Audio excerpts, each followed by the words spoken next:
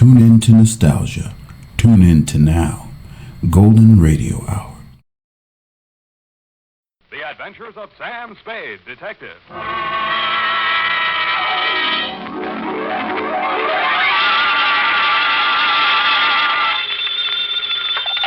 Sam Spade Detective Agency. Oh, murder. Oh, Sam. Have you had a hard day? Murderous? 9 this morning, I grinned through 25 poses, count 'em, over dishes of all 25 varieties of Sanderson succulent soup, a meal in a can.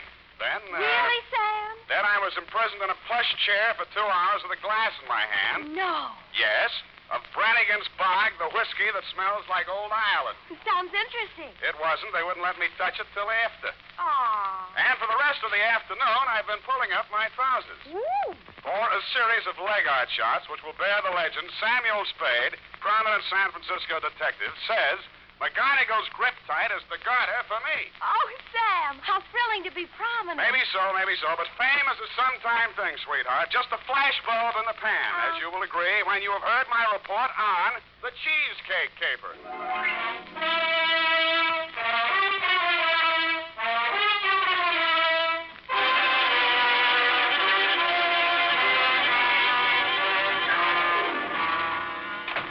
I ought to be in pictures.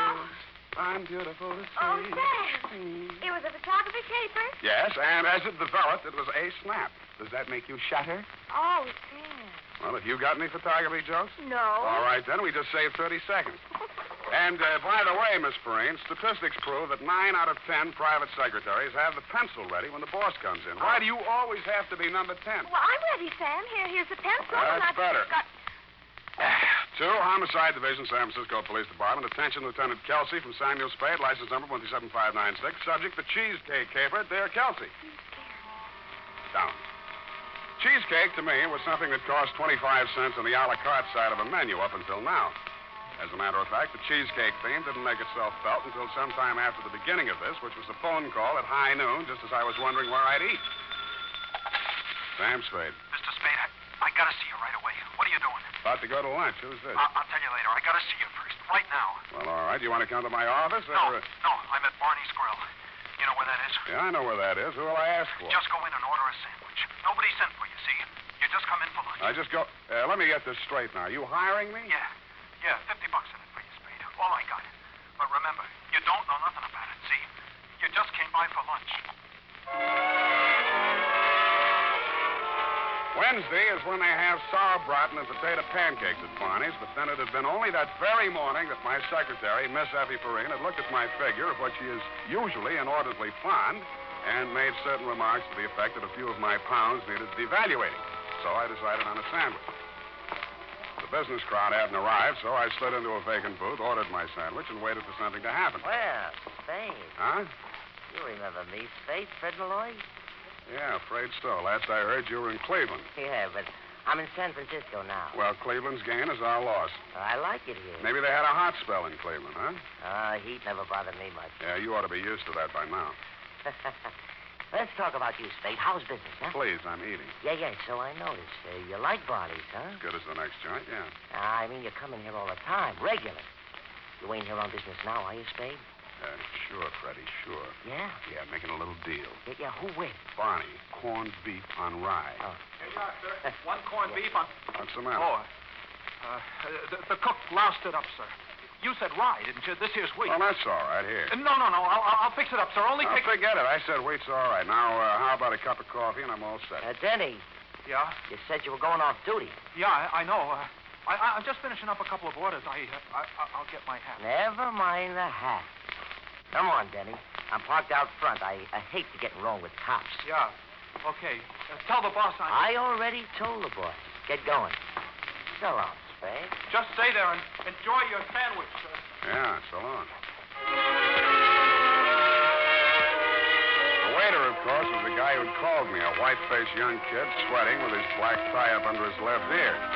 They walked outside and got into a car parked in front of the restaurant. Of all things, a limousine with a liveried chauffeur. I watched through the front doors. It pulled away, picked up the license number, and called the Department of Motor Vehicles. The car belonged to Mike Sheldon, known to the voters of the North Beach section as Uncle Mike. A white-haired, jolly-faced gentleman of dubious means and still more dubious methods who had something to do with politics. What he had to do with a weasel like Freddie Malloy, much less a poor waiter boy at Barney's, was something to ponder. I sidled back to my booth and attacked the corned beef on wheat. My teeth, instead of going all the way through the sandwich, which is the way I like it, struck something firm and unyielding. I pulled from between the lettuce and the bread a wax paper envelope. Inside was a $50 bill and a small photograph of a blonde. Denny, the waiter, had scribbled 3 words in the corner of it. Find this girl. You care for some more coffee, sir? I got plenty more. Yeah. Bring the pot, will you? And, waiter. Yes, sir? This, Denny, the kid who was just here. What's his last name? Denny? It's Weston. Denny Weston. Yeah, okay. Where's he live, you know? Well, I'm not sure. I think he has an apartment out around Larkin Street somewhere, but I'm not sure. Is he a funny kid? Yeah, what's funny about him? Well, I mean, working as a waiter in a joint like this when his sister had all that dough living in that Knob Hill apartment and all, you know. Who's his sister? Monica Weston. You must have heard of her. Used to be a dancer in some joint over in North Beach. Well, I don't get around much anymore. Well, you saw the papers, didn't you? She was in the papers? Yeah, committed suicide. Then he nearly went off his rocker. Wait a minute. Look, is this here his sister? Oh, let me see. No. Monica was a redhead. This here's a blonde. Well, I'd better get you that coffee while it's out. Be right with you. I examined my sandwich for further clues, found nothing except corned beef, so I put it back together and began to eat it while I scrutinized the picture of the blonde. A nice-looking girl in her 20s, no scars, birthmarks, buck teeth, or anything else to set her apart from roughly 25,000 other blondes in San Francisco. There were a couple of points, though. The picture was about 2 inches square, showing her head and shoulders, and her hand was up to her face as if she was surprised at something near the camera. On one of her fingers was a ring, which I couldn't quite make out. On the back of the picture were the letters L-P. Now, this was probably the credit stamp of some professional photographer. I abandoned my sandwich, thumbed through the yellow section of the phone book, and stifled a cry of triumph as I discovered the firm of Leonard and Perkins, photographers, with an office on Bush Street, where forthwith I went. No, I'm sorry, Mr. Spade. I don't think we did that here. You're sure that's not your mark on the back, Mr. Leonard? Oh, positive. And anyway, that's not the kind of work we do. Looks like an outdoor flash shot. Ours is all studio stuff. Funny trimming it down like that. Trimming it down? Yeah, this is probably a standard 8 by 10. Someone just cut the center out of it. Thanks very much. Bye. So I went to the telephone book again, but instead of looking for the L-P as the front initials of the firm, I looked for them in the middle, since both ends of the photographer's credit stamp were trimmed off. And I ran across an outfit called Cal Pictures on Harrison Street.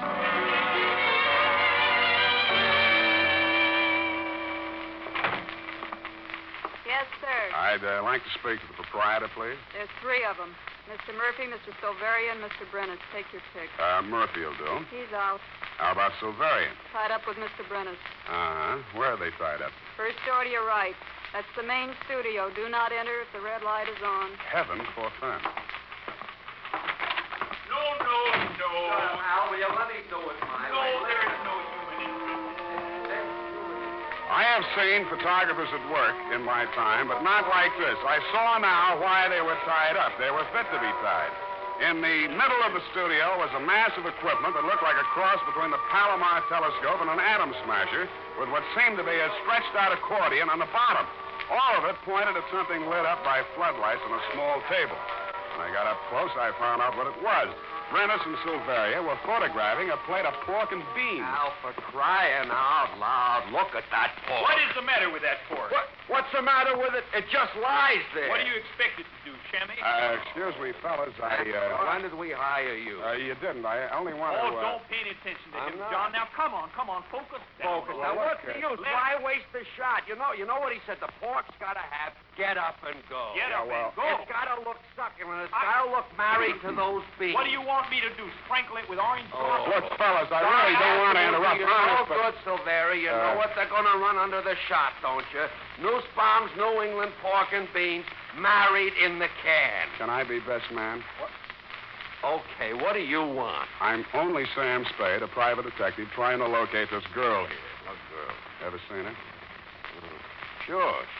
Where? Well, this is our shot. Look, you remember, Al, the cheesecake job the other night? Look at it. Oh, yeah. Cheesecake job? Down at the railroad. Yeah, that was for Norby's nifty nylon. You mean this girl's a model? No. She walked in front of the camera at just the wrong time and loused up the shot. We had to shoot it over. Yeah, we had a model with a pair of Norby's nylons on, see? Well-known brand of stocking, and the idea was to stand her up next to a train coming down at the depot there. Then what we tried to do was get a shot of her fixing a guard, a lay guard, you know. Yeah. Surefire. Yeah, with a lot of admiring glances from the crowd. Crowd, brand new idea, real train, real station, real people. Human. Documentary. Yeah. Very. So Al sets up the camera, and the model mixed with the garter, and I whistle to get the crowd's eye, and we set off the flash. But the dame here walked in front of the camera. However, it was not her fault. No, it's an awful nice kid. We told her to drop by, we'd give her the shot. Great. Swell. What's her name? I don't know her name. Did she come by? Yeah, a couple of mornings ago. I gave her the print and the negative, too. Got any other copies of it? Well, I don't know. It'll take us a while to check the file. Oh, a third. Well, look, do that, will you? And if you find anything, here's my phone number. Yeah. Now, as I was saying about that pork, John, Again with a your fork. pork is your pork. There is nothing you can do to I glamorize it. glamorized the number of forks.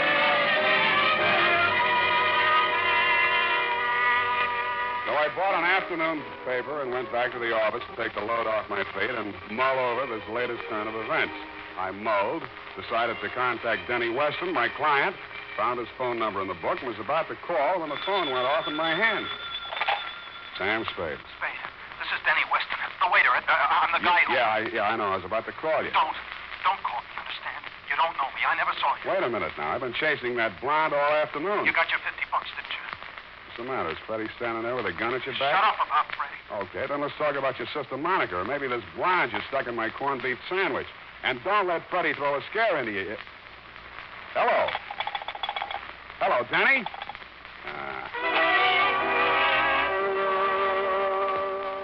So that left me with a set of grim suspicions, a $50 bill, and no client. I put my feet up on the desk and opened the paper. Then I put my feet back down on the floor. On the front page was a picture of my blonde with a caption over it reading, "You know this girl." I took the other picture out of my pocket and compared them. They were the same except for one thing. The picture in the paper was taken on a slab in the city morgue.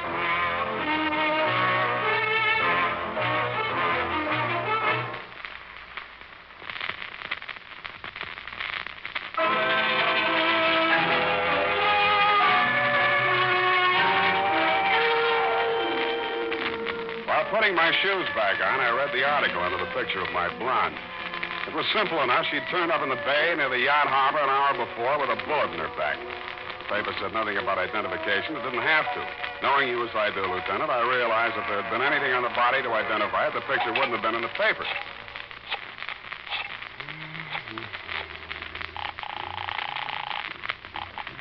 Cal Pictures, Brennan. This is Spade. Got anything on that print of the blonde? But we're still on the pork and beans. Yeah, well, drop it for now, will you? And check the files. And if you find the print, sit on it or put it in the safe or something. Understand? But the pork and The beans... pork and beans will have to wait until we find who put the lady in the bay. I had a pretty good idea who put the lady in the bay, but why and how to prove it was something else again. So I turned back to the picture, got out my 15-cent store magnifying glass, and took a closer look at the ring in her hand. It seemed to be black, shaped like a shield with a gold center that looked like a dagger and a mask. 5 telephone calls later, I found the company that made it for an honor society at the University of California. Blue and gold office. Is that the campus yearbook, the blue and gold? Yes, sir, that's right. Do you publish the pictures of the members of the Mask and Dagger Society? We sure do. Who's this? My name is Spade. I'm trying to locate one of the members of the society. Have you got the yearbook files in your office? Clear back to 1895. Well, good. Get out the books from about 1940 on, will you? I'll be over in a half hour. We found her in the class of 1941. Her name was Helen McKelvey.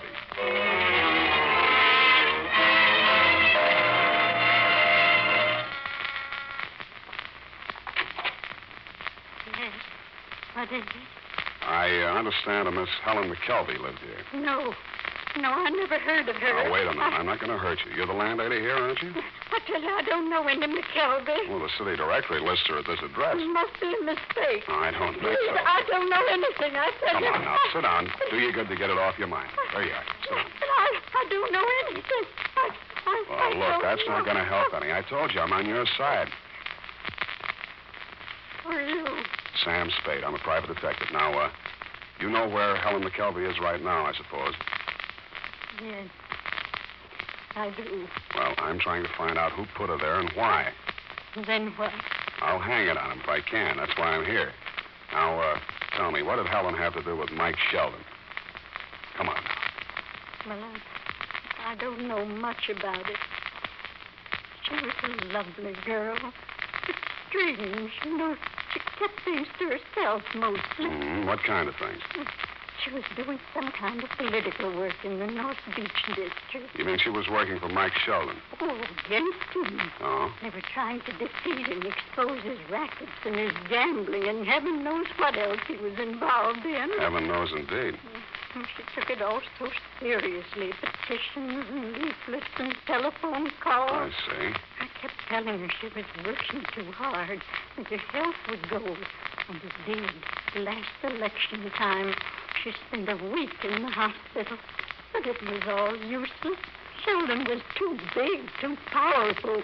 Why, he never even heard of her. I can guarantee you didn't know her by sight. I know. And then last week, a strange thing happened. I arranged for her to spend the weekend with my sister in Palo Alto. She came back Monday, terribly excited. Said at last she had a weapon against Mike Sheldon. What did she mean? I don't know. But it wasn't just Sheldon. It was his whole organization. She sounded crazy, like she was going to tackle them all by herself. Then what?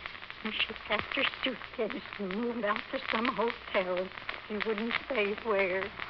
I was worried about her. I looked through her room afterward. That's when I found this clipping. Here. Last Tuesday's Chronicle. Does it help? Police seek motive in showgirl suicide. Investigation of circumstances surrounding the suicide of Monica Weston, nightclub dancer, moved into its third day without producing a reason why the girl apparently took her own life Friday night by leaping from a southbound train.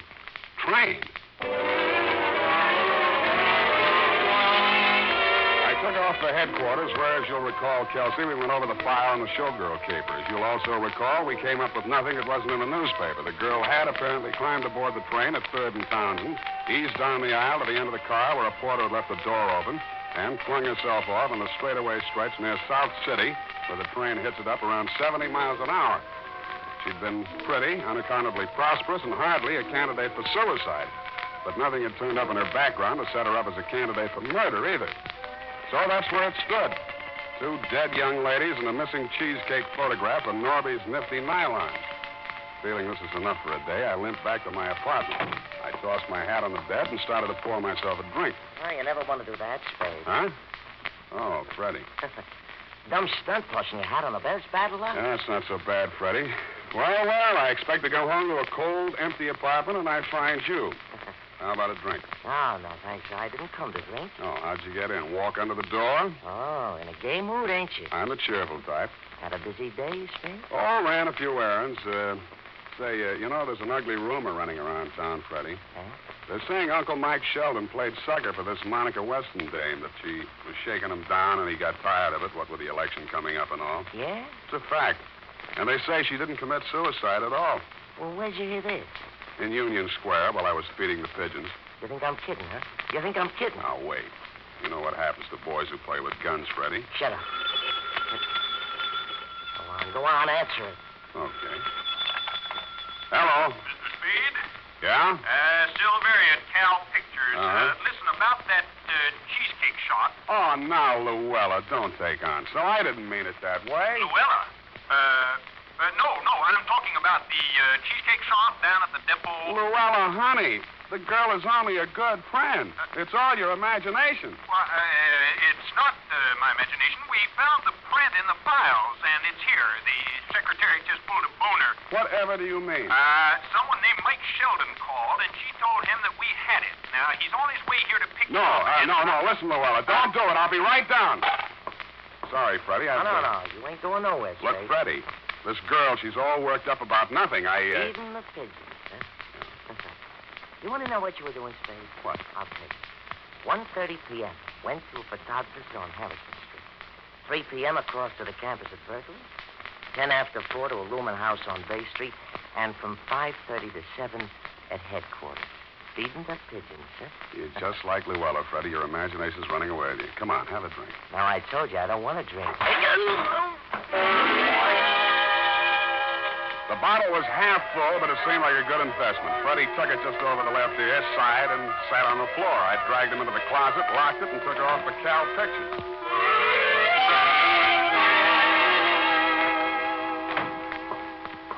All right, Al, have it your way. Well, if we lose a News Bomb New England bean account, don't come sniveling to me. Where's the picture?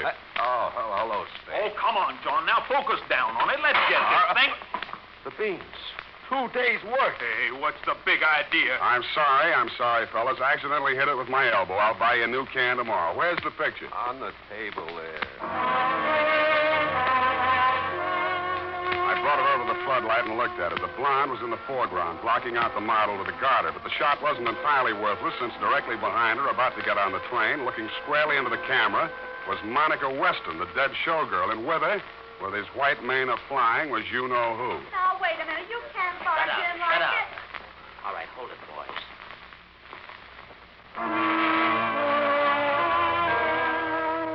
I ducked out of the circle of light as they came in, Sheldon first, and 3 others. The gun in my hand made me feel better, but not much better. They closed the door, and the room was pitch dark again, except for the spot of light in the center. Okay, Spade, where is it? I know you're in there, Spade. You're a little late, Sheldon. We sent it to headquarters. Yeah? Well, I think you've got it right here. She had a negative, you know. Mailed them around like postcards. I'm not worried about the others. Come on now, let's have it. You hear what I said, Spade? Yeah? Come and get it. Okay.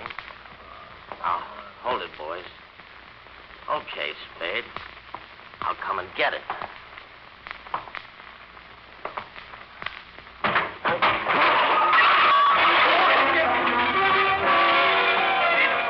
Good old News Bomb Spade. He started toward me, stepped squarely on the porch, looped, knocked over the light stand, and we were all in the dark. I groped my way toward the door, came up against a shelf full of supplies when somebody rammed me by the skirt, and the shelf went over. It sounded like a machine gun company on battle maneuvers. The mob hit the door in a rush, all that is except Sheldon, whom we found when we finally got the lights back on, trying to untangle himself from A, the floodlight stand, B, the table that had held the pork and beans, and C, 50 feet of light cable. Silveria was sitting in the middle of everything, sobbing softly. 3 brand new crates.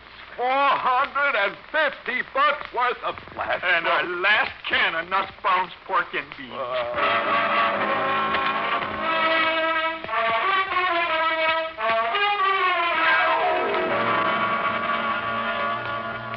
And that, Kelsey, is our wine for that. Now I have in your hands my account of the affair, plus the cheesecake photograph, plus Michael Sheldon, who is, I admit, a fairly solid adversary. But, of course, this is fairly solid ammunition. Period, and a report. F, make an extra copy of that for Denny Weston, if and when he ever comes out of that hole he ducked into when Sheldon started making with a threat.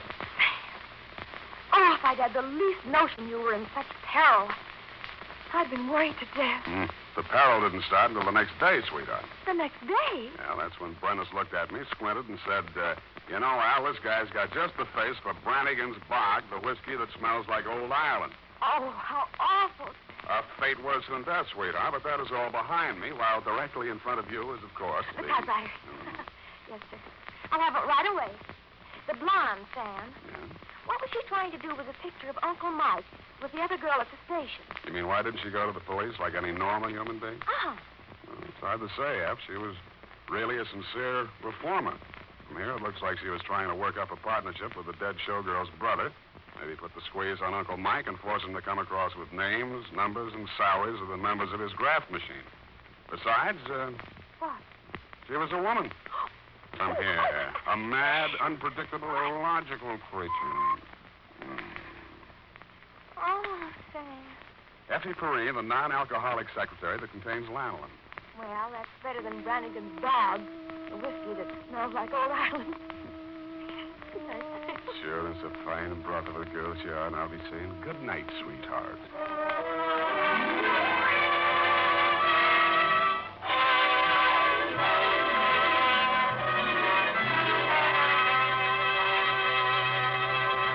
The Adventures of Sam Spade stars Howard Duff as Spade, with Lorene Tuttle as Effie. This is the United States Armed Forces Radio Service, the voice of information and education.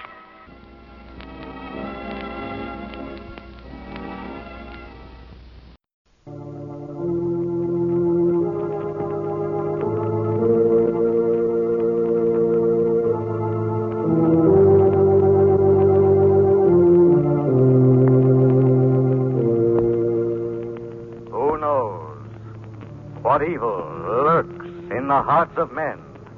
The shadow knows.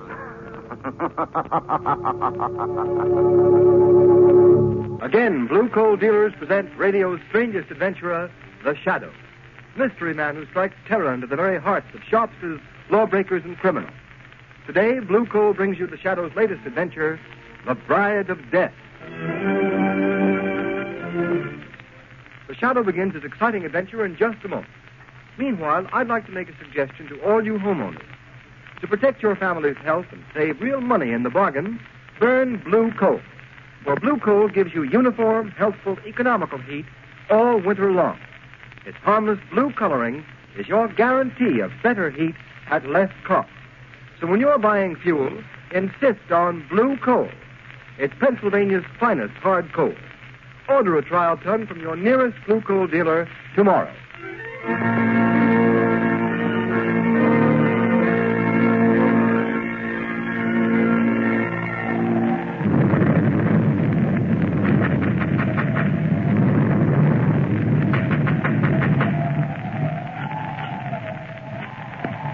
Who are you? What do you want at Castle Money at this hour of the night? May I come in? Oh, all right. I'm the Reverend Colby from the fishing village below. I want to see Mrs. Ackley. She has retired. Come tomorrow. I must see her tonight. Why? My daughter, Isabel, is here. She's Mrs. Ackley's companion, but I've come to take her home. Ah, the girl Isabel. She does not wish to leave. I've come to fetch her. I'm a man of the cloth, a man of peace, but I will not leave without her. Let me by. Visitor, stop him. Yes, master, as you command. Let go of me. Take your hands off me, you heathen devils. Would you not? Keep him out. Wait. Mrs. Ackley. I will see him. How dare you break into my house this way, Reverend Colby? Because I will not have my daughter stay in a house that harbors evildoers, Mrs. Ackley. There's talk in the village of heathen rites performed by this man who calls himself Prophet of the Ancient One. This man you've brought to a Christian place from some Asiatic sinkhole of the godless. Be careful how you speak in the presence of the prophet. You mean that man there? Yes, Minister. I am the prophet. Prophet, where is my daughter Isabel? She is leaving this house on the cliff tonight. Tell Reverend Colby she does not wish to go. I... Tell him, Mrs. Ackley. Your daughter Isabel does not wish to go. Good night, Reverend Colby. I do not believe you. Let me see her. Let her tell me herself. She does not wish to see you. Get beyond the iron gates quickly, for in 5 minutes my servants will release my trained guardians. I'm not afraid of that unholy pack of Black Panthers of yours. They are dangerous, Minister. Trained in my native land. Trained to hunt and kill animals or men. Go now. Very well. I'm going, but I'll be back. I'll be back. Prophet, why did the panther scream? It is an omen of death. Whose death? Tell me. The future is so plain to you. Tell me who is going to die. I see the minister, Reverend Colby, standing in the pulpit of his church, turning the simple fishing folks against you, Mrs. Ackley. Reverend Colby is going to die. But how? The wrath of the Ancient One will strike him down with the voice of thunder and the tongue of fire.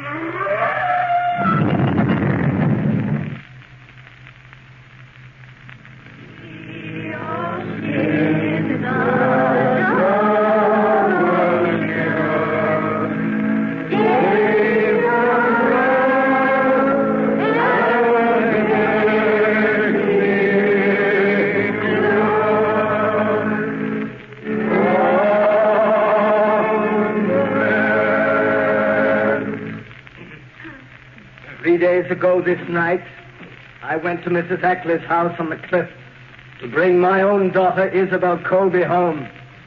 I could not see her, could not speak to her.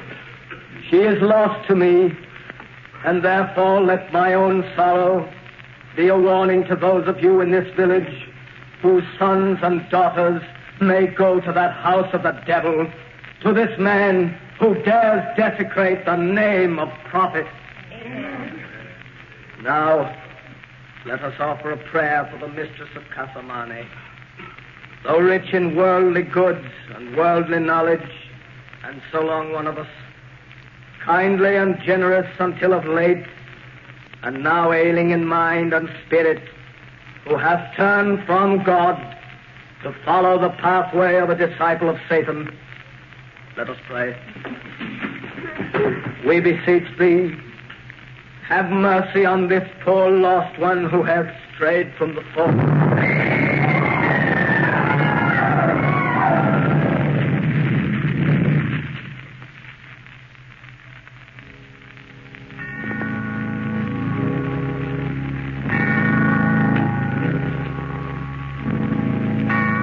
And so in the midst of those who perished with him, and whom he loved so well, we return the body of our beloved minister, Reverend Colby. Return him to the earth, ashes unto ashes, dust unto dust.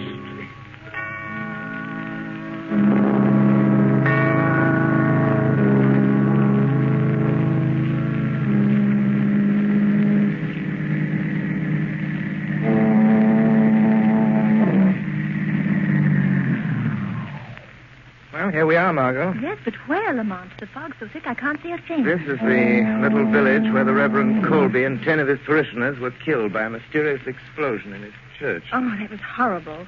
But, Lamont, it happened days ago. What can we do? Murder has been committed, Margot. Wholesale murder, and the killer or killers are still at large. But according to the newspaper report... Yes, I know. The paper said the authorities have been unable to uncover a possible motive. Investigation is hampered by the refusal of the fisher folk of this quaint little village to cooperate. Perhaps they're afraid to talk, Lamont. It's surprising what superstition can do. What about this rich Mrs. Ackley you were talking about, Lamont? Where does she fit into the picture? I don't know, Margot. All I know is that about 3 months ago she returned from the Far East with a man who calls himself the Prophet. This man claims to be the leader of a cult worshipping a deity known as the Ancient One. Is there such a cult? There was, but it was stamped out nearly 5 centuries ago because its ceremonies and rituals included human sacrifice. Human sacrifice? Yes. Oh, how horrible. Then you think there is a connection between this so-called prophet, the destruction of this Christian church, and the murder of Reverend Colby? Margot, I don't know. I'm going into that cottage down the road. There are some Christians. I'll wait in the car. Oh, that awful foghorn. It gives me the creeps. You'll be safe here, Margot, but don't get out of the car. All right. Now, Lamont Cranston and the Shadow are going to find out something more about this mystery of the house on the cliff.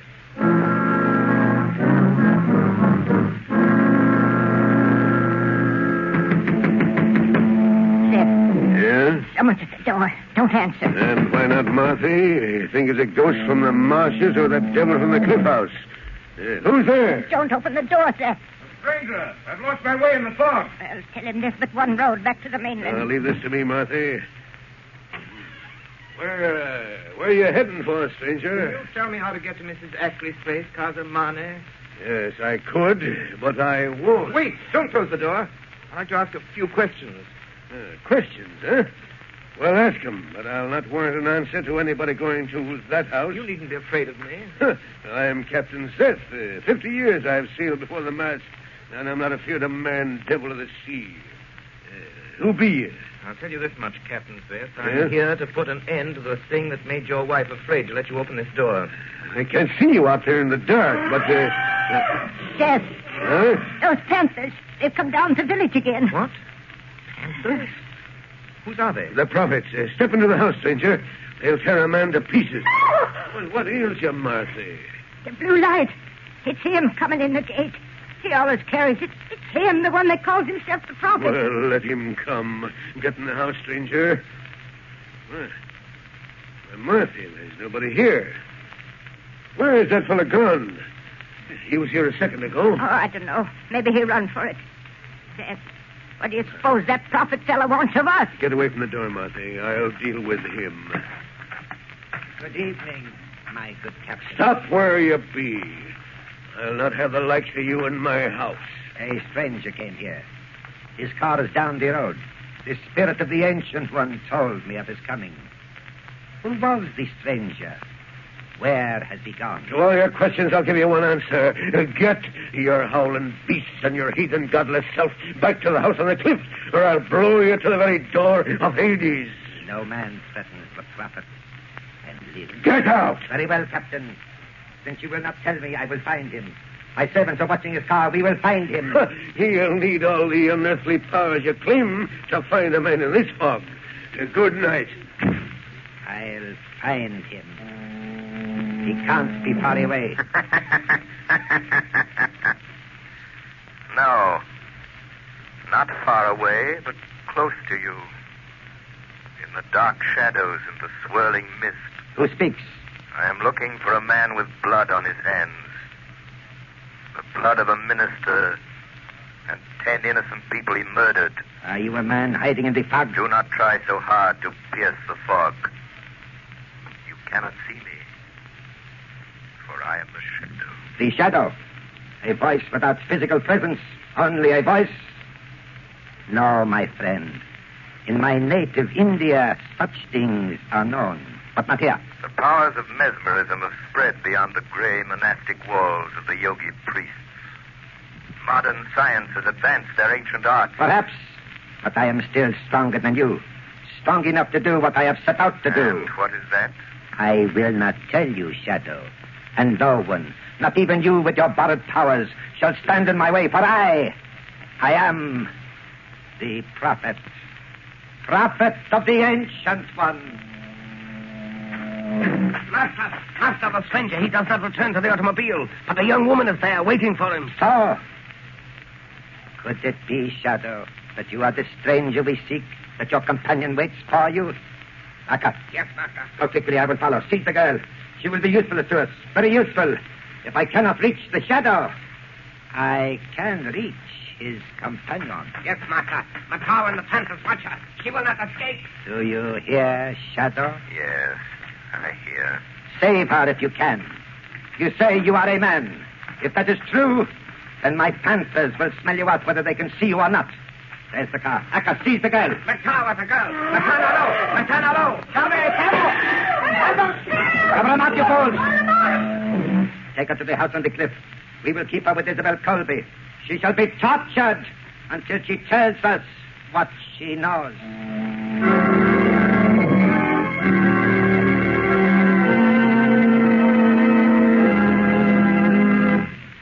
At the beginning of this program, I made you a suggestion. To protect your family's health and save real money in the bargain, burn blue coal. Now, here's the reason for blue coal's superiority. This fine home fuel is selected Pennsylvania anthracite, an American product mined by the Glen Alden Coal Company. And anthracite supplies clean, uniform, healthful heat from cellar to attic, burns steadily, completely, down to a fine, powdery ash. So you see, anthracite combines all of the essentials necessary for perfect heating results. What's more, anthracite is the fuel that furnaces, parlor stoves, and cooking ranges in this part of the country were especially designed to burn. And the cream of all anthracite is blue coal. No wonder it is the largest selling brand of solid fuel in America. No wonder blue coal sales in Auburn, New York this winter show a 15% increase over sales for the same period a year ago. Blue coal is especially prepared for home use. Every carload is laboratory tested for purity and uniform size before shipment from the mine. And every piece of blue coal is trademarked with an unmistakable blue tint so that you can identify it at a glance. So when you're buying fuel, take a tip from Auburn, New York homeowners. Ask for blue coal by name. You can get it in 4 popular home sizes: egg, stove, chestnut, and pea. Order a trial ton from your nearest blue coal dealer tomorrow.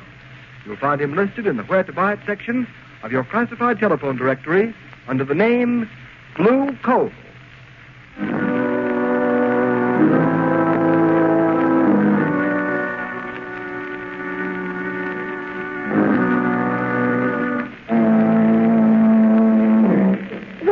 prophet servants bring you here to Mrs. Ackley's house? I don't know. But who are you, and why are they keeping you locked up in this room? Well, I'm Isabel Colby. My father was Reverend Colby, the minister of the little fishing village down the cove. He's dead. He's murdered him. Yes, I know. But why are you here? I used to be Mrs. Ackley's companion and secretary before she brought this man, the prophet, to the house. But now, that Hindu has some sort of hold over her mind. He calls her a high priestess, and she let him lock me up in here. Oh, how terrible, Miss Colby. What is happening in this house to Mrs. Ackley and to you? I don't know. It has something to do with a ceremony that the prophet says he and Mrs. Ackley must perform. The climax of some strange religious ritual they go through day after day in Mrs. Ackley's private chapel. He's changed it into a place he calls the Temple of the Ancient One. This morning, he came here and said, I am to be what he calls the bride of death. They're going to take me to that temple tonight. Do you know why? Yes. To kill me. Oh, no. Mrs. Ackley, as the high priestess, is going to sacrifice me to that horrible deity they worship. Don't give up hope, Isabel. There's still a chance we'll get out of this place, both of us. Oh, Lamont, why don't you come before it's too late? Maybe this is... Akka, unlock the door. Don't let them take me. Don't. Isabel Colby, the time has come. The high priestess is waiting to perform her ceremony in the temple of the ancient. No. Ottawa. Yes, master. Take the girl Isabel to the shrine. Tell the high priestess to prepare the girl and herself for the wedding of death. Come. My master commands. No. I won't get your hand off Colby. See the strange girl. Let go of me. Yes, master. I kill her now. No. Ottawa. Take the girl Isabel to the shrine. Wait there for me. Prepare the sacred fires. Purify the sword of the Ancient One. The sacrificial altar is ready. And death is waiting for his bride. Yes, master. No, you're going to murder me like you murdered my father. Now, strange girl, I will deal with you. No, prophet. You will deal with me. The shadow. Oh, thank heaven you've come. You, the shadow here? How? There are panthers chained at every door. It was easy, prophet. Oh, I knew the shadow would come. I knew he couldn't be far away. Oh, you do know the shadow. This slinking coward who fears to show himself, who hides himself in the shadows. Shadow, the prophet is going to kill Reverend Colby's daughter. He's going to make Mrs. Ackley kill her in some fantastic ceremony. Yes. In a few minutes you will be dead and you cannot stop it. Clever scheme. You've numbed the failing mind of Mrs. Ackley with drugs. Made her do your will, sign a fortune over to you. Your knowledge will not help you now, Shadow. You plan to have Mrs. Ackley commit murder, turn her over to the police, blame her for the death of Reverend Colby, and with a fortune in your hands, discard your role of prophet and disappear. You are clever, Shadow. Yes, that is my plan. It is a pity such a mind as yours will soon be lost to the world. Within an hour, after Mrs. Ackley has obligingly murdered the girl Isabel, this house will burn. A tank of gasoline in the cellar will explode. And this will be the funeral pyre of the Shadow and his beautiful young companion. But I must go now. They are waiting for me. You are not going through that door. It is locked. You lie. It is. Akka! They cannot hear you. They're waiting for you in the temple, and I have the key to the door. You are not too clever, Shadow. Give me the key to the door or I shoot this girl. Take that gun away from her head. Throw the key upon that table quick. Don't give him the key. I'm not afraid of him. I shall count to 3, Shadow. If I don't get the key, it's a pity. But this beautiful girl shall die. 1. You wouldn't.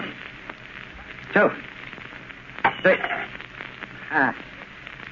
You are wise, Shadow. You fiendish devil. I'll show you the Shadow can do more than warn. Threaten. Take that. Ah. Oh, Lamont. Oh, Lamont, are you all right? Yes, but I'm afraid I knocked the prophet out cold. Margot, take that key. Get out of here. Down the hall. There's a door. Take the prophet's gun. Drive to that cottage I visited tonight. Get Captain Zeth to call the villagers. Tell them they can help to avenge the murder of their friend. What are you going to do? They may kill Isabel before I can get help. Never mind. You hurry and get help. All right, I'll go out. I'll get Captain Zeth to round up the people of the village, and then I'll come back. Very well, Margot. I may need your help. Come back to this room. I'll be back in a few minutes.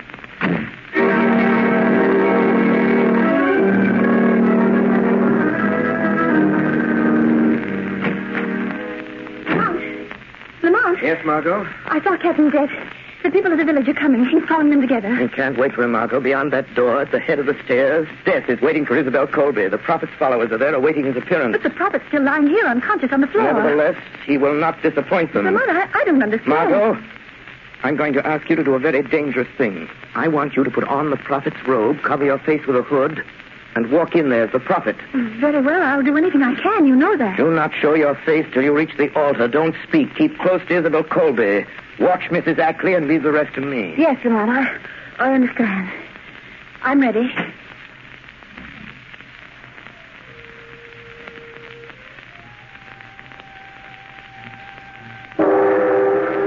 Metanalo, etilasi calavera, metanalo, sadamos. O ancient one, vision of eternal life, before thy altar the youthful maiden waits. Thy ancient sword hath spirit to release unto thine own. Her blood is pledged, her soul is thine. Metanalo etilasi, calavera sadamor. All is in readiness, master. Metawa, look. The hood covers the master's face. The hour has come for the ritual to begin. See, master. The girl Isabel is lashed to the altar of the Ancient One. The sacred fires burn in the jeweled torches. All is in readiness, master. All as you have commanded. The tower, bring Mrs. Ackley. Prepare her to make the sacrifice. I am ready. Ready to do the will of the prophet. To plunge this sword into the girl's heart. But I am afraid. Help me. Give me the sacred drug to give me strength. The will to do the things you have told me I must do. If I am to be high priestess to the Ancient One. Look, Matawa. It is strange. The master does not speak. Does not answer us. He goes to the shrine alone. Wait. He turns. He is lifting the hood of his robes. Look. It is not the prophet. It is a beautiful girl. It is a strange girl. The one the master stayed below to question about the shadow. What has happened to our master? Why do you wear the robes of the prophet? Metawa, you have been tricked. The man you serve as a god is a rogue, a charlatan, a fake. That voice, Metawa. That is not the voice of the prophet. It is not the strange girl speaking. See, her lips have not moved. No. It is the voice of the shadow. The shadow. The master warned us to beware of the shadow, Aka. Matawa, the master must be dead. The shadow has killed him. Prophet, the time has come.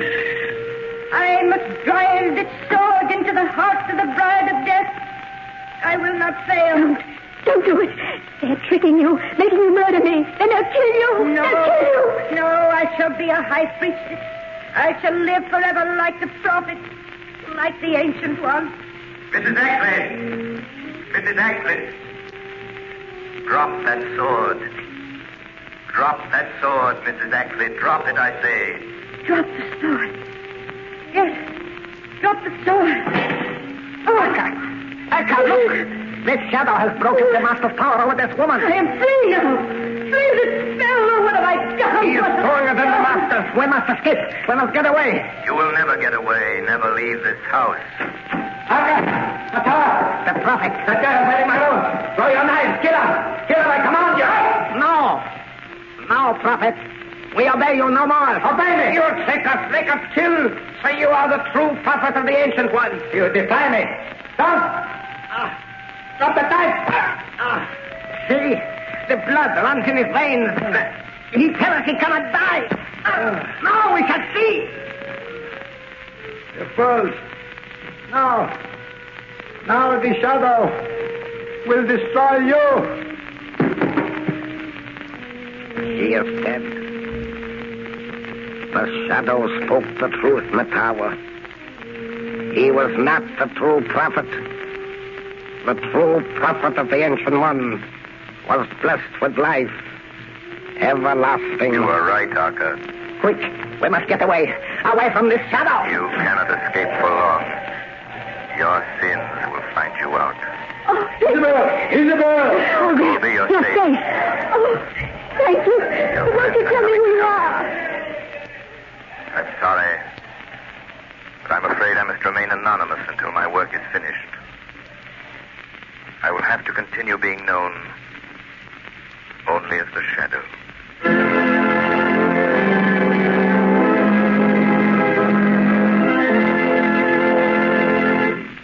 You have just heard a dramatized version of one of the many copyrighted stories which appear in the Shadow magazine. All the characters and all the places named are fictitious. Any similarity to persons living or dead is purely coincidental.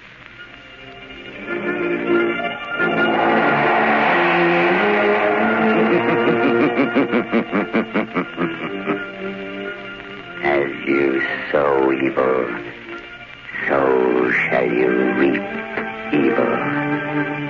Crime does not pay. The Shadow knows. Next week, same time, same station, Blue Coal, America's finest anthracite, will again present another thrilling adventure of the Shadow. Be sure to listen, and be sure to burn Blue Coal, the solid fuel for solid comfort. The Adventures of Sam Spade, Detective, brought to you by Wild Root Cream Oil Hair Tonic, the non-alcoholic hair tonic that contains lanolin, and new Wild Root Liquid Cream Shampoo.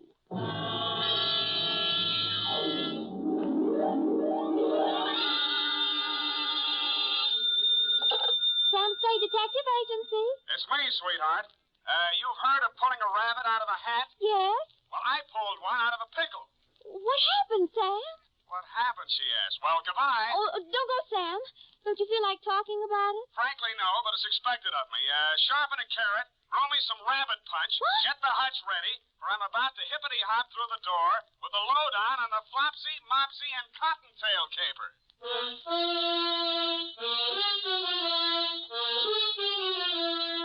Dashiell Hammett, America's leading detective fiction writer and creator of Sam Spade, the hard-boiled private eye, and William Spear, radio's outstanding producer-director of mystery and crime drama, join their talents to make your hair stand on end with the Adventures of Sam Spade.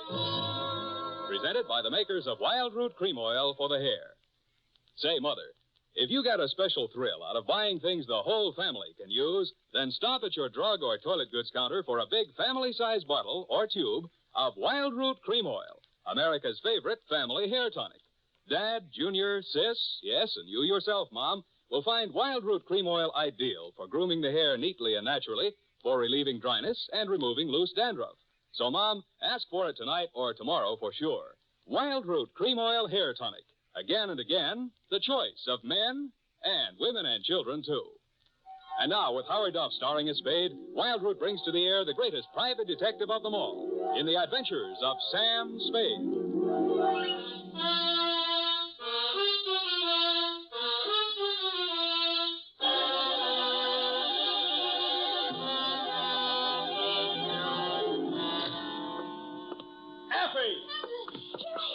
What's the meaning of this? Of what? My desk and my chair shoved over to one side of the office. To make room for the other desk and the bookcase. There'll be no other desk and no bookcase and no anything else. But, Sam, I thought you... Don't say it. Don't even think about that name. You understand? Oh. It's deliciously silent in here, don't you think, Eff? Sam, weren't you and he supposed to go Stop. Effie, would you like to have your mouth dry cleaned? No, Sam. I'm sorry. I spoke harshly, forgive me, but the past hours have taken their toll on my nerves. Perhaps I should unburden myself. We'd all feel better. All right, Sam. Unburden yourself. I'm still in command here. Oh. 2, Mrs. Wellington Van Cleve Montague, Nob Hill, where else? City, from Samuel Spade, license number 137-596. What else? Subject, the Flopsy, Mopsy, and Cottotail caper, or how Fritz Crockett saved the day. My dear, dear Mrs. Montague.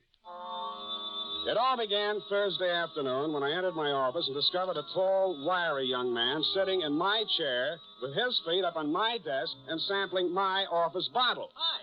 The pose was so familiar, for a minute I thought it was me. Hello, Sam. I'll be with you in a minute. Have a seat. Thanks, I think I will. The one you're sitting in. You see, the detective sits in that seat and the clients sit over there. Well, that qualifies me for this seat, then. I'm a detective. I see.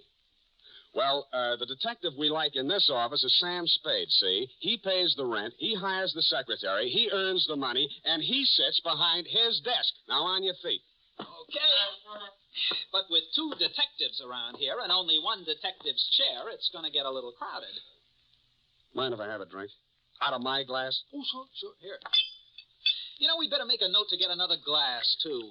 And some scotch. I don't care much for that bourbon. No self-respecting detective drinks scotch. And put this down. We'll need another desk and a new paint job on these walls. Oh? I think something bright. Robin's egg blue, maybe. Soothes the nervous clients. And a bookshelf. You got that, Effie, dear? Or am I going too fast for you? I'll have it all down, Fritz. Desk, paint, bookshelf, scotch. That too, Effie? She's a doll. Wait a minute, that's my line. After I work with you a while, Sam, you'll appreciate me. So long. I'm great. Bye. You need me. Why? Because we'd be an unbeatable team. With my talent and your luck, we couldn't miss. Luck? Ever hear of Fritz Crockett? Chicago Fritz Crockett? Yeah. Never heard of him. Oh, Sam. Look, you're making a mark in your hometown. Now, why do you want to work for me in San Francisco? I lost my license in Chicago. Got caught on the hot side of a political battle. Worked for the losers, and the winners framed me for my license. Oh, gee, tough kid. That's tough. I can't get a license in any state until I clear that mess up. And so I have to work under somebody else's. Figures, but why me? Because I've kept my eye on you, Sam. I like the way you're developing. I think you could work well with me. Gee, thanks. Well, your application's received. Now, give me a couple of years to think it over. What's the matter, Sam? Afraid I might cut your reputation in town? You found me out. But anyway, bye. Chicken, huh? Look, you want to compare scrapbooks sometime? A really good detective's got to be an actor. I play any style. Listen, we're following a Russian countess to recover Gorky's original manuscript of the lower depths. I meet her in the lobby of the St. Mark, disguised as an itinerant caviar salesman. Countess Natasha Mishakov. Oh, here in San Francisco, my dear. How long has it been? 8 years, 12 years. Have you forgotten little Andreev so soon? Andreev, sorry, no casting today. Well, look, you gotta be an actor, Sam. Look, we're dealing a mortal blow to the gun-running career of Don Jose Ortega Sanchez, the notorious bandit king. Oh, well. Don Jose, you have run your last... Peace-loving border countries. Yeah. I am powerless to prevent your execution. Die like the proud Spaniard you are. Cigarette? Fritz, for heaven's sake. I help you, Sam. Look, you've been captured by a mutinous crew off an English tramp steamer, and I burst through the door. Get your bloomin' bloody hands off that man. This one I can do myself. Off a mo, Tigger. I don't know exactly why I sat there listening to the guy, but I did. He was a sort of a one-man theater guild. He ran through 28 dialects, played a scene in which James Mason and Montgomery Clift were trapped by an Armenian rug merchant and was saved by the voice of Gabriel Heater on the radio. Then he played all four of the Marx brothers arguing with the Andrews sisters. Then, after the intermission, he told me a little bit about himself, regaling me with spine-tingling accounts of his Frank Merriwell-type achievements on the football field, in professional boxing, and hockey. It was pretty thrilling stuff, but nonetheless, I was about to usher him out when he came up with a particularly good bit of dialogue.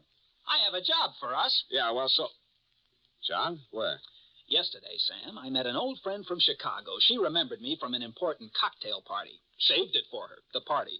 Everyone was absolutely dreary until I became de rigueur with a brace of amusing anecdotes. The job, Fritz, the job. Oh, yeah. Well, anyway, she wants us to guard a valuable hunk of jewelry at a party tonight on Nob Hill. What's the money? $100 apiece, plus mingling with nautch dancers and all the caviar we can eat. Well, it's better than I expected. In fact, now, here's what I want you to do. Oh, wait a minute. What's this here's what I want you to do? This is the Sam Spade Detective Agency, named so because Sam Spade is the man who gives the orders around here. Now, what do you want me to do? Well, this is a costume party, and we have to wear costumes. It's in the deal. Good. I'll break your leg, and you can go as the man who came to dinner. Sam, I already have the costumes. What? Right here. Crockett, what would you have done if I didn't go with you? The thought never entered my head, Sam. What are the costumes? Sam, 100 clams apiece is a lot of dough, isn't it? Agreed. You are about to confront the reason we are being paid so much. What is that? Your costume. You are to go as a rabbit, a white rabbit. Here's the suit. Oh, and here's the head. Notice the shocking pink ears. No, the deal's off. It's been swell, Fritz. Now, wait a minute. I am also going as a rabbit. See? You will go as Flopsy, and I will go as Mopsy. I will not go anywhere dressed in that ridiculous outfit. $100, Sam. I will... Well... Sam, let's talk this over. Now, look, I will talk to you as a businessman might talk to you. Now, Mr. Spade, you take your ordinary type detective, and you have got it pretty solid, citizen. We talked and talked, and around 8 o'clock that night, I found myself still talking and walking up the steps of your Nob Hill mansion, Mrs. Montague, cleverly disguised as Flopsy the rabbit, paw in paw with Mopsy Crockett. My headpiece covered everything but my eyes, nose, and mouth, and I was grateful for that. When I passed the doorman, I was tempted to say, what's up, Doc? But Fritz said it ahead of me. He walked in as if this were his personal hutch, and you, Mrs. Montague, cruised over to us. Oh, dear, my little bunny twins, aren't you both just darling? Yeah. Which one of you is Mr. Spade? Well, I'm Mr. Crockett, Mrs. Montague. Mopsy. You remember me from the Nesbit soiree. Ronnie and Benita, or maybe it was Gypsy introduced us, n'est-ce pas? Oh, yes. Oh, and Flopsy here must be Mr. Spade. I've always wanted to meet him. Thank you, Mrs. Montague. I am the straight man. How do you like my costume? Well, there's not another one like it in town. I'm the only wooden imp in San Francisco. The trees will swoon. They will. Oh, you... Mrs. Montague, perhaps you'd be disposed to outline our job. Well, of course, Mr. Crockett. Myself, Mrs. Arlington Crippen McGill, and the famous Spanish artist Julio Doriego are going to pick the woman with the most fascinating costume. Search no farther. It could be no one but you. Flatterer! I'm not eligible. Oh. Then, at 10 o'clock, we will have the grand parade. The winner will leave the parade wearing a small jewel-studded crown. Oh, it's darling. Diamonds and emeralds and all sorts of amusing things. Well, this crown once belonged to Josephine of France. Imagine. Mrs. Montague, I hate to be an old killjoy, but are we here to guard the crown? That's right, Flopsy. I mean, Mr. Spade. Oh, it's all right. Of course, I don't expect any trouble, but it's so valuable. I can't take any chances. My husband picked it up in Iran. He's in pickles, you know. Well, you know best. Where is the crown now, Mrs. Montague? Oh, in a wall safe in the master bedroom on the second floor. Here's the combination to the safe written down. I'd rather not have the combination, if you don't mind, until it's time to get the crown. Oh, now don't you be silly, Mr. Spade. Except for the crown, there's only $50,000 or $60,000 in the safe. Oh, well, if that's all now, right. the safe is behind the Degas original. Now, until I need you, go and enjoy yourself. Well, we'll go. Maybe I'll even let you dance with little me. Fritz and I synchronized our watches and decided that until we were needed, we would lose ourselves in the crowd and keep our big rabbit ears open. Everybody was masked and loaded, and it was all very gay. I brushed elbows with pirates, Northwest Mounted Police, unmounted, a gorilla, an Arabian princess, 4 Pocahontas, and assorted historical characters from Julius Caesar to Mike Romanoff. While I was dipping a carrot into the punch bowl, a girl made her way over to me. I knew it was a girl immediately. You could tell. I tagged her as a burlesque queen, but she didn't talk much like it. Are you an he-bunny or a she-bunny? I'm a he-bunny. Would you like to dance with me? I'd be delighted. Who are you? I'm not supposed to tell until the masks come on. For now, just call me Flopsy. Flopsy. How cute. You Americans have the cutest ideas. Yes. Speaking of ideas, what do you represent? Oh, I am a Folie Bergère dancer. Do you like me? From where I stand, it would be next to impossible to dislike you. Such a sweet compliment. Believe me, it was easy. Tell me, have you been in this country long? A few weeks. My family has sent me on a tour of America. I see. I am here as a guest of Monsieur Montague. Now tell me, you are a detective, are you not? As much as I regretted doing it, I hastily detached myself from Miss Foley's Bergère of 1949. How she knew I was a detective puzzled me. I saw Crockett talking with a paunchy red devil and a middle-aged Christopher Columbus and stopped by. They were big businessmen, obviously, and so was he. Well, now, you take your ordinary harsh tape abrasive, double-duty function. It was impossible to interrupt him, so I moved on.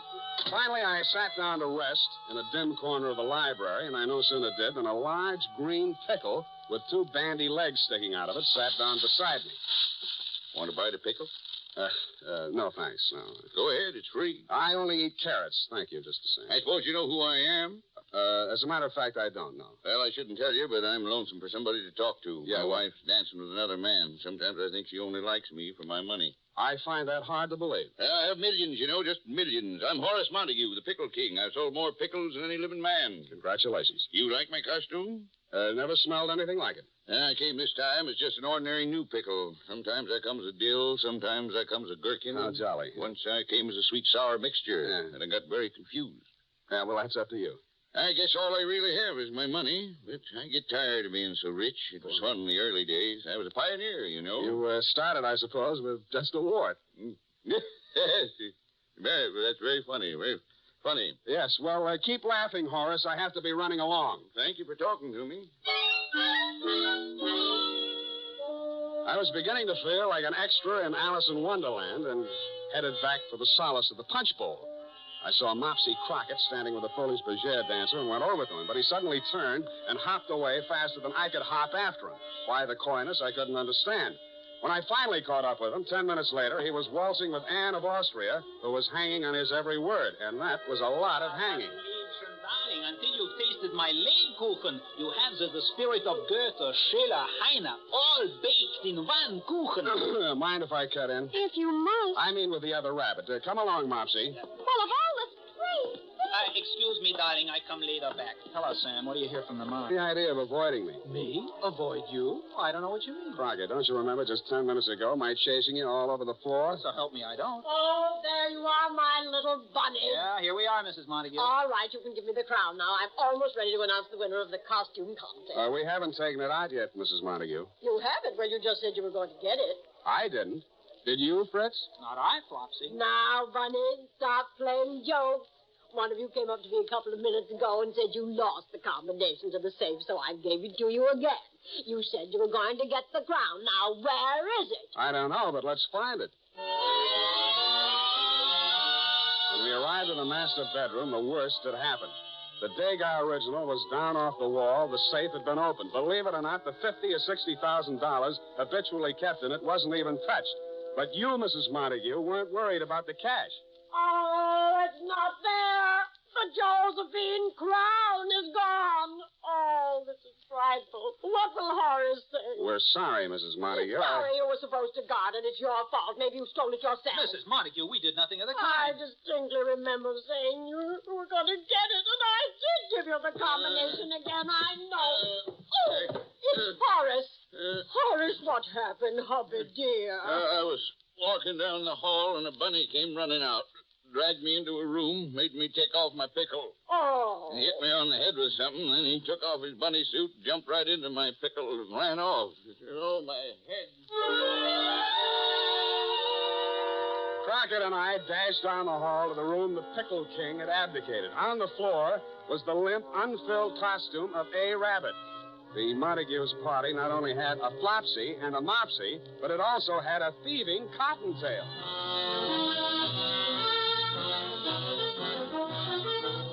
The makers of Wild Root Cream Oil are presenting the weekly Sunday adventure of Dashiell Hammett's famous private detective, Sam Spade.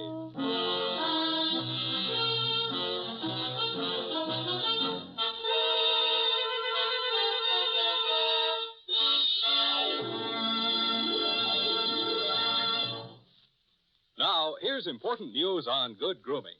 If you want the well-groomed look that helps you get ahead, socially and on the job, listen.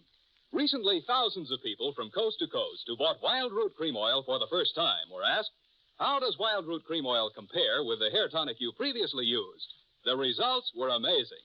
Better than 4 out of 5 who replied said they preferred Wild Root Cream Oil. Remember, non-alcoholic Wild Root Cream Oil contains lanolin. It grooms the hair naturally, relieves dryness, and removes loose, ugly dandruff. So if you want your hair to be more attractive than ever before, get the new 25-cent get-acquainted bottle of Wild Root Cream Oil, America's leading hair tonic, on sale at all drug and toilet goods counters. It's also available in larger economy bottles and the handy new tube. By the way, smart girls use Wild Root Cream Oil, too, and mothers say it's grand for training children's hair. Get Wild Root Cream Oil. Again and again, the choice of men and women and children, too.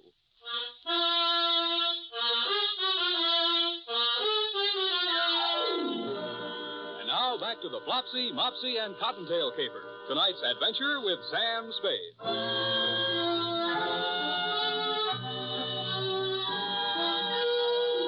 I left Fritz Crockett and you, Mrs. M, attending to Horace in your master bedroom and pounded down the stairs, through the guests, and out the front door. I was standing there wondering where to pick up the tracks of a rabbit turned pickle when I saw the Foley's Bergère dancer come running out of the Montague mansion through a side entrance and enter a taxi. I jumped into another cab and followed her, divesting myself of my Flopsy costume en route. She went almost to the west end of O'Farrell Street and entered a shabby gray apartment house. I followed. I knocked on every door until I found hers. Yes? It's me, the he-bunny, Flopsy, remember? Why did you follow me here? Voila, because you're so beautiful. May I come in? No. Thanks. I said no. Did you not hear me? Yes, but have no fears. I'm bonded. How did you know there was a detective's heart beating under my rabbit suit? I am not going to answer. You have no right to come in here. Come on, how? I think I overheard somebody say it. Now, if that is all you wanted to know, please go. Why did you leave the party early? Because it bored me. I thought America was not a police state. Why am I being questioned? Because somebody stole the Josephine crown that belonged to Mrs. Montague, you see. I heard that it was stolen, and I am delighted. But I did not steal it. What's your name? Charmaine Roger, and what is yours? Sam Spade. Why are you so happy that the crown was stolen? Because it does not belong in the ugly home of a rich American party giver. Oh? A childish woman who thinks only of her social position and her money. Mm-hmm. Where does it belong? In France, where it was made and where it was appreciated. I see. How much is it worth? In money, almost 52 million francs. In sentiment, more than one can say. Now, will you leave me You're alone? saying that the crown means more to a Frenchman than money, hmm? How would you like it if your Abraham Lincoln's desk was being used by some French businessman to serve cocktails over? I get the point. I tell you again, I do not know what happened to the Josephine crown tonight. Do you believe me? I did, but only because when she left the party, she wore only her costume, and that costume wouldn't have hidden, well, she couldn't have had it on her. I went a block up the street, picked up a cab, and sat in it until she came out 5 minutes later. She was now in street clothes and carrying an overnight case. She drove to Castle Street, and I followed. She went into a restaurant called La Parisienne. I waited a discreet moment, then went in. She was nowhere to be seen. But a tall, lean, black-haired individual approached me with a menu in his hand. Good evening, monsieur. I regret to say that we are just closed. I'm not interested in meeting you. Where's the girl who just came in? Girl? In here? Don't dummy on me. She walked right in here 30 seconds ago. Brown hair, red coat. Charmaine Roger by name. You have made some mistake. You can see there is no one here. I have made no mistake. Now come clean, will you? Monsieur, contain yourself, please. Let me go. No girl came in, but if one did, there is no place to hide but the kitchen. All right, then show me the kitchen. Monsieur Bonneau. Monsieur. Oh, my. Spade. Well, it didn't take you long to get here, Mr. Montague. Well, Don't move, Mr. Spade. I have a knife at your neck. Yes, I feel it. Shall I take care of him, Monsieur Montague? No, Bonneau. Put down your knife. Thanks. Mr. Spade and I will sit down at the table and talk quietly. You can go. As you say, monsieur. But I will keep out an eye. Let's keep an eye out. Sit down, please. Spade, while you're here, I have a personal matter to take up with you. About the Josephine crown? Yes. Well, I'm sorry to report that as yet I haven't found it. Good. I'd be happy if you never found it. Oh? Does Mrs. Montague know you feel this way? No, and I'd be equally happy if she didn't know.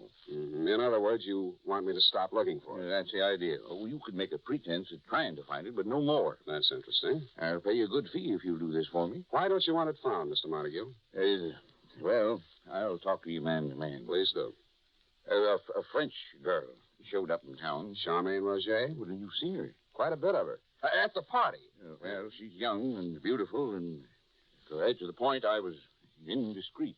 I see. She turned out to be more designing than I realized. A blackmail? Of a sort. She didn't want just money. She wanted the Josephine crown. And you let them steal it? Well, I told them I'd get them into the party and furnish them a car, and the rest is up to them. Why didn't you just give them the crown? Well, I couldn't. My wife values it too much. It's her prized possession. She even wears it around the house when just the two of us are there. Oh, that's cute. Now, will you forget about this, Spade? I'm afraid not, Mr. Montague. I'm hired out to your wife, who asked me to guard it. I did a bad job, so it's up to me to get it back, you see? No, Spade, I can't afford a scandal with that girl. Well, you'll have to work that out for yourself. Very well. I'm sorry. I must admit, Mrs. Montague, I underestimated your husband, for at that point he produced a gun out of thin air and very professionally relieved me of mine. He called the proprietor, Bonneau, who appeared with Charmaine Roger. They held an immediate kangaroo court. Sentence was about to be pronounced when the front door burst open, and in swept a tall character in black beret and cape and sporting a handlebar mustache. Prominently pinned on his cape were a brace of French war medals, including the Croix de Guerre and so on. His entrance held everybody bug-eyed, including me. Keep your mouth shut, Spade. Ah, what a joyous, charming gathering have we here. Oh, the glow of warm friendship fills the room like a cottage fireplace in Alsace-Lorraine. Ah, no, it cannot be. Can I believe these weary eyes of mine? Is it not truly my intime ami, Monsieur Montague? I kiss you on both cheeks in happiness. I don't seem to remember. Oh, but you have not so soon forgotten me. We met at the legation in 38. Those years. Do you not recall the nights in Montmartre and the days in Montmartre? Oh, my goodness. Parbleu. When he bent over to kiss Montague again, his mustache fell off. As usual, Crockett had overplayed. And before he could straighten up, Bonneau hit him in the back of the head, and he fell flat on his face, out cold. That was my cue to go into action. I turned over the table and wrestled with Horace and Bonneau, while Charmaine was striking at me with the heel of a shoe. I got to the gun first, and everything came to a sudden lull. At that point, Fritz Crockett came too. Oh, mes amis, where did the sudden darkness come from? Yeah, well, you can drop the dialect, Crockett. Oh. I wish I had a picture of you there on the floor for your scrapbook. Oh, it was in the act, Sam, all in the act. Yeah, well, you think you're well enough to hold this gun while I make a search? Oh, leave it to me, Sam. Everything will be under control. Now, stand back, everybody. I'm in charge here. The U.S. government is not entirely without influence in Washington.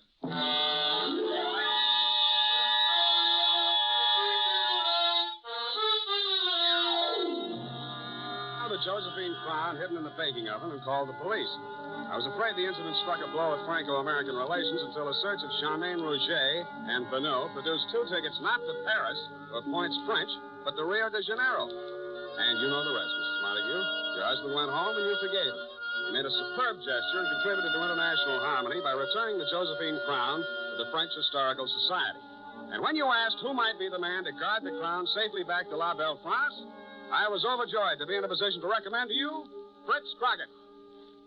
I hope he marries Soubrette and stays over there. Period. End of report. Oh, Sam, isn't that Fritz Crockett an exciting man? Don't let's talk any more about him. Let him get his own program. The first person in his office to mention his name again is a rotten egg. Now go type that up.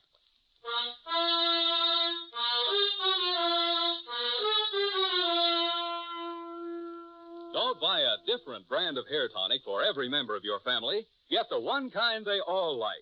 Wild Root Cream Oil Hair Tonic. Wild Root Cream Oil grooms your hair neatly and naturally, relieves annoying dryness, and removes loose, ugly dandruff. Get a bottle or tube tonight. And ask your barber for a professional application of Wild Root Cream Oil Hair Tonic. Again and again, the choice of men and women and children, too.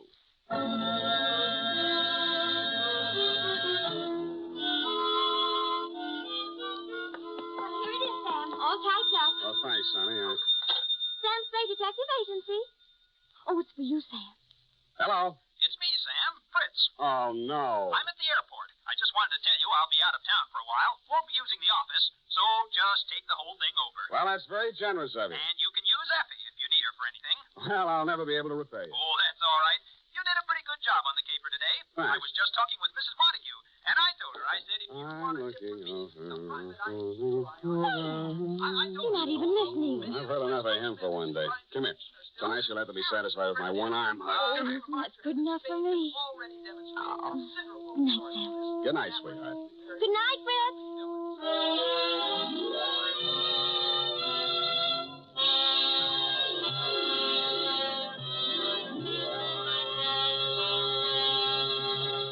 The Adventures of Sam Spade, Detective. Brought to you by Wild Root Cream Oil Hair Tonic, the non-alcoholic hair tonic that contains lanolin. Wild Root Cream Oil. Again and again, the choice of men and women and children, too.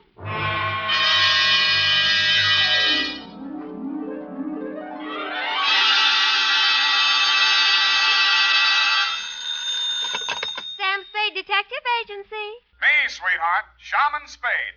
Shaman, not Sam? An old Indian word signifying wise man. And it's true, Effie. I'm a lot wiser man than I was yesterday at this time. Oh, really, Sam? Really, little papoose. Put on some war paint, a few turkey feathers, and your best open-toed moccasins. Where are we going, Sam? Why, to Ted's teepee for a rousing repast of ground corn and dried buffalo meat. Oh, well. Don't quibble, Effie. Get the wigwam ready, sharpen my tomahawk, and lay out my herringbone breech clout. I'll be right in to dictate the Shargaga, the Shanagma, the Indian caper.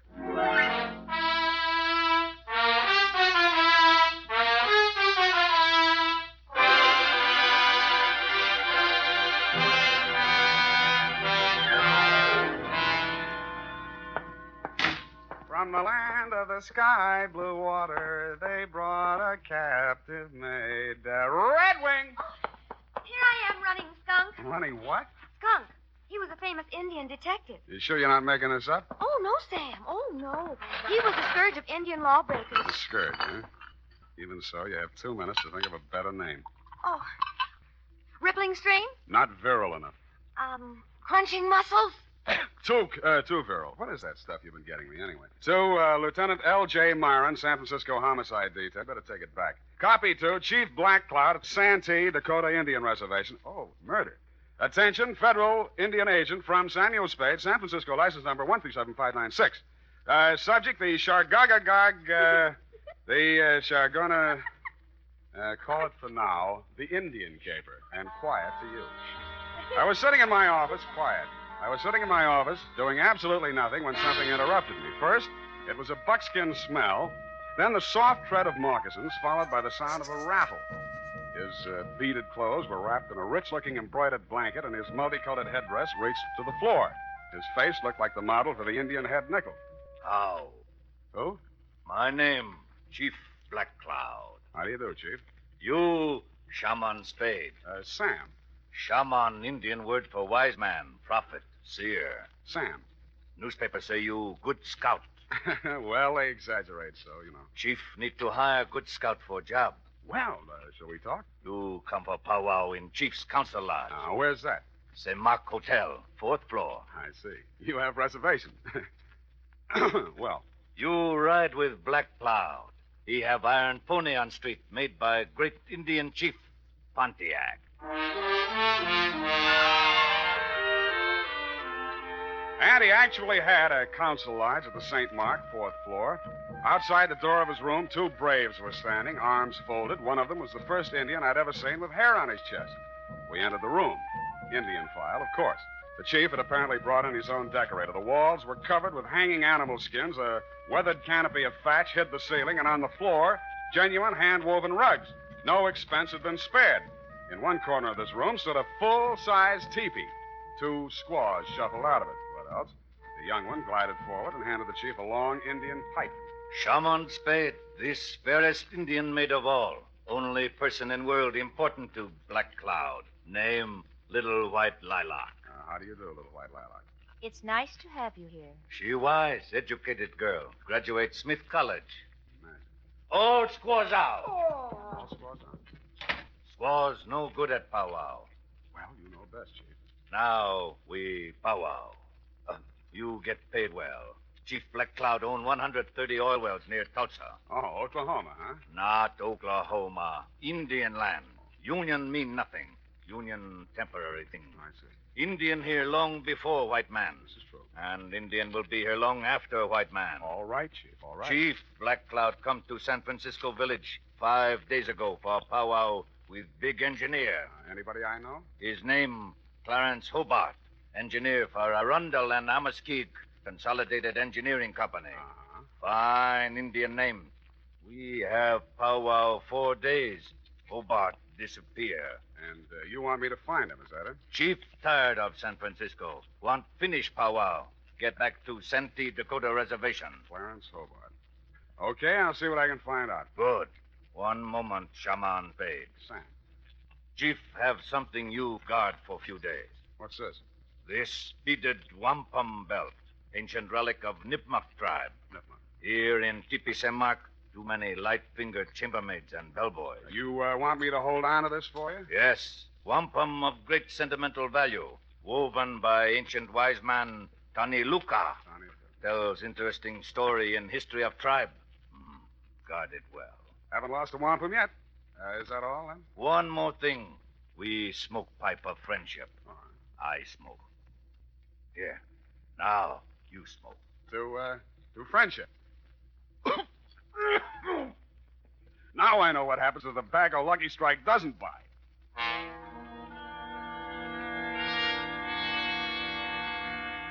When I left Chief Blackcloud's fourth-floor lodge, there was only one brave standing outside the door. The hairy-chested Indian was probably taking 5. The wampum belt was about 3 feet long, made up of hundreds upon hundreds of little colored beads. They were woven into a picture pattern, very pretty. The interesting story undoubtedly could have been translated instantly and told fascinatingly by Red Ryder. But then he has a smart horse. I put the wampum belt in my pocket and headed for the offices of the Arundel and Amaskig Consolidated Engineering Company. Fine old Indian names. I inquired about Clarence Hobart. They referred me to his partner, Anderson Watts. Hobart disappeared? Absurd. Why, you couldn't lose him if you wanted to. He's as wide as a barn door. Yeah, well, Chief Blackcloud seems to think he is missing. Well, now, look here. Are you going to take an Indian's opinion over mine? I might. Well, just because he doesn't show up for an appointment doesn't mean he's disappeared. Why, one day when we were on a cantilever project in New Orleans... Yeah, some other time. If Hobart hasn't disappeared, where would he be? Anywhere in the world. The man's unpredictable. Brilliant engineer, but moody. Oh. Every now and then he goes off alone to scheme up some fantastic thing like maybe cutting off the Gulf Stream and turning Cuba into an iceberg. I like it. But he always comes back. Disappear? No, not Hobart. Yeah, well, can you give me his home address? Well, here you are. Try it if you like. But I'm sure he's not there. I called this morning and nobody answered. Honest Injun. I left this utterly charming man and started for the address he had written down. I was taking the shortcut through the alley on Sutton Street when I heard the rattle of beads, and a naked brown arm of considerable size reached out of the murk. I grabbed for it, but he slipped out of my grasp and sped swiftly and silently up the dark alley into the fog, leaving me with a handful of Max Factor number 8 Iroquois makeup. I continued to Hobart's house without further incident. Found it just off Chinatown. Mr. Hobart? Oh, I thought you might be somebody else. Who else? Take a foot out of the door. Just let's talk a minute, shall we? Want me to call the police? I don't think you will, Mr. Hobart. All right, out with it. What's on your mind? My name is Sam Spade. I'm a private detective. There's an Indian named Chief Blackcloud who's worried about you. I'm old enough to worry about myself. Now, stop bothering me. Go away. Look, I'm going to tell the chief where you are, you know, because that's what I was hired to do. You'll... yeah, you're right. Confidentially, I've been on a 2-day drunk. You know how it is. Who, me? Tell him to phone me tomorrow. I'll talk to him.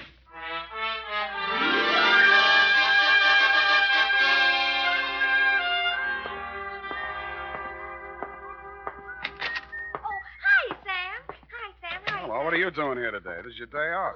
I just wanted to show you something. Effie, first do me a favor and put this wampum belt in the safe, will you? A wampum belt? Genuine Indian art. Oh, it's beautiful. Tell us a story. You know what? Yeah. It'll go beautifully with... Oh, Sam, I forgot. There's a girl waiting in your office. Well, good. Well, Sam, don't you want me to show you? And there was indeed a girl in my office. It was Little White Lilac, Chief Blackcloud's fairest Indian maid of all. Only a heap big change had taken place. She still had the Indian color, but gone was the headband, gone the buckskin dress, gone the squatting squaw, the St. Mark teepee. Little White Lilac stood revealed in the thin disguise of a modern white woman's cocktail dress, complete with pale-faced 20-carat perfume. It was a transformation worthy of a high-priced medicine man. But more surprises were to come. Hello. How? I've been waiting for you. Yeah, well, Big Brave just returned from hunting party. You can drop the teepee talk. I'm civilized. Well, okay. What's on your civilized mind? Chief Blackcloud gave you a wampum belt. I want you to give it to me so I can destroy it. Uh-huh. Well, I gave my word to keep it, and I accepted the promise of money for its protection. Now, you wouldn't want me to be an Indian gift. Violate my ethics, would you? Sam, if I must tell you, Chief Blackcloud is insane. Not if he keeps you around. Must we have these juvenile references to my personal beauty? Juvenile? Well, sorry. You are Indian, aren't you? Of course. I am a Nipmuc. Nipmuc. That wampum belt is the secret to undreamed of wealth, greater than the fortunes of the 10 richest families of this country. Wow. Chief Black Cloud is wealthy from oil, but that belt make him more powerful than the Bank of America. You mean he could take my car back? You think this is a joke, don't you? Well, I love the way you tell it, though. He's going to use it to destroy modern American civilization. To pay the white man back for what he did to the Indian. I see. He wants to start a giant Indian revolution. And you want to destroy the wampum to save all this? Exactly. And now you'll give it to me, won't you? Uh-uh. What happens in the next chapter? Sam, you have to believe me. Why? Why do you think the chief is here conferring with an engineer? He wants to get at that wealth. Hobart's going to make him wealthy? Now, really, little white lilac, isn't this all a little white lie?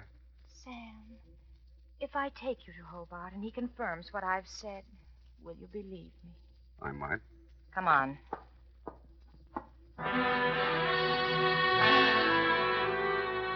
She took me by the hand, and she led me out of the office and up and down several streets until we arrived at a frowsy-looking brownstone.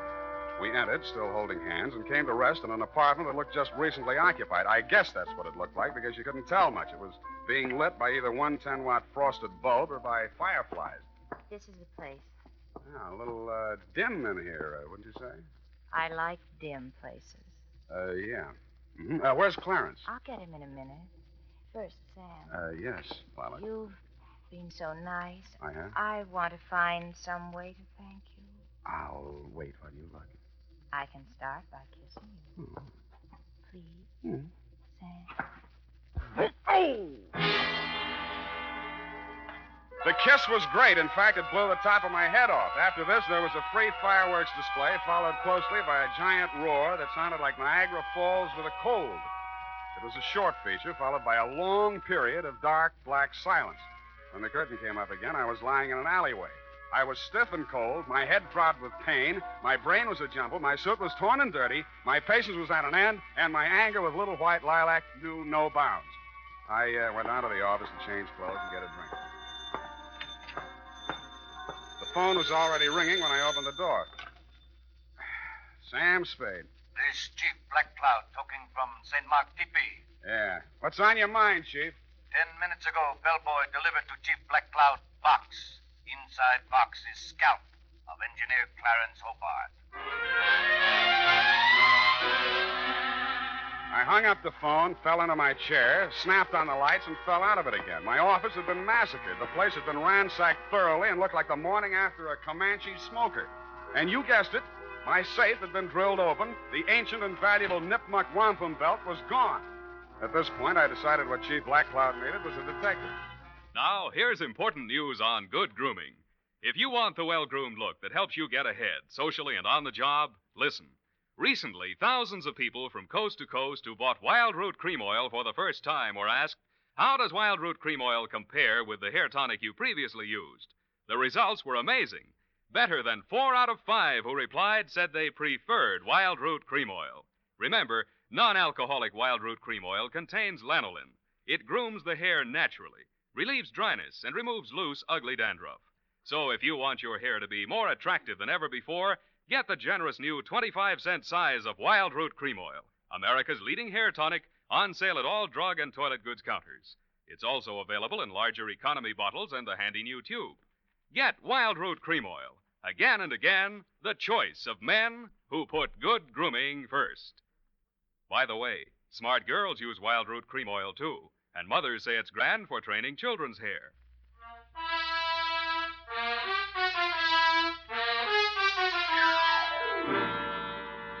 And now, back to the Chagagagog Manchagagog Chabunagun Gamog caper. Tonight's adventure with Sam Spade.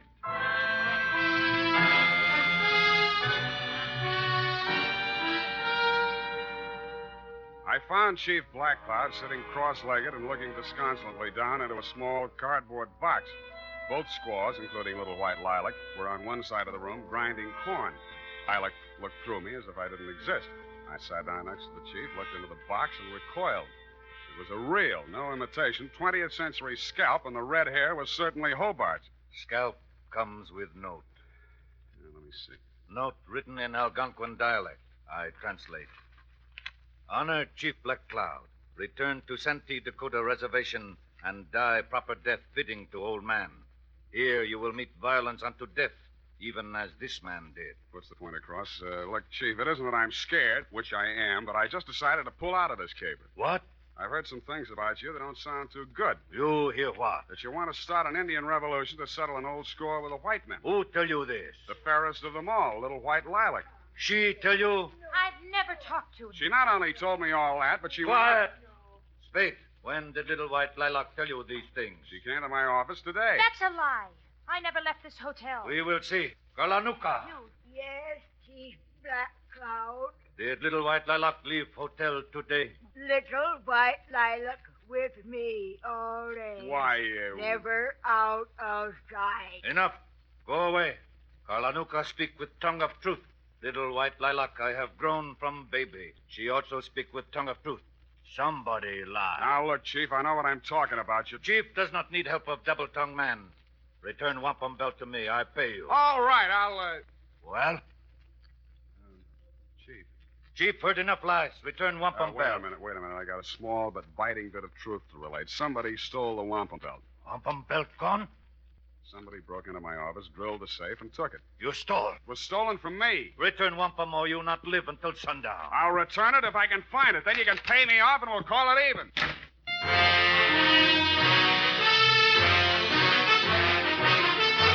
The makers of Wild Root Cream Oil are presenting the weekly Sunday adventure of Dashiell Hammett's famous private detective, Sam Spade.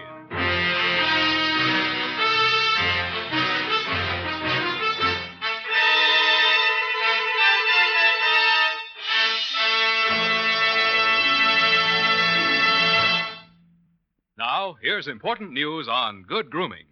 If you want the well-groomed look that helps you get ahead, socially and on the job, listen. Recently, thousands of people from coast to coast who bought Wild Root Cream Oil for the first time were asked, how does Wild Root Cream Oil compare with the hair tonic you previously used? The results were amazing. Better than 4 out of 5 who replied said they preferred Wild Root Cream Oil. Remember, non-alcoholic Wild Root Cream Oil contains lanolin. It grooms the hair naturally, relieves dryness, and removes loose, ugly dandruff. So if you want your hair to be more attractive than ever before, get the generous new 25-cent size of Wild Root Cream Oil, America's leading hair tonic, on sale at all drug and toilet goods counters. It's also available in larger economy bottles and the handy new tube. By the way, smart girls use Wild Root Cream Oil, too, and mothers say it's grand for training children's hair. Get Wild Root Cream Oil. Again and again, the choice of men and women and children, too.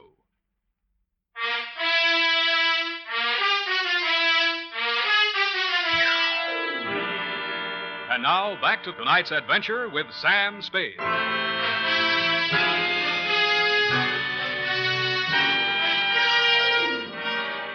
I walked outside, muttering frightful white man's imprecations. Cutting through the hotel parking lot, I suddenly noticed the chief's iron pony made by Pontiac. There was a leather bag on the seat, sort of an Indian overnight case, and sticking out of it was a blood-stained tomahawk. This was of decided interest to me, and so were the rest of its contents. Somebody had a giant engineering project afoot because there were order receipts for such things as 2 LSTs, 4 underwater hydraulic drills, a diving bell, a dredging barge, and a steam derrick. Back again, eh, Spade? Yeah, back again, Mr. Watts. Still looking for the missing Clarence Hobart? Not anymore. Well, I knew you'd realize the futility of it. I found him. And I trust you found him in good health. Old Hobart's a bug on health. Why, once when we were in Cleveland... I think he's dead. It was the Ohio River Bridge, John. Dead? Did you say Hobart dead? Scalped, anyway. Mr. Watts, what was Hobart working on with the chief? Well, I don't know exactly. Well, let's go look at his desk file and see if we can find out. In the bottom drawer, under a lot of miscellaneous papers, we found a large manila envelope marked Black Cloud. It contained some topographical surveys of an area containing a lake. On the back of one of the surveys was written in fine print a series of 37 letters that looked like a whole group of Indian words strung together, or a code, or just doodling. It started out Chargaga, something or other. I left Mr. Watts sitting in his office with tears in his eyes, a new role for him, and made my weary way back to my place of business. Effie was standing in the middle of the office with a shocked look on her face. Sam, look at this office. How did it get like this? Oh, my files and everything. Come on, I'll help you pick things up. And again, by the way, what are you doing here? It's still your day off. When you were here last time, I wanted to show you something, but You were so anxious to get to that girl. All right, I'm here, and I'll look. What is it? A new suede coat. How do you like it? The color's rust. Well, I suppose... Effie. What? What's that you're wearing as a belt? Oh, now, don't be mad, Sam. I just had to. It went so well with the coat, and when I saw it, I Chief couldn't Black Cloud's wampum belt. You didn't put it in the safe. Now, Give Sam, it to don't me. be mad, Give it please. to me. Wait right here. I'll be gone for half an hour, and then I'll come back and take you out to the best dinner in town. Oh, I should go home and change first. I had taken only 4 steps down the hall when somebody hit me from behind. I rolled, and he went with me. We fought a quick, quiet, and decisive fight. And at the end of it, I held him in an arm lock and led him back into my office. Come on. What happened, Sam? You're back early. I had an unexpected caller. Come in with me and take notes. Now, sit there. All right. Now, who are you and what's on your mind? I'm nobody, and I got nothing on my mind. Spring, you're one of the braves that guarded the chief. Yeah? And you're a phony Indian, lousy makeup, and Indians don't have hair in their chest. All right. My name's Grit Hammond. I'm a cowpoke, and I should have stayed where I belong, out on the range. Well, why didn't you? Oh, once I said I'd do anything for that gal. Now I wish I hadn't. She brought me here. Why? Well, it had something to do with buried treasure. She was going to give me a big cut. Where is it buried? I don't know. She was going to tell me.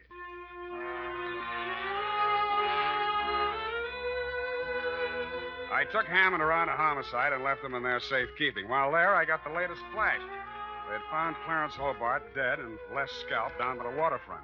There were no clues except a blow on the back of the head and lipstick on his mouth, which was enough for me, having been through the same course myself. Then I proceeded to St. Mark, 4th floor. Little white lilac met me at the door. You can't see the chief. Why not? He's asleep. One side. When the chief sees what I've got, he'll wake up screaming his wampum. You have it? And with that, she pounced. I pushed her off, but she came back and got a hold of one end of the wampum and tried to pull it away from me, with disastrous results. The wampum came apart, and in a second was nothing but hundreds of beads rolling different directions all over the place. In fact, it was no more. Oh! What happens in Chief's council lodge? Chief cannot sleep. Well, I brought back your wampum, but now it's all over the floor. Wampum belt destroyed? Yes, it's destroyed, you stupid old man. You talked to Chief? Yes, stupid. You had the world in your hand. You didn't know it. You wanted it all for yourself, to tear down the earth. It could have been used to live. What are you saying? To live the way I'm supposed to live. Now nobody will have it, not even you or that fat engineer who wanted it. Little white lilac, shut mouth. I've been shutting my mouth all my life.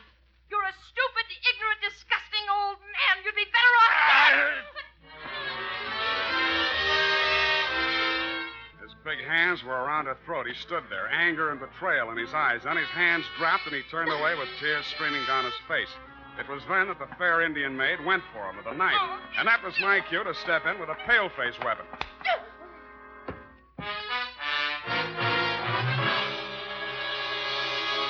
And now, listen to this. Not only Dad, but the whole family goes for America's favorite hair tonic, Wild Root Cream Oil. Wild Root Cream Oil grooms your hair neatly and naturally, relieves dryness, removes loose, ugly dandruff. Get a family-size bottle or handy tube today. And ask your barber for a professional application of Wild Root Cream Oil Hair Tonic. Again and again, the choice of men and women and children, too. Little white lilac. Yeah, well, I don't usually hit women, but don't feel too badly, Chief. She helped kill Clarence Hobart. Now, Chief, believe anything. Yeah, Chief, why did you want an engineer? Design woven in wampum describes location of hidden Nipmuc treasure. Many years ago, Nipmuc tribe live in Valley of the Berkshires. Discover only gold vein in east. Mine gold and keep for decoration. Kennebec Indians want gold. Start out on warpath. Nipmuc Indians bury gold. Move village. Divert stream into valley. Make lake. Gold there today, underwater. Where is it? That secret Chief keep locked in head. Chief once had evil plan for gold. Now you forget. Make pilgrimage back to ancient ancestral camp and die. Send me bill. Chief leave village of San Francisco for good.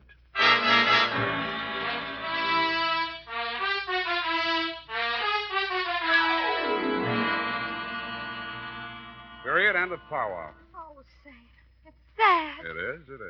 Vanishing race. Mm-hmm. Just think, the days of the Colt and the Winchester are gone forever. But the day of the Remington is still with us. Go to it and type this up.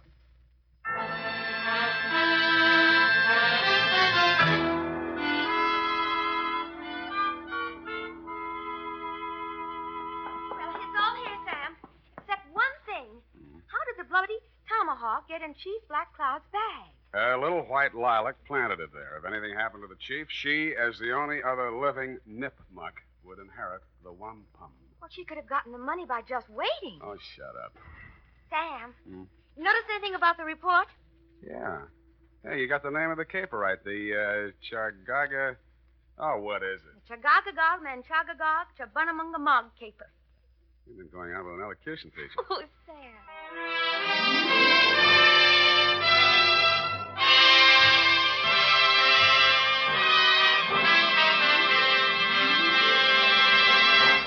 The Adventures of Sam Spade, Dashiell Hammett's famous private detective, are produced and directed by William Spear. Sam Spade is played by Howard Duff. Lorene Tuttle is Effie. The Adventures of Sam Spade are written for radio by Bob Tallman and Gil Dowd. Musical direction by Lud Gluskin, with score composed by Renee and Pierre Garrigan. Join us again next Sunday when author Dashiell Hammett and producer William Spear join forces for another adventure with Sam Spade. Brought to you by Wild Root Cream Oil. Again and again, the choice of men and women and children, too. This is Dick Joy reminding you to... Get Wild Root Cream Oil, Charlie. It keeps your hair in trim. You see, it's non-alcoholic, Charlie. It's made with soothing lanolin. You better get Wild Root Cream Oil, Charlie. Start using it today. You'll find that you will have a tough time, Charlie. Keeping all the gals away. Hiya, Baldy. Get Wild Root right away. This is CBS, the Columbia Broadcasting System.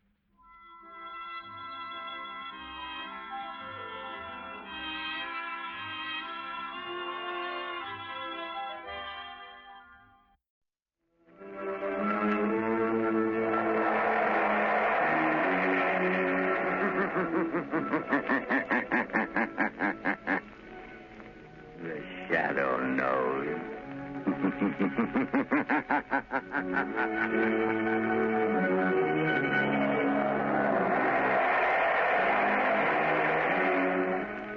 Again, Blue Coal Dealers present radio's strangest adventurer, the Shadow. Mystery man who strikes terror into the very hearts of shopsters, lawbreakers, and criminals. Today, Blue Coal brings you the Shadow's latest adventure, the Silent Avenger. The Shadow's exciting adventure begins in just a moment. But first, I'd like to remind you homeowners that right now, when winter is changing into spring, is the most treacherous time of all the year.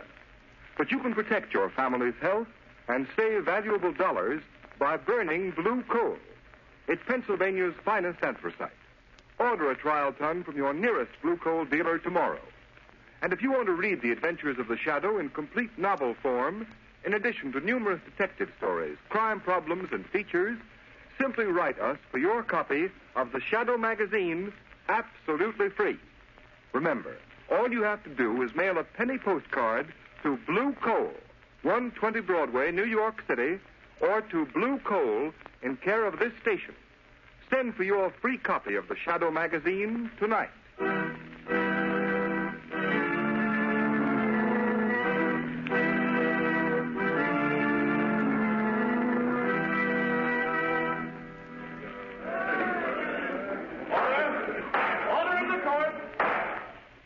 Brecker, you have been duly tried by a jury and found guilty of murder in the first degree.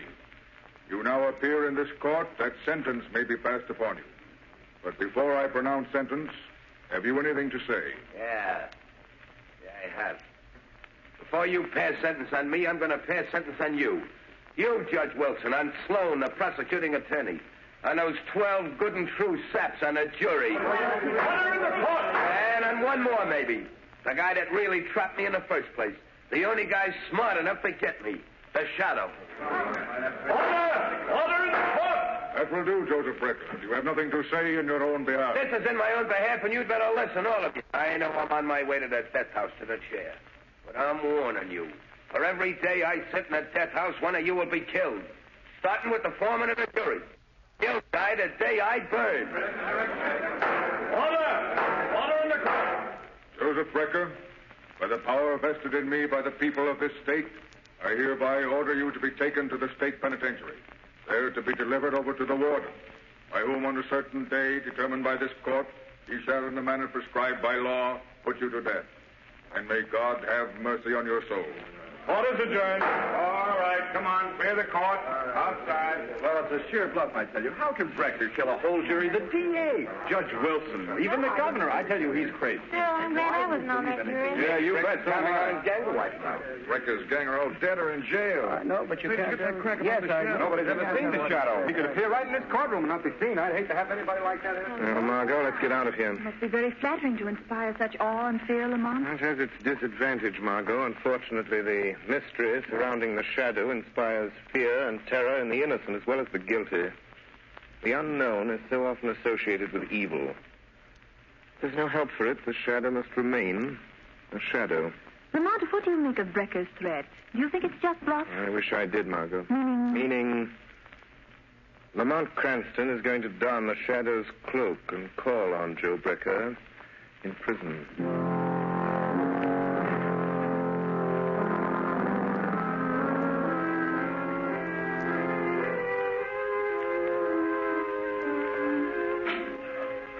Your brother to see you, Brecker.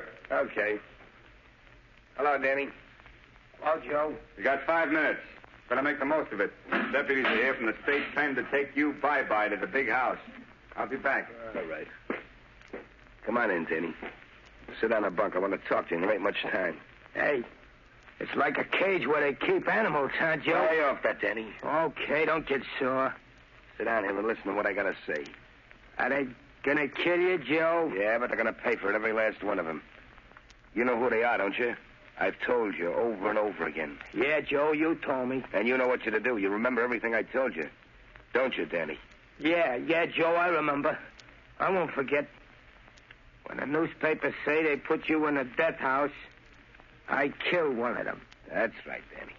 And don't forget, these people I told you about, the judge, the jury, that prosecuting attorney, are the same ones that drafted you into the army, sent you over to France, let you get shell-shocked so it's hard for you to remember things. Sure. I won't forget.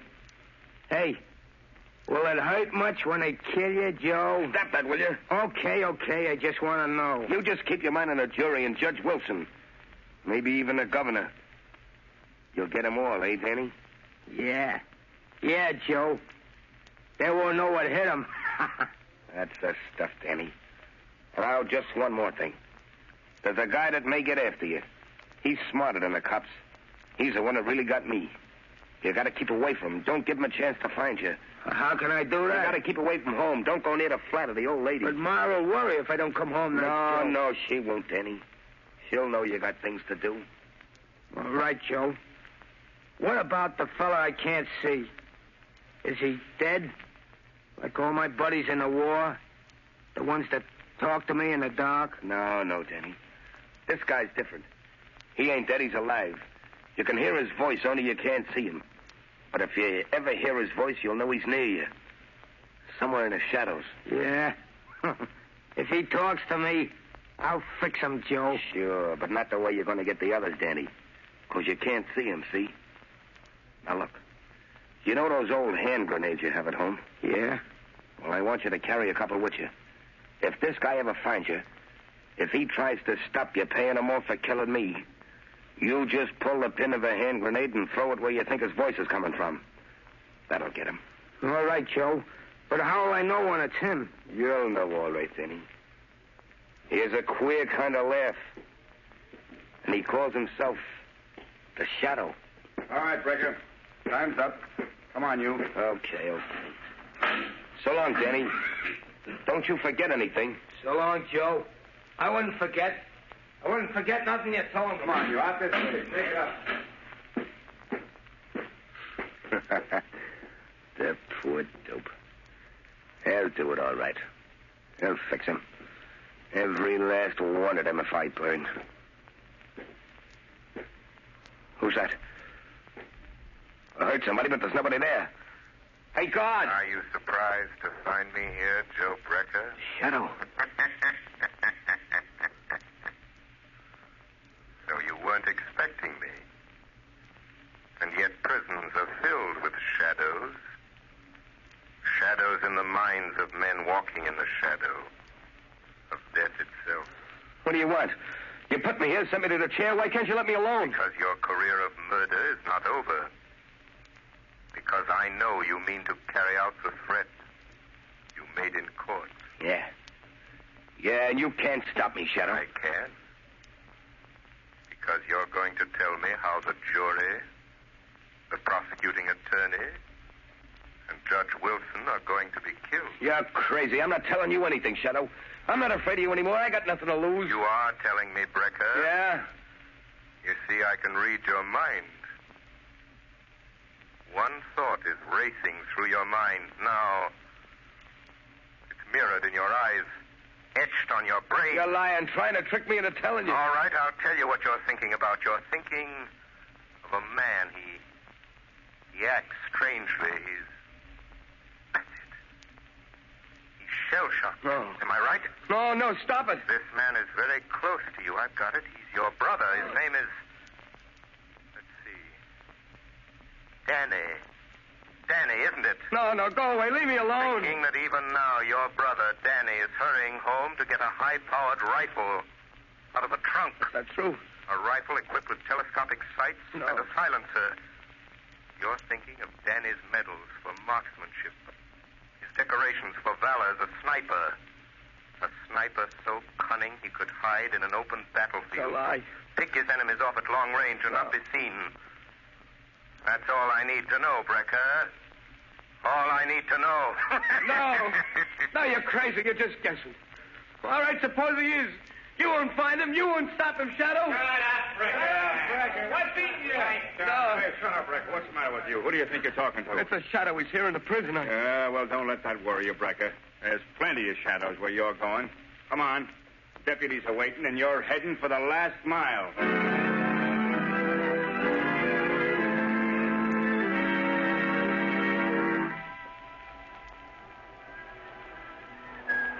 Look, Mr. Hanson, every one of you jurors are in danger. You shouldn't be here on the street. This death threat may seem like a lot of hooey to you, but I've been assigned to guard you. If anything happens, they'll send me back to pounding a beat. Well, I'm sorry, Inspector, but I've got my business to attend to, and I can't hide in my office. Hanson, what's the matter, man? Oh, that man, look at him. He's falling down. What's the matter with that man? What's going on here? Get back, everything. Who are you? Greg, homicide squad. Man's been shot. You're crazy. I didn't have no shot. Neither did I. But just the same, he's got a bullet right between the eyes. Looks like Joe Brecker is keeping his word.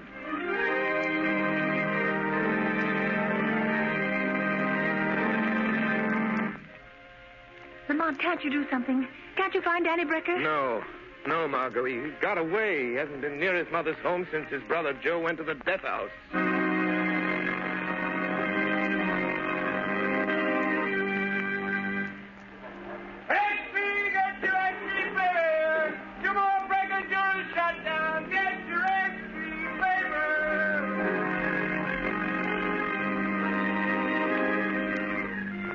Got to find Danny Brecker. He's somewhere. Hiding somewhere. Waiting to strike again. I've got to find him.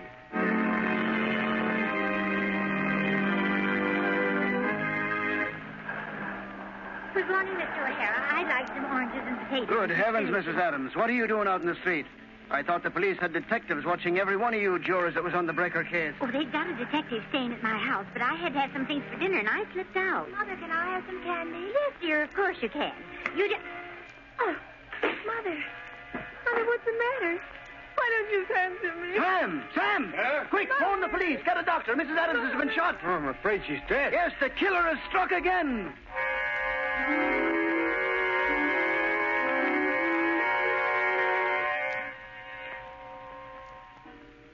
Judge Wilson. Yes, Harvey? Judge, don't you think it'd be, well, safer with a killer still at large if you had those window curtains closed? Oh, that's not necessary. This apartment's on the 20th floor. Yeah, I know, Your Honor, but just the same, I'll answer it, sir. Thank you. Hello? Yes, Judge Wilson is right here, Your Excellency. Oh, the governor's on the wire, sir. Hey, yes. Hello? Yes, Governor.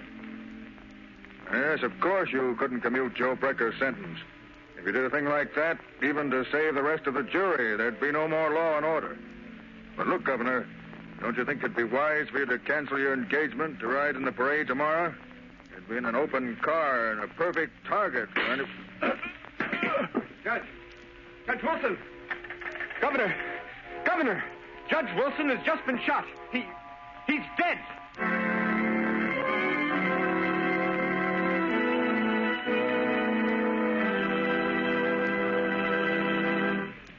The Shadow will continue with his adventure in just a moment. In the meantime, here is a message of particular importance to families throughout this area who supply their own heat. We are now in a period of the year when all fuels are put to their severest test. However, homeowners who use blue coal have nothing to worry about, because blue coal, which is especially prepared for home use, is better qualified to meet sudden changes of weather than other fuels. During mild weather, blue coal banks for long periods with little attention. Then blue coal immediately responds with minimum draft, sending a uniform supply of heat throughout the living quarters of the home.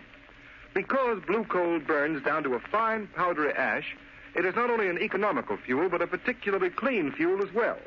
Furthermore, blue coal is an American product, mined in Pennsylvania by the Glen Alden Coal Company. Unlike a good many other fuels sold in this area, blue coal is prepared exclusively for home use. So that you can be sure of getting more uniform, more economical heat, blue coal is act color, so that you can identify it at a glance. There has been a big swing this winter to blue coal throughout this territory. Sales of blue coal this winter in the Middle Atlantic and New England states show an increase of 10.4% over sales for the same period a year ago. So take a tip from these blue coal families. For better, more economical heat, switch to blue coal tomorrow. Ask for it by name. Order a trial ton from your nearest blue coal dealer, whose name will be found in the Where to Buy It section of your classified telephone directory under the name Blue Coal.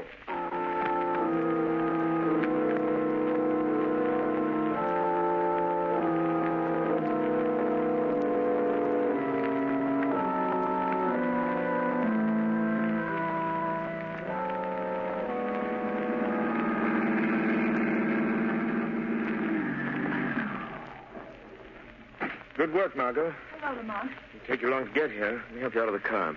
I was waiting for your call, Lamont. As a matter of fact, I've been waiting for days. Where have you been? What are you doing? The same thing the entire police force this city's been doing, Margot. Chasing a will-o'-the-wisp. Are you sure it's Joe Brecker's brother, Danny? Yes, there doesn't seem to be any doubt of it, but the police can't find him, and I haven't a single clue to go on. What do you know about him? I looked up his record. He was shell-shocked during the war in France. He was an expert marksman, a sniper. Society trained him to kill men. They told him they were enemies, that he should kill them off.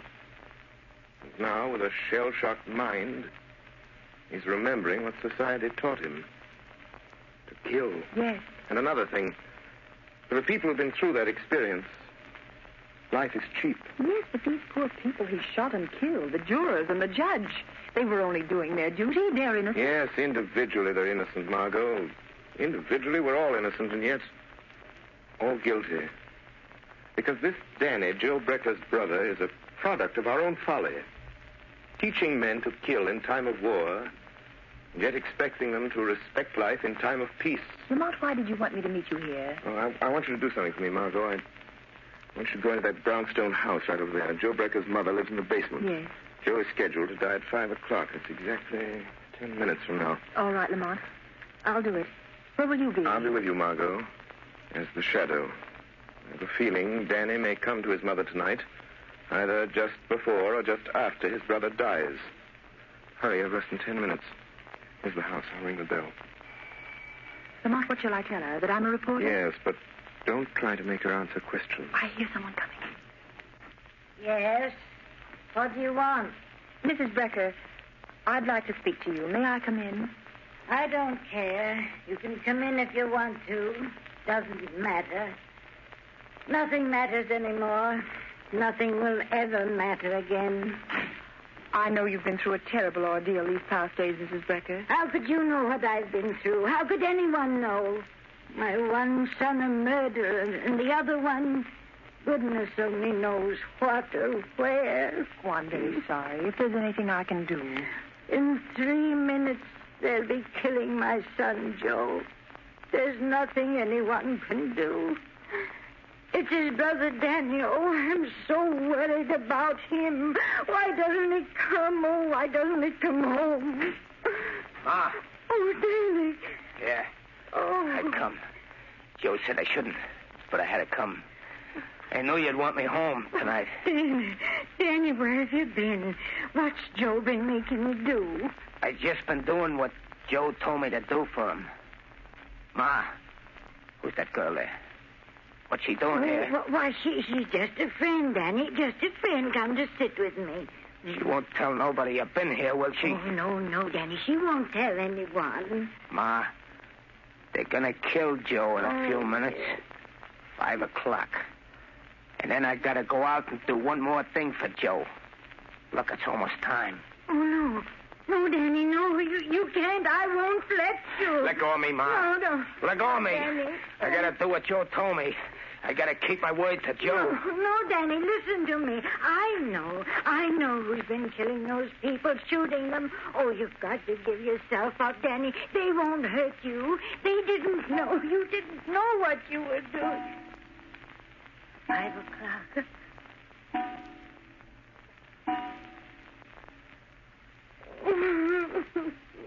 It's time. It's time. 5 o'clock. Joe's dead. Now I gotta go back to the tower and do the last thing Joe wanted me to do for him. Danny, don't. You've done enough harm. You keep out of this. Joe told me to do this. I gotta. I can still hear a voice telling me to do it. Now you hear a voice telling you not to, Danny. Voice? I know. You're the shadow. Yes, Danny. And for your own sake, your mother's sake, Danny, Joe told me what to do with you. He knew you'd find me. That's why I got this hand grenade. Oh, Danny, don't. I got my hand on a firing pin. I'm going to pull it out. Stop, Danny, I'm warning you. The voice came from there, in the corner. Joe told me to throw the grenade. Oh, my shadow. What happened? It's all right. I managed to pick up the grenade and throw it through the window into the court before it exploded. Oh, thank heaven. I don't mind saying that's the closest call the shadow ever had.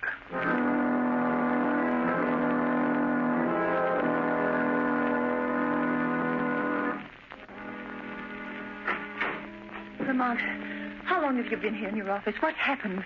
Were you able to trail Danny to his hiding place? No, by the time I got to the street after that hand grenade episode, he disappeared. But haven't you any idea where he went? Where that tower he mentioned might be? No, I've been working on this enlarged map of the Midtown section, trying to find some tall building, some tower Danny Brecker could use to hide, to pick off the governor. Danny said something about a tower. It must be somewhere along the line of march of today's parade, Lamont. Margot, that's the Wardman Tower. But it isn't finished. They stopped work on it. It's nothing but a steel frame. What could be a better place for a sharpshooter like Danny Brecker? There's no work going on there, just a watchman down on the street level. Margot, it's a long chance, but it may be the answer. Come on, there's a minute to lose. My car's downstairs, Lamont. I'll drive you over there. But what if he isn't there? What if he's somewhere else, waiting to strike? In that case, Margot, I'm afraid we'll have a new governor of this state.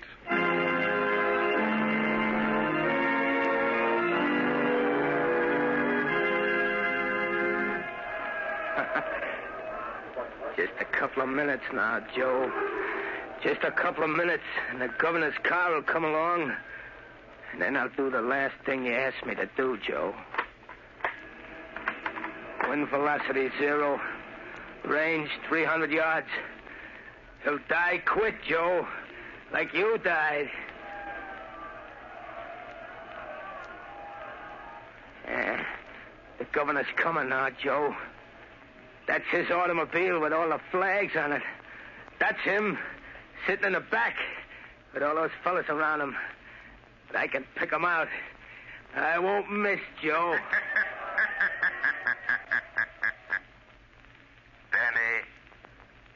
Danny Brecker, listen to me. What was that? Who said that? Who laughed like that? Don't you recognize the shadow, Danny? But Joe said... He said the hand grenade would fix you. You see, Danny, your brother was wrong. Put down that rifle, Danny Brecker. How did you find me way up here? How did you know I was hiding up here among these steel girders? Just like I used to hide in the trees in the war. That doesn't matter, Danny Brecker. All that matters is that you must not kill any more people. But I got to. Just one more, Shadow. Just one more. The governor. Down there in that car. I promised Joe. No, Danny. You will never keep that promise. Put down that rifle. Put it down, Danny. Lay it down on that steel girder and crawl back to the catwalk. All right. All right. I'll put it down. I'll put it down. Where are you, Shadow? I still got another grenade. Talk to me, Shadow. Say something so I can tell where you are. Crawl back to the catwalk, Danny. Crawl back to the catwalk, I say. No. No, I won't. I won't. You can't make me. Come here and get me if you want me, Shadow. I don't want to have to do that, Danny. Don't you come near me, Shadow. Don't you touch me. If you do, I'll drop this hand grenade. I'll throw it down here among all those people. I'll kill dozens of them. There. I'll pull the pin. I'll throw it. Danny, listen to me. Hold that hand grenade, Danny. Hold it tight, Danny Brecker. See your fingers tighten about it. Your mind obeys mine. Do you hear me, Danny? Danny, hold it. Don't throw that hand grenade. Hold it. Hold it tight. Don't throw it. Don't drop it. Don't drop it, Danny. Don't drop it, Danny. Don't drop it, Danny. Don't drop it.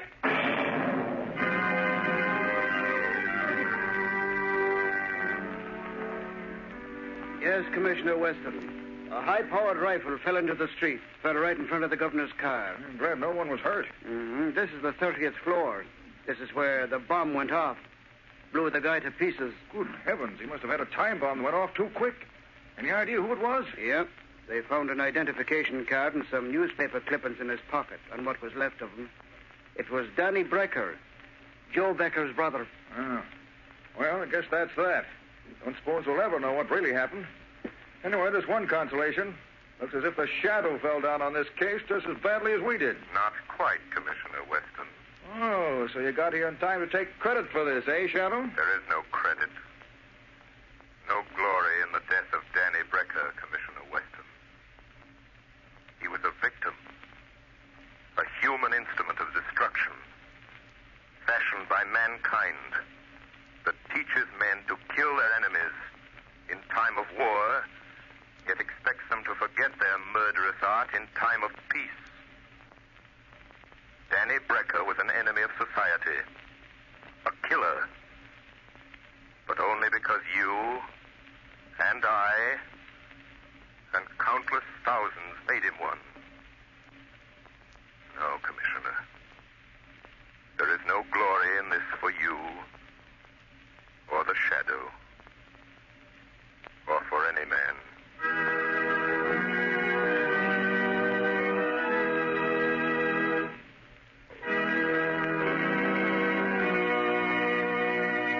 You have just heard a dramatized version of one of the many copyrighted stories which appear in the Shadow magazine.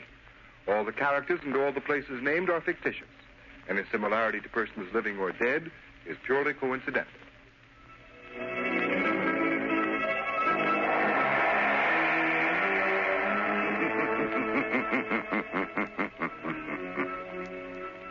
As you sow evil, so shall you reap evil. Crime does not pay. The shadow knows.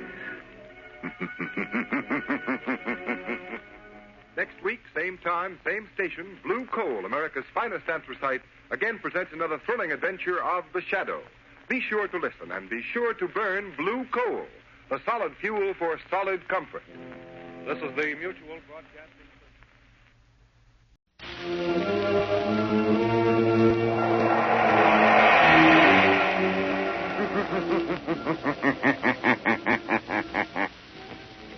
The shadow knows.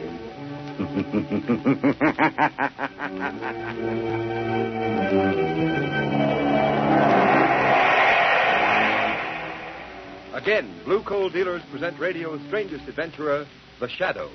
Mystery man who strikes terror into the very hearts of shopsters, lawbreakers, and criminals. Today, Blue Coal brings you The Shadow's latest adventure, The White Legion. Ladies and gentlemen, in just a moment, our last adventure with The Shadow for this season will begin. In the meantime, let's give a thought to the special heating problems of the spring season.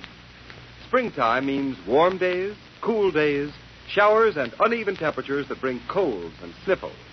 So guard against uncertain weather. Burn blue coal in your heating plant, for blue coal protects against varying temperatures. Its harmless blue color is your guarantee of steadier, more dependable heat at less cost. So when you're buying fuel, insist on blue coal, Pennsylvania's finest anthracite. Order a trial ton from your nearest blue coal dealer tomorrow. And listen for the Shadow's important message at the end of the program.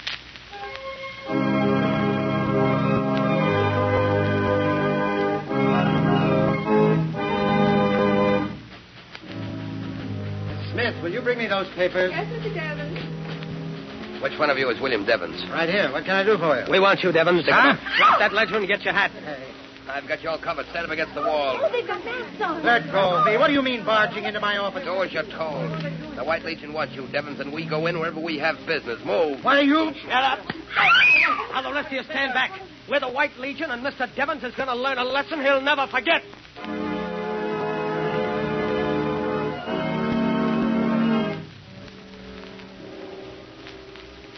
The prisoner, William Devons, has confessed his part in a conspiracy against the sacred institutions of the White Legion. We give him to the All-High Commander. Let the accused know his fate. Have you anything to say, Devons? I plead with you, don't kill me. I've got a wife and children. Silence. Please, let me go. Give him another taste of the whip. That's better. Now secure the prisoner and stand him over the trap door. Don't. Open the trap.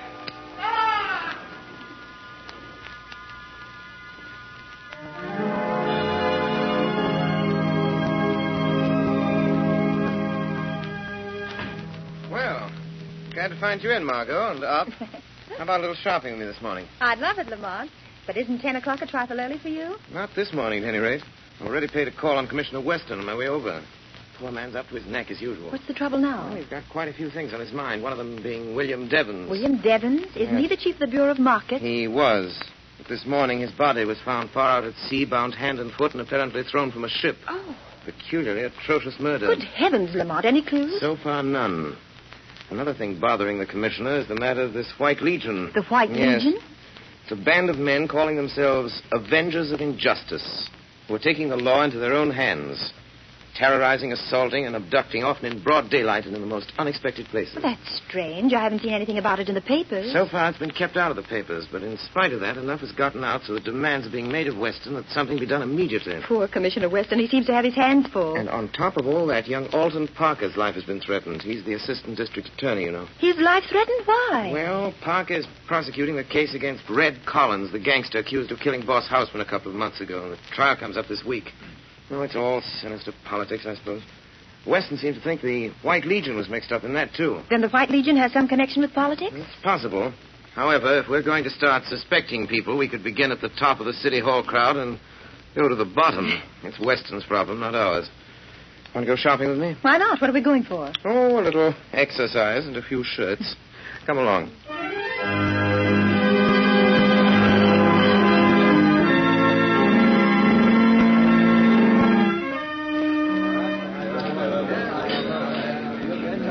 Linens and embroidery the next aisle over, madam. Look, darling, don't you think this airplane luggage is just the thing for our trip south? Oh, it's nice, dear. But I can't seem to enthuse about this trip somehow, Alton. We've planned so many times before, and now this latest development. Oh, I'm terribly worried, dear. Oh, now, please, Helen. District attorneys are always getting threatening letters. They don't mean a thing. Yes, but... And Mr. Lawrence promised just as soon as this Red Collins case is finished, I can pack up and go. We start trial tomorrow. It can't last more than a week. I know. I'm sorry to be so spineless, but... Alton! What's the matter, dear? Those two men I saw when we came in the store, they're coming this way. Helen, please don't All let your right, Parker, imagination... there's a gun in my pocket. Shut up and come about. You keep your mouth shut, Mrs. Parker, and stand right here. What are you trying to do? The White Legion wants to ask you some questions, Parker. Is that so? Well, take this. All right, stand back, all of you. This is an arrest. Drag him out, Geek. Get back there. We're off. He arrested somebody. Must be his wife. Hey, she's fainted. Look out, there she is. Will you please clear the aisle, please? Keep the aisle clear, please. They put that guy in a car and drove off with him. The cop at the corner went after him. Oh, will somebody please look after her? I'd better phone the police. Yes, I'll take care of her. She all right, Margot? I think so, Lamar. Just fainted. I beg your pardon. This must be her husband's briefcase. Papers scattered all over. I'll pick them up. Here, let me help you. Olson. Oh, my husband. David. There now. David. They've notified the police. Who is your husband? He's the assistant district attorney, Alton Parker. Alton Parker? Those men who took them away. They're from the White Legion. I heard them say it. Oh, please do something. Will you come to the first aid room, madam? They're sending over detectives. Oh, yes. Please, I feel so weak. Oh, excuse me, Mrs. Parker. I'm Hartney Clays, owner and publisher of the Globe. Is this your husband's briefcase? Yes. Well, Yes, I'll be very glad to deliver it to the district attorney's office if you say so. There may be valuable papers, you know. Oh, yes, if you will, please. Thank you, Mr. Clay. Now, if you come right this way, please, Mrs. Parker. Thanks. Excuse me, Mr. Clays. Oh, who are you? My name is Mark Cranston. Oh, well, what do you make of this? If what she says is true, it's more of the White Legion's handiwork. Oh, you think so? I understand they were mixed up in the murder of Boss Houseman. Oh, that's pure hearsay. There was no real evidence. Still, Red Collins is going to trial for shooting Boss Houseman, and Alton Parker is slated to prosecute. It all hangs together, doesn't it? Well, I suppose so. Anyway, I intend to take this matter up editorially in my paper this very afternoon. The Globe has kept away from the White Legion up to now. So much politics mixed up in it, you know. Yes, I know. Yes, but this is terrible. I'll see what Commissioner Weston is doing about it. Well, I must go along now. Oh, wait, let me see. Is that paper on the floor out of this briefcase? Yes? No. Seems to be nothing but a sales folder. Special today. White goods sale. Oh, yes, I see. Well, I'll get this briefcase down to the district attorney's office. Glad to have met you, sir. Very glad to have met you, Mr. Clay. Oh, there you are, Margot. Sure right now? Yes, but suffering from shock, poor woman. Oh, this is an outrage, Lamont. You ought to do something. The shadow ought to do something. I imagine you're right. Where did you get those papers? I think they fell out of Alton Parker's briefcase, and they're rather important, I believe. You see the title on them? Yes. Evidence, the State versus Red Collins. But why are you... Oh, I'm beginning to see. Yes.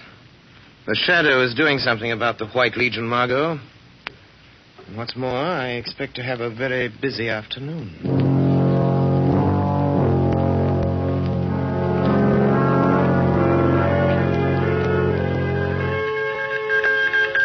It's a message from the commander, isn't it? Yeah, I've got it, Mr. Clays. SUNMAR2011.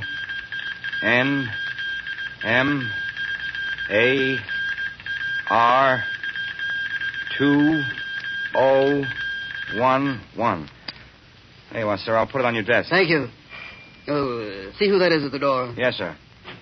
Telegram, Mr. Clay. Oh, yeah. I'll take it, Mark. Thank you. A telegram for you, Mr. Clays. Telegram? Well, what can this mean? Oh, yes. Congratulations on your splendid editorial in this afternoon's Globe. It was almost convincing. What? Signed, The Shadow. What? The Shadow? Stop trembling, you fool. But if the Shadow is after us... You take care of the Shadow just as we take care of the rest of them. He can't bluff me. Wait. The door's opening. Pardon the intrusion, Mr. Clays. Who is that? Who speaks? I am the one they call the Shadow. He's here. In this room. I've heard of you and your tricks, Shadow. Where are you? Here, in the shadows. But don't be alarmed because you can't see me. I've only come for a short visit, Mr. Clays. Why honor me with your presence? As a newspaper editor, I thought you might like to hear the news. What news? The White Legion is about to be exposed. The White Legion? Exposed? I presume you'll want to run an extra on that. Why, yes, of course. I'm sure I'll be very pleased. The fair-minded citizens of this city and state can force an expose of that organization. You sound like your own editorials, Mr. Clays. If you're insinuating that I have some connection with the White Legion, you're very much mistaken. I never insinuate, Mr. Clays. I simply wanted to keep you posted. The next time you hear my voice, Clays, be ready to run your extras. It will be the signal that the White Legion is doomed.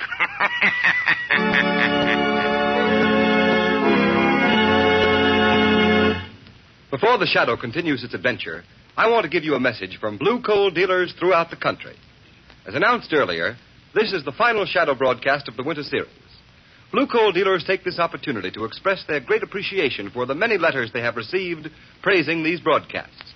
They are also deeply grateful to New England families who have favored blue coal with a volume of business which has created a sensation in the fuel industry in New England this winter. We are, of course, happy that so many families have learned through experience that blue coal, an American product, is Pennsylvania's finest anthracite. It is the best quality fuel that can be used. For not only is blue coal safe, clean, and convenient, it is economical, too. The Glen Alden Coal Company, who mine blue coal, have prepared it especially for home use. No wonder blue coal sales in New England have increased more than 28% this winter compared to the same period a year ago. You may be sure that the high standards of quality which have been responsible for this increase in business will be maintained at all times. So take a tip from blue coal families, and for better, more economical heat, switch to blue coal tomorrow. Ask for it by name. Order a trial ton from your nearest blue coal dealer. His name is listed in the Where to Buy It section of your classified telephone directory under the name Blue Coal.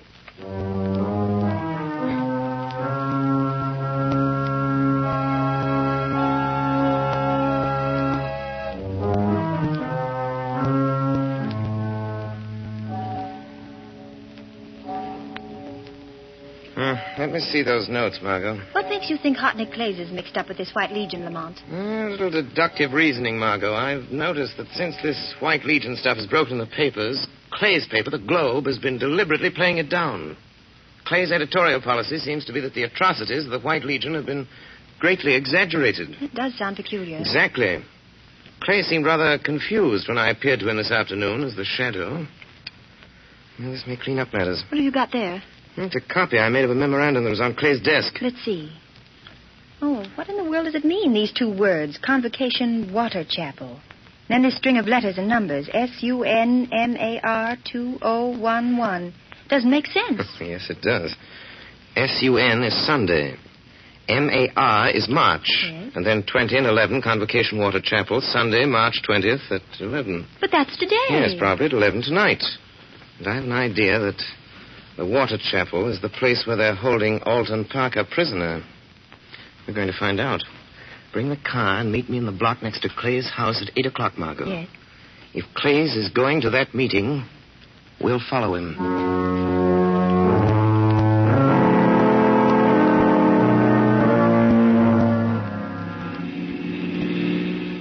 Slow down, Margot. You want to get too close to Hartley Clay's car. This fog rolling in. We'll be lucky if we don't lose them entirely. Can you see their car through the field glasses, Lamont? Yes, it's turned down that side road toward the bay. There's a small shack on the edge of the water. The fog's getting heavier. Makes it hard to see.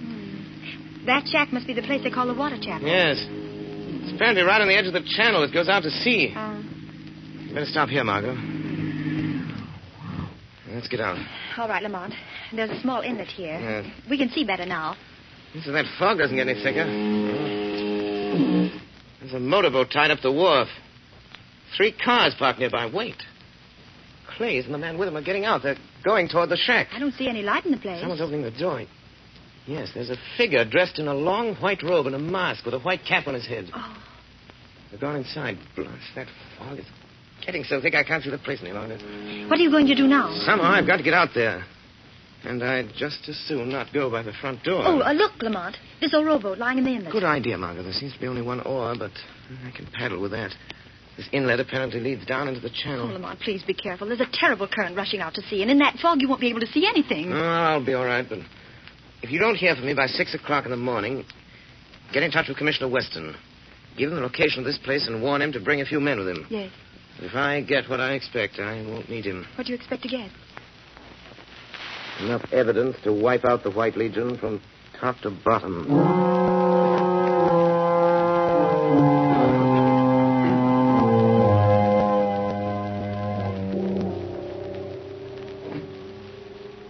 All right, Parker, get yourself ready to meet the judgment of the White Legion. What judgment? The judgment of death. I'll be back for you in a minute. Judgment of death. Alton Parker. Who's that? Quiet. I am the Shadow. I've come to help you. The Shadow? Keep your chin up and do what they tell you. We'll see this through. Careful. Step out, Parker, and follow me.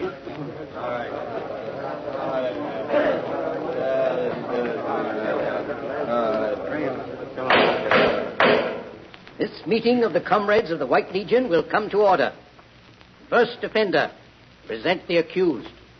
The accused stands before you, All High Commander. First recorder, the prisoner, Alton Parker, having committed acts against the order of the White Legion, acts that we consider detrimental to the good of our city, we have signed his order of punishment. With the consent of the comrades, we give him into your hands. Let the accused know his fate. Alton Parker, have you anything to say? Yes, I have. I was to have prosecuted a murderer tomorrow, a man known as Red Collins, who by your help and instigation killed Al Hausman, your political rival. It's common knowledge that this White Legion of yours sides with the party in power at City Hall. And all your sanctimonious chatter about the good of our city doesn't fool anybody. Prosecuting criminals is my job. And if that prosecution endangers the lives and reputations of one political clique or another, it's no concern of mine. Cut it short, Parker. You have 1 more minute. I know why you're getting rid of me. Because your White Legion is mixed up in the worst scandal this state has ever known. And I know what that scandal is. If you, with your robes and masks, knew what that scandal is, you wouldn't be members of this gang. You'd ask your leaders what kind of money-grafting racket they're running. Ask him, the one that sits there on his mock throne. Who tore off my mask? You fools, get back. Here it is, Commander. The strap broke. That's odd. I could have sworn I felt someone tear it. Come to order, men. Stand the accused over the trap. You are sentenced to die, Alton Parker. You'll pay for this, all of you. There's a power beyond your reach that'll make you pay. If you mean the Shadow. When the time comes, we'll deal with the Shadow in a way he won't forget. Silence. Stand ready at the trap. Give me that rope. I want to dispose of Mr. Parker myself. Ready? The trap is ready. Good. In another half hour, Alton Parker's body will be far at sea. The vengeance of the White Legion is now completed. We've called the Shadow's bluff.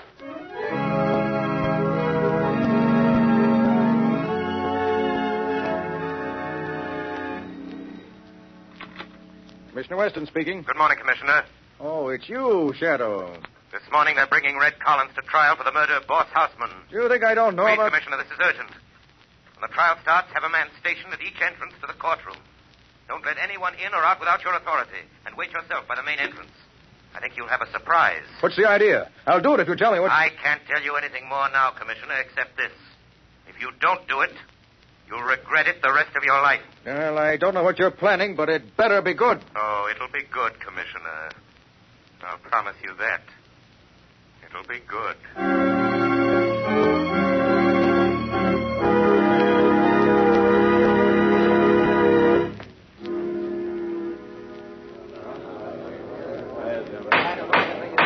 Order in the court. Your Honor, I request that this man who calls himself Red Collins be reprimanded for his insults to me, the district attorney. Proceed with the case, please. Very well. Collins, who paid you to murder Boss Houseman? Defense objects, Your Honor. Objection sustained. All right, Your Honor. Perhaps you'll answer this question, Collins.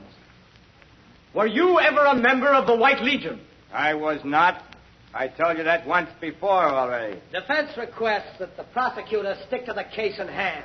The murder of Al Houseman. The case in hand, as the defense and everybody else knows, goes far beyond the prosecution of this gangster. Why, that's... Order. I intend to prove, Your Honor, that this man Collins killed Al Houseman. But that Collins acted under the instructions of the notorious gang known as the White Legion. What? The same gang who caused the mysterious disappearance of my able assistant, Mr. Alton Parker. Confine yourself to the case at hand. The district attorney seems to have some trouble doing that. Here. Look at this note, Collins. Do you deny sending that to Houseman the day before he was killed? Sure. I wrote the letter and sent it to him. I told you that once already, too. Why? Why did you write him such a threatening letter? To scare him into paying me the money he owed me. That's why. I told you that once, too. Mr. Collins is lying. Hey, who's that? He can neither read nor write.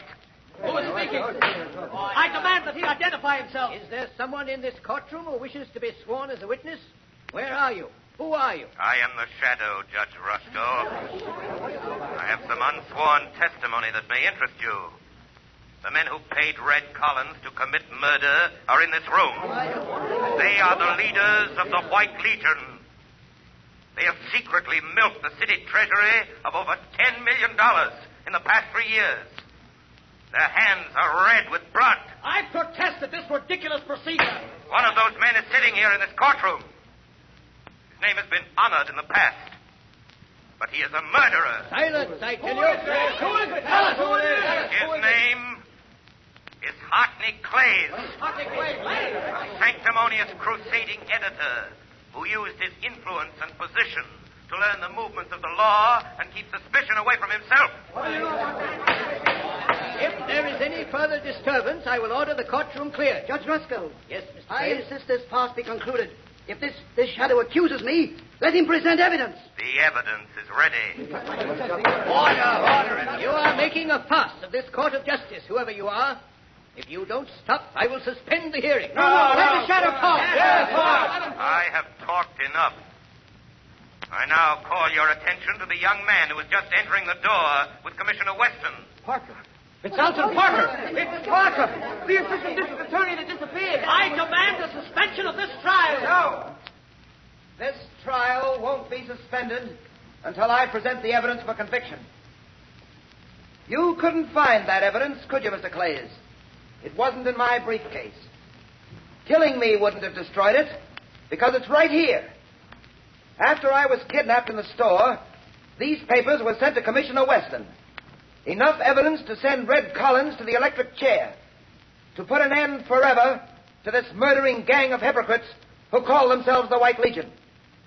I order the arrest of Hartney Clays. Commissioner Weston. Right here, Mr. Parker. Stick out your hands, Clay. You realize what you're doing? Yes, I'm slipping a pair of handcuffs on you, mister. You'll be locked up and charged with the murder of William Devons, among others. Go to it, Parker. Run out the rat. Get him out. I relinquish the bench. Just a moment, sir. Now I move a suspension for the presentment of new charges to the grand jury. Those charges will show that the city funds have been tampered with. They will name the 6 leaders of the White Legion, including its all-high commander, the brains and moving force of its murderous atrocities, the man who sits on the bench at this moment, Judge Matthew Roscoe. Here we are, all of you. The doors are guarded. Sergeant, have your man place Judge Roscoe under arrest, and all 4 men at the defense table. Right, sir. Come on now. Quiet, please. Quiet. Quiet. There's one thing more. I want to pay this public tribute to the one who, more than any other, is responsible for this triumph of justice. The one who calls himself the Shadow. My fellow citizens, I thank you. But let me remain a voice that wakes the guilty conscience, brings terror to the wrongdoer, and comfort to the oppressed. Know me only as the Shadow.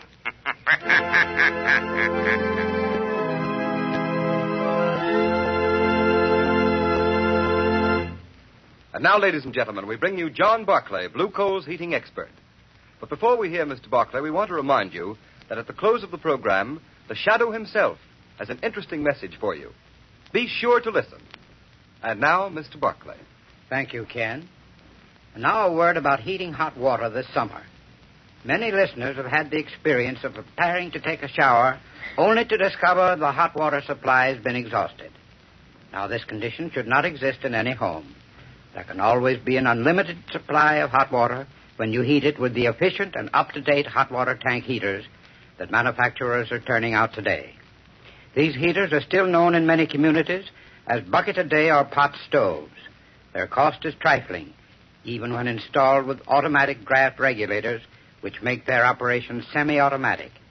They guarantee a generous supply of really hot water at a cost of about 1/3 present gas bills. I suggest that you ask your blue coal dealer about this hot water heating equipment. He'll be very glad to quote a price on the size best suited to your requirements. Thank you, Mr. Barclay. And now, ladies and gentlemen, that interesting message we promised you. The part of Lamont Cranston and the Shadow has been played by one of the most distinguished figures in the theater today, Mr. Orson Welles, famous for his production of Shakespeare in Modern Dress, a director of the Mercury Theater, producer of Broadway hits like Julius Caesar and The Shoemaker's Holiday. Mr. Welles, still a very young man, is making for himself a unique place in the field of dramatic art. We have been indeed fortunate in having Mr. Welles on our Shadow programs. But now I know all of you would like to hear a few words from Mr. Welles. Good evening, ladies and gentlemen. Words can hardly express my great enjoyment in doing this program for you. And now, before I leave you, I want to thank our sponsors, Blue Coal, for giving me the opportunity of doing this show. I want to thank our cast for the wonderful work they've done throughout our entire season. And above all, I want to thank you, our listeners, for your loyalty. We all hope you've enjoyed listening to the shows as much as we have playing them. You know, in the theater, we can see our audience. We're able to tell how well we're received by the applause we get. But unfortunately, we have no way of knowing how much you've enjoyed us over the air. Wait, Orson, may I make a suggestion? Certainly, Agnes Moorhead, or should I say Margot Lane.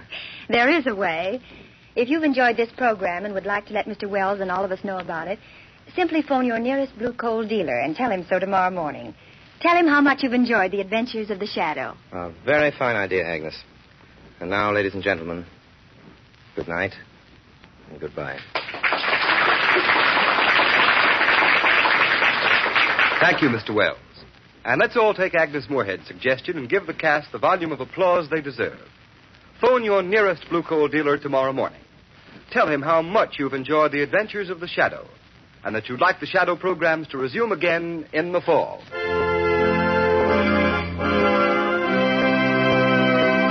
You have just heard a dramatized version of one of the many copyrighted stories which appear in the Shadow magazine. All the characters and all the persons named are fictitious. Any similarity to persons living or dead is purely coincidental.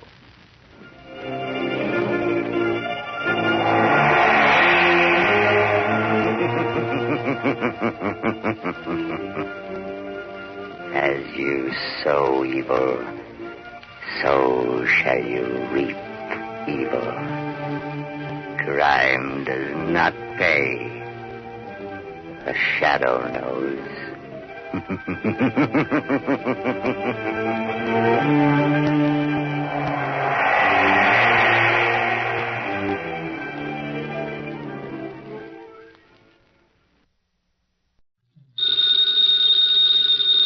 Ladies and gentlemen, that phone bell means adventure.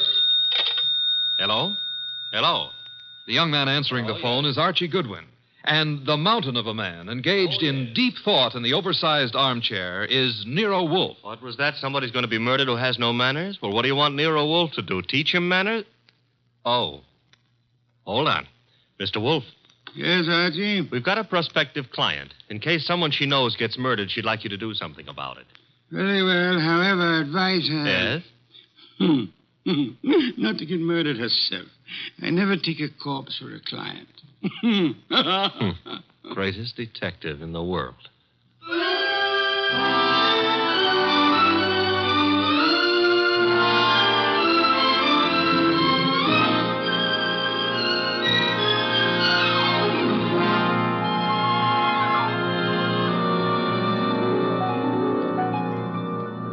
Yes, Archie is so right.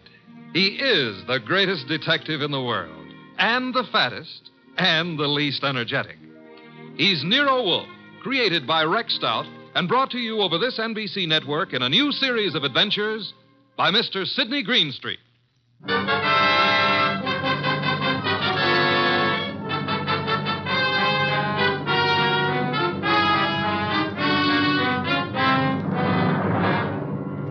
Tonight, it's the case of the Impolite corpse. It began on a certain night at 8:40 when Walter Channing, an advertising executive, was dictating in his office to his charming secretary, Brenda Barkley. Brenda, take a memo. Yes, Mr. Channing. This is to be mimeographed and sent to the entire staff. The entire staff, yes, sir. Notice, effective at once, 1 hour lunch periods will be strictly enforced. Employees will post time of departure and time of return. Yes, what is it? Mr. Channing. Bennett, I'm busy. But I've got to see you, Mr. Channing. About this afternoon. This afternoon was unfortunate, Bennett, but it happened. I lost my temper. I'm sorry. So am I. Mr. Channing, I've been with the firm 14 years, and because a man blows up once in 14 years... Mr. Channing's office. Oh, you've got to reconsider. That's all, Mr. Channing. I never reconsider, Bennett. It's your wife. But, Mr. Channing... That will be all, Bennett. It won't be all. You can't wipe out 14 years of a man's life. Even you can't do that, Channing. It's Mrs. Channing on the phone. Oh. Hello? You're where? That's in this building. Since when has Dr. Ellis kept evening office hours? I told you there's nothing wrong with you. No, I can't. I don't know when I'll be through. And I don't want you hanging around up here. Well, take a cab or walk. I don't care what you do. What? I can't understand you. What? Goodbye, Doris. Where was I? Walter. Yes? You are going to reconsider about Tom Bennett, aren't you? Bennett was insolent this afternoon. I won't tolerate insolence. Yes? Shine, Mr. Channing? Shine? No. What's he doing down here this time of night? Half the staff's working overtime. Kelly's an enterprising shoeshine boy. Might have missed someone on his rounds this afternoon. Walter, about Tom Bennett. Forget Bennett. Look, you upset the inkwell. Oh. Quick, blot the stuff. Yes, of course. Did any spill on you? Spot up my trouser cuff. Lucky you didn't get on the carpet. Walter, about Tom Bennett. I told you to forget Bennett. All right, Walter, all right. Though maybe you shouldn't. Maybe you'd be better off to use him as a model. A model? If he knows he's not wanted around here, he'll have the self-respect to get out. Meaning? Well, you've known for a long time you're not wanted. And you're still here. How you'd like to fire me. Denying that would be silly. I've been with this firm 15 years in January. Employees get a bonus of stock shares after 15 years' service. That's what I'm waiting for, and you know it. Suppose we get back to that memorandum. You'd like to get me out before I collect those shares, wouldn't you? I said let's get on with the memo. You'd be petty enough to do it, too, if you knew how. There may be a way. There isn't, and you know it. I'm too careful. You can't fire me without cause, and I've given you no cause, Walter. Nothing you can possibly dictate one of your vicious little memorandums about. Don't try my patience too far, Brenda. Walter, what? This can't be us talking like this, you and me hating each other. I find it remarkable there ever was anything between us except hate. Walter. I mean it. Look at you. You were flashy when I met you. You're getting flashier. That means cheaper, Brenda. Stop it. Too much lipstick? Too much rouge? Hair too bright? Dress too tight? You're trying too hard, Brenda. You're labeling yourself like a sound wagon. I wonder what it is that stops me from killing you. Cowardice, of course. Now, when you've stopped sniveling, we'll get on with a memorandum. You ready? Yes, I'm ready. Notice. In the interest of economy and efficiency, junior executives will confer in the conference room, not in private offices. Mid-afternoon coffee and personal phone calls and daily shoe shines will be eliminated.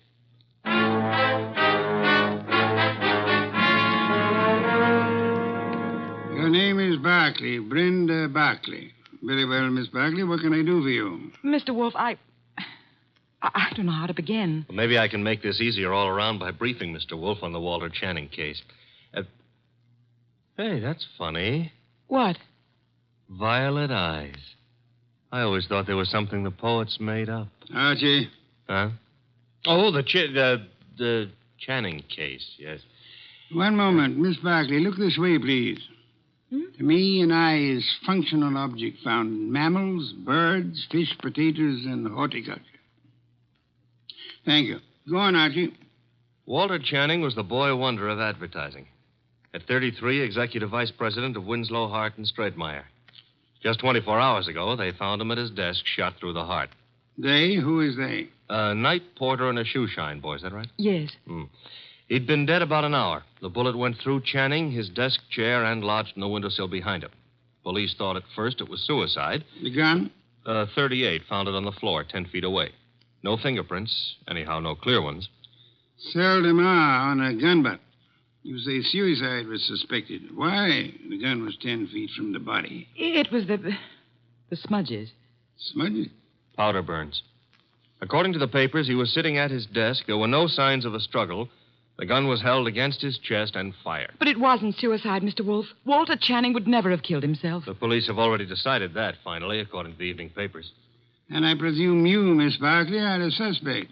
No, not yet. But you expect to be. That's why you came to me. When the police talked to her, Her? Doris, his wife. I've been Walter Channing's secretary for 8 years. At one time, we thought we were in love. Mrs. Channing was aware of this? Yes. Oh, it was a long time ago. It was over. It was finished a long time ago, but she never believed that. Neither did Alan. Alan who? Alan Mielik, head of the media department at the agency. We were going to be married when Walter and I... Well, Decided you were in love. Miss Barkley, who finally decided you were not? You or Mr. Channing? He did. I see. Mr. Mielik believes you did not share this change of heart. Yes. Oh, he's such a fool. I dare say you fear Mrs. Channing or Mr. Mielik or both will reveal the ill-fated romance. You know what the papers will make of it, what the police will try to make of it. Miss Barkley, did you kill Channing? No. Oh, no, I swear I didn't. Oh, Mr. Wolfe, I didn't. Please, for heaven's sake, no tears. Archie, put her in a cab. Yes, sir. Then come up to the plant room. There are some things I'll want you to execute for me. Yes, sir. Women. Bah! Yes, Mr. Goodwin, I'm Abe Jackson, the night porter. I was working late that night. Mr. Channing, his secretary, Mr. Bennett, Mr. Mielik, and his secretary. About 10:30, I met the shoe shine, Kelly, on Mr. Channing's floor. There was a light burning in Channing's plate. We went in to turn it off, Kelly and me, and there he was, sitting at his desk, a hole this big in his chest. Tell me, Mr. Bennett, did Channing have any enemies in the agency? Channing was a slave driver, Mr. Goodwin. The girls hated him, and men were afraid of him. He'd send out memos like this one around. Here, take a look at it. It's typical. No coffee, no shoe shines, no office conferences. If you want my opinion, as one employee out of 150, whoever killed Walter Channing did the rest of us a favor. You're Amy Long, secretary to Alan Mielik. Now, what can you I can tell you plenty. How she jilted Mr. Mielik, took up with Mr. Channing, got thrown over by him. I wouldn't go so far as to say Brenda Barkley would murder anyone. But if she did, Walter Channing would be 1A. Channing get his shoe shined by you? I called the agency man, sir. You know, it was Jackson and me found him. Everyone else had gone and left himself, poor soul, sitting at his desk, dead.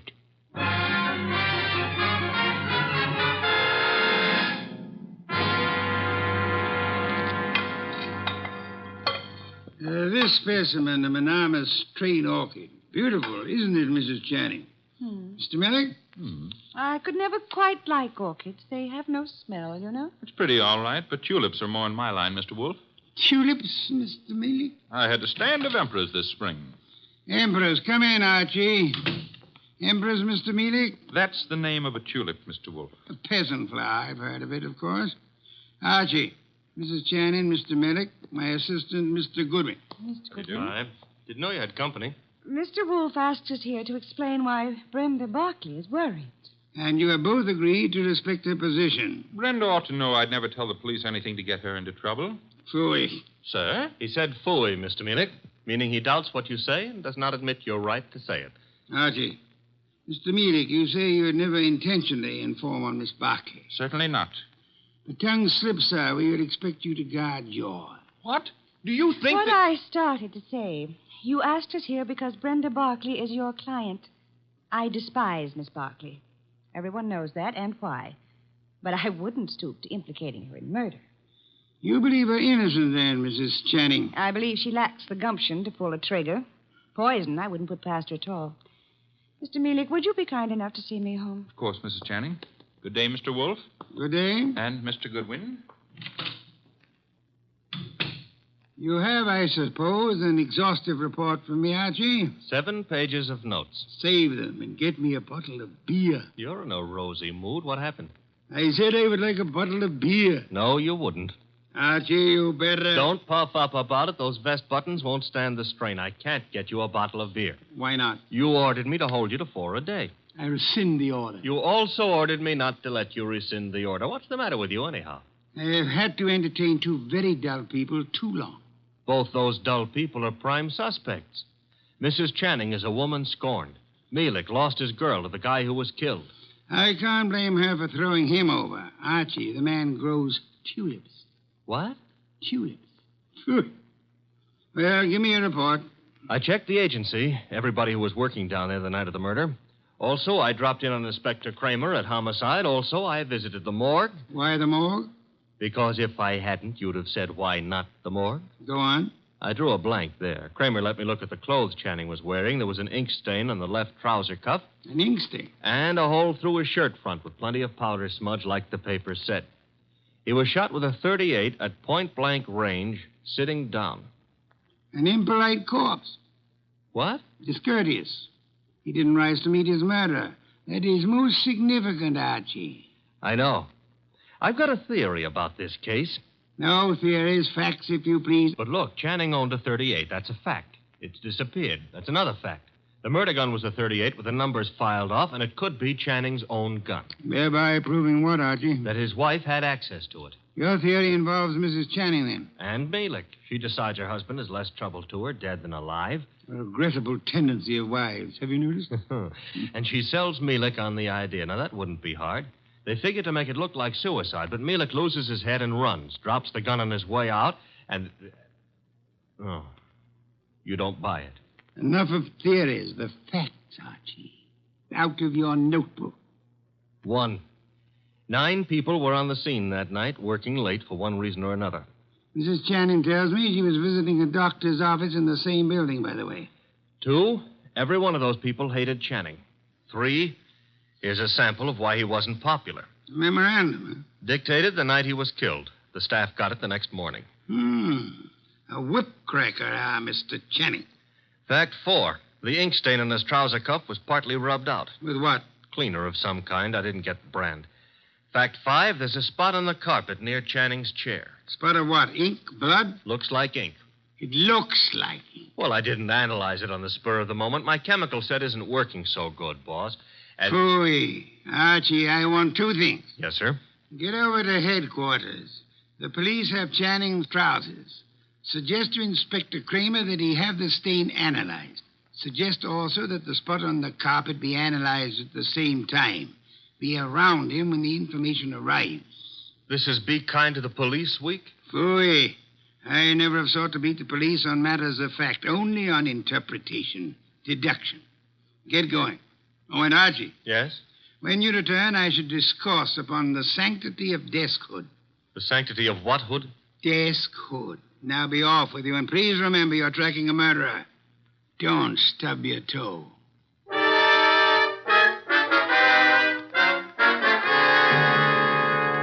Good one. The thing on the carpet was a dye of some kind. Dye, huh? Mm-hmm. How long will it take the lab to give you the analysis on it, Inspector? Oh, not very long. I've got the report on what was used on the trouser cuff right now, though. And? They found traces of carbon tetrachloride. Wait a minute. This goes in the notebook. Okay, carbon tetrachloride. And something else. Goodwin, what's Wolfe after? Interpretations was what he said, Inspector. You object? No. Maybe I'll get an interpretation, too. The something else was perchlorethylene. Perchloreth... Why, Inspector, such language.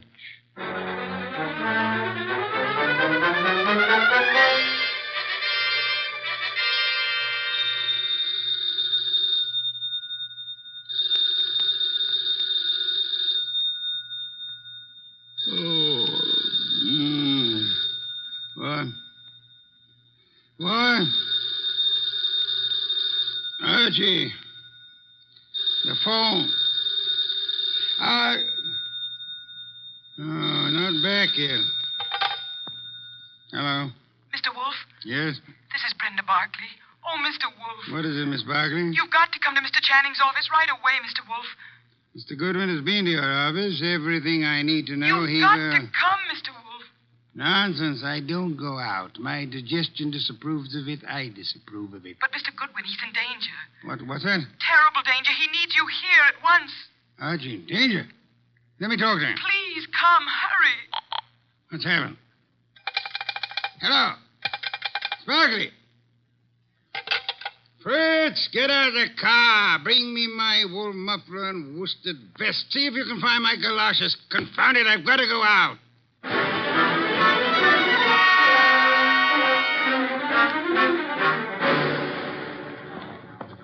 Going up. Step to the rear of the car, please. Mister, will you please step back? I'm back as far as I can go. You are? Elevators, contraptions for little men. Come, take me up, young man. Hold it. Hold that car. I'm late for a date with a blonde. 16th floor, buddy.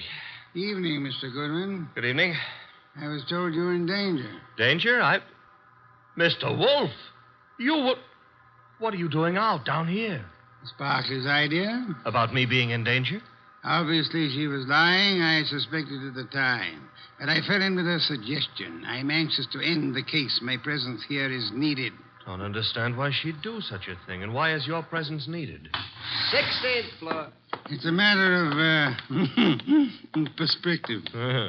Brenda's got a very nice perspective. She'll be around here someplace. The agency's got this whole floor. Her office? Down this corridor, next to Channing's. Well, Kramer came through in those reports from the lab. That smudge on the carpet wasn't ink. It was a dye. Powdered aniline. Brenda. Oh, Mr. Wolfe, thank heavens you're here. Hey, I'm here, too. The police, they questioned me again this afternoon. I'm so frightened, Mr. Wolfe. You've got to find the murderer before they... Baby, take it easy. Well, hello, Archie. Hello. What's the idea of trying to pull a fast one on Mr. Wolfe? Well, I just had to see him. Please understand. Is this Channing's office? Yes. You told him I was in danger. At last, the place to sit down. Well, I had to tell him something to get him down here. He's not happy. You comfortable there, sir? Miss Barkley, come here. Mr. Wolfe, I can explain. I thought if you were here, where it happened, I mean, if you could see for yourself, then you'd Young woman, there are many things I'd like to say to you. Oh, now, wait a minute. She was scared, boss. However, I am too short of breath to do them justice. Archie. Yes? Round up everyone concerned with this case. Right now? Including Mrs. Channing. Get them in here. Yes, sir. You help him, Miss Barkley, and close that window. Yes, Mr. Wolfe. Fresh air. I've had enough today, thanks to you, to last me a lifetime. If after all that exposure, I live a lifetime.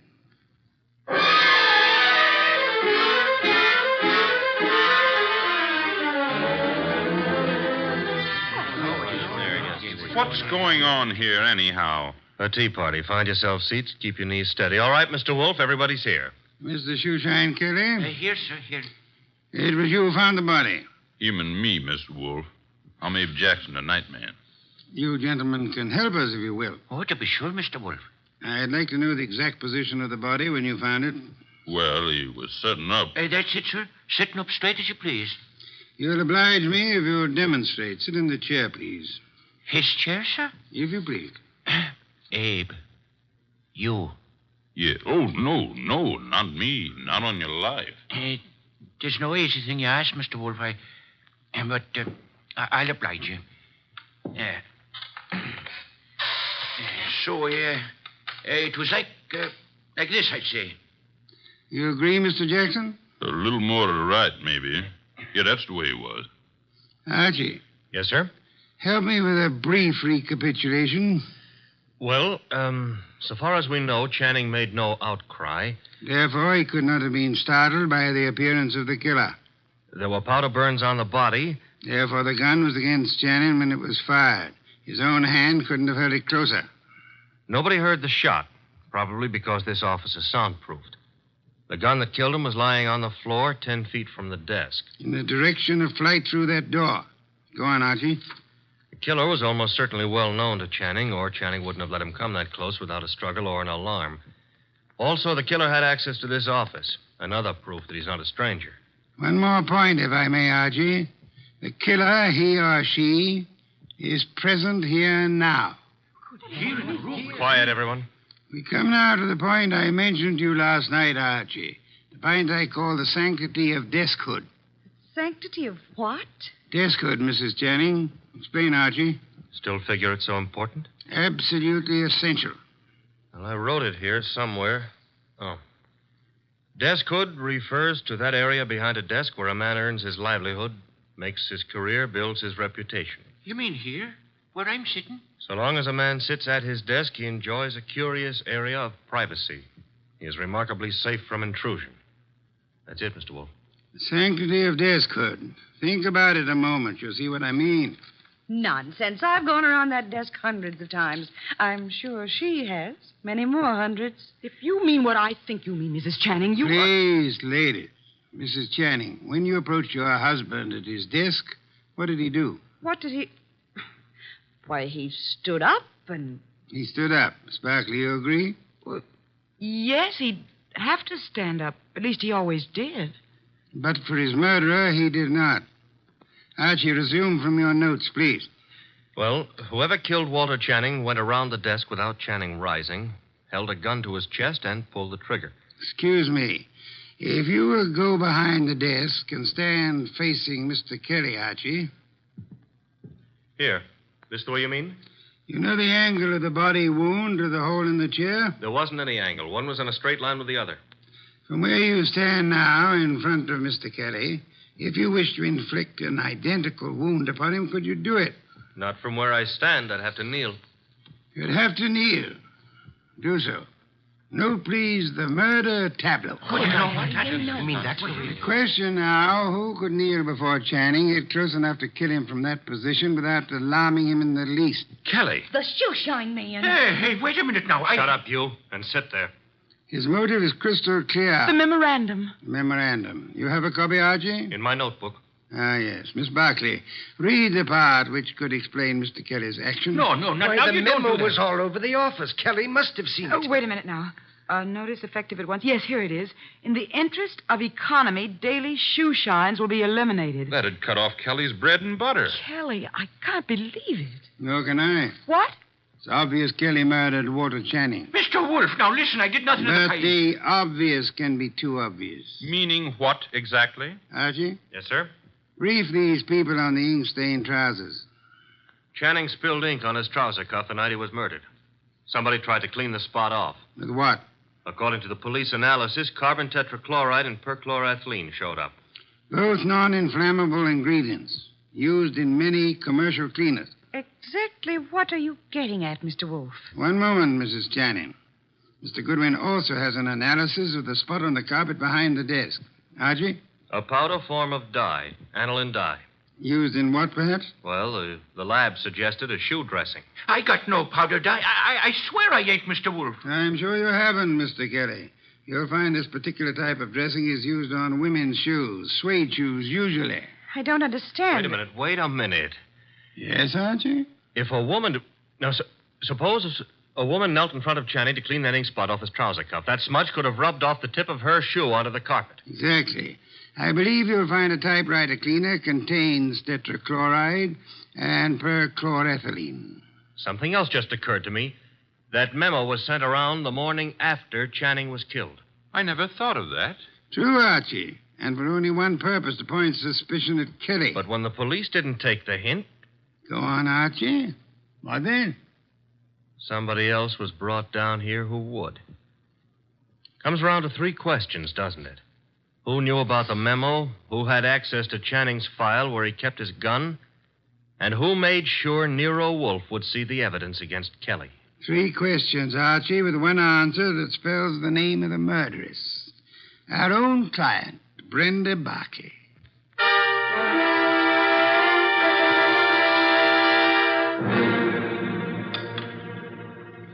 Steak, Archie, marinated. You like it? I'm not hungry. Indeed, I suggest a tonic. That reminds me.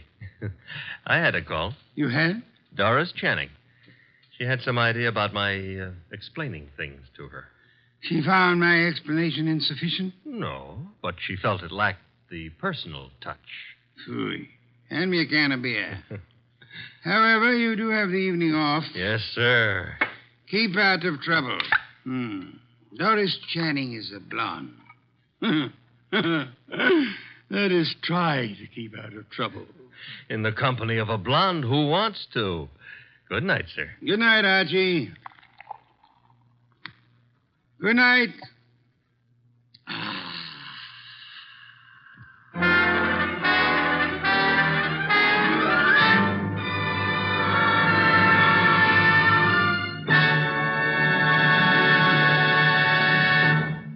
You have been listening to The New Adventures of Nero Wolfe, starring Sidney Greenstreet.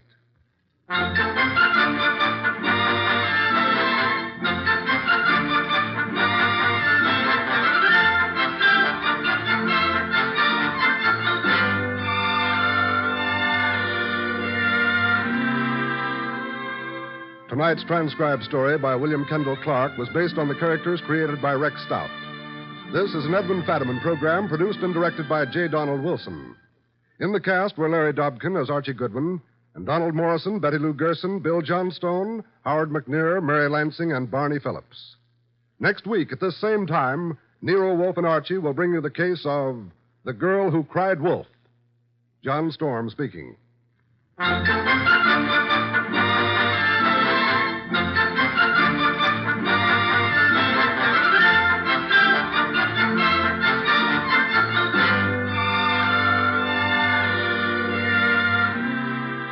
Nero Wolfe, Archie, and all of our cast hope that our listeners have taken time out from this busy Christmas season to help brighten some youngster's Christmas day.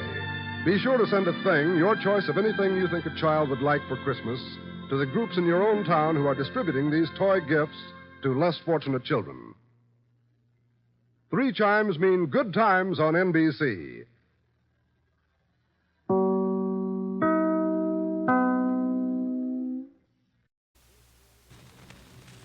Here's another in NBC's great parade of new shows. Ladies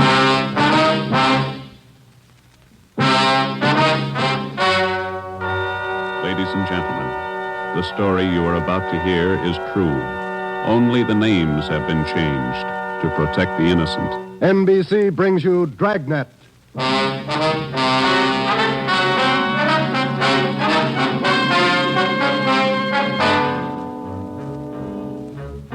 You're a detective sergeant.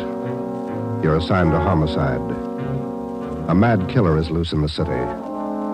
In every instance, he leaves the murder weapon behind. There are no fingerprints, no clues to the killer's identity. Your job, get him. Dragnet, the documented drama of an actual crime, investigated and solved by the men who unrelentingly stand watch on the security of your home, your family, and your life. For the next 30 minutes, in cooperation with the Los Angeles Police Department, you will travel step by step on the side of the law through an actual case from official police files. From beginning to end, from crime to punishment, Dragnet is the story of your police force in action. It was Tuesday, June 3rd. It was warm in Los Angeles. We were working the day watch out of homicide. My partner's Ben Romero. The boss is Ed Backstrand, chief of detectives. My name's Friday. I was off duty reporting back in on an emergency call. It was 3:57 a.m. when I got to the basement of the city hall. The carpool. Let's go, Friday.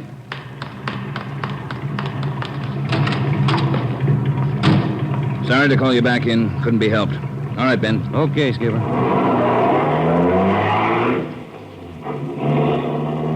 What's up, Ed? Double murder. When? I don't know. Found out about it 40 minutes ago. You got any ideas? Roughly same M.O. Was that 6413 Norwich, Skipper? No, 6430. What do you mean, the same M.O.? The same guy. Brickbat killer. How many does this make? Counting tonight, 4. We got anything at all? Smudged fingerprint we can't even classify. Sounds like a smart operator. Well, we gotta get him. If we have to shake down the city from one end to the other. Big job, Skipper. Big killer.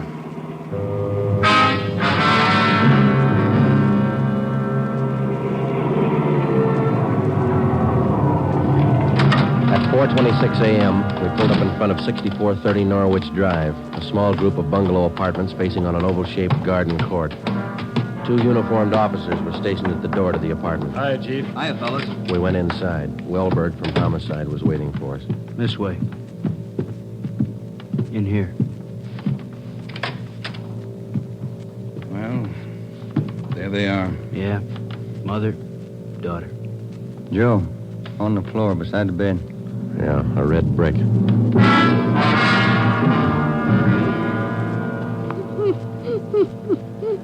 Miss Hafters, we know how you must feel about all this, but would you please try to answer a few more questions for us? Yes. All right. Poor Margaret. Miss Hafters, how long had you known Mrs. Diaz and her daughter? 9 years. This November they moved next door. I remember it so well. We got along right from the start. And as far as you know, the only close friends the mother and daughter had live right here in the apartment court? Yes. Margaret was a pretty girl, but she was no chaser, no boyfriends. Very close to her mother. The 2 of them very close. Did they keep any amount of valuables in the apartment? Money, jewelry, things like that? Oh, no. Mrs. Diaz and Margaret didn't have much, you know. Very modest income. They both worked. And you can think of no good reason. Oh, no. Oh, poor Margaret. Poor Mrs. Diaz. Lying in there. Shock. It's a terrible shock. Wellberg, Yes, Sergeant. would you show Miss Hafters back to her apartment? Sure, Sergeant. Thank you, Miss Hafters. We appreciate it. Yes, thank you. Poor Margaret. Poor Mrs. Diaz. Well, Joe? Let's check with Ed. He's back in the bedroom.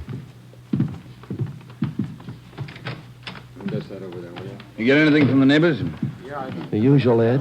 No jealous boyfriends, ex-husbands, nothing like that. Boys find any evidence yet, Skipper? Well, still working on it. You got any theories? Well, we know the killings were all done by the same guy. Mm-hmm. Cuts the same pattern out of the window screen. Cuts the same pattern with a glass cutter out of the window. Reaches in and flips the locks. All right, where's that leave us? And before he gets inside, he makes sure there are only women in the house. That means he probably watches the house for a few days. Yeah. Once he gets inside, he wants only one thing, to kill. He's never taken any valuables. As far as we can tell, he's never searched for any. What kind of a man works like that? I think the guy's kill crazy. Hey, fellas. Yes, Donner? Here's a break. 2 fair prints. 1 thumb, 1 forefinger. What'd you get, Pete? Only got 9 points. Not enough to go into court, but enough to make him. We'll know him when we get him. Yeah. Found the prints on the lens of the old lady's eyeglasses. Probably knocked him off the night table when he went after her. And when he was done, he put him back on the table. Yeah. Had blood on his hands, see? Yeah. That's funny, isn't it? Why would he go to the trouble of picking up the woman's glasses after he killed her? We'll ask him when we find him.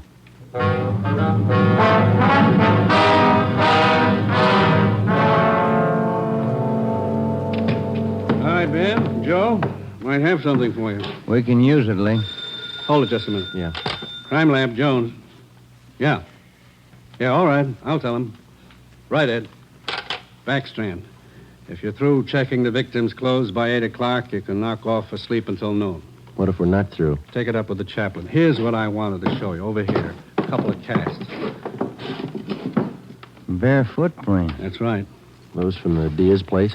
Found them outside the dining room window in the flower bed. Take a look. Mm-hmm. Good cast. Size 9. 10. Missing toe there, huh? Left foot, first toe. That's lucky. Well, then the guy took his shoes off before he went in that house. That's the way it looks. You leave any other prints, Lee? 3 with his shoes on. Here they are. Here. Yeah. How would you say the guy is built, Lee? Oh, from the impression, pretty heavy man. There's no full length of stride, or I might give you an idea of his height. How about the bricks, Lee? Here they are, all 3 of them.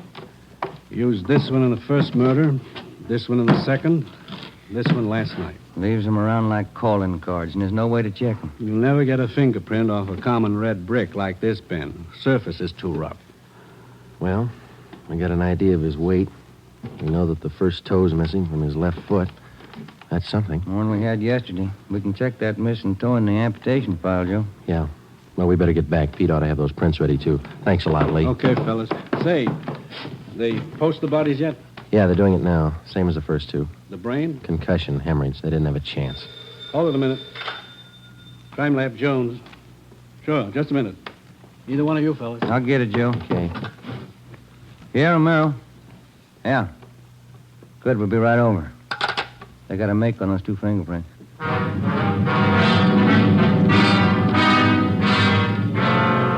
Okay, Joe. Single print file. Made him on the index finger. Let me see, Pete. Take a look, Ben. Yeah. Doesn't look like a killer, does he, Joe? Kind of nice looking. That's right, Pete. They said the same thing about John Dillinger. The name at the top of the make sheet read Carlos Richard Monterey, male, Caucasian, age 19, height 5 feet 11 inches, weight 165 pounds, dark brown hair, dark brown eyes. Last known address, 1663 Naples Street, Los Angeles. Previous arrests, 1, auto theft, February 8th, 1936. That was all. Ben and I had been expecting more. The information on the mama sheet for Monterey was 13 years old. So was the picture. So was the description.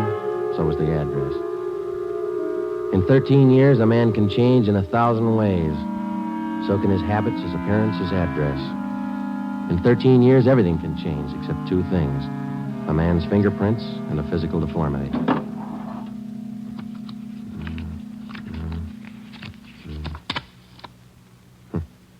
Missing toe on left foot.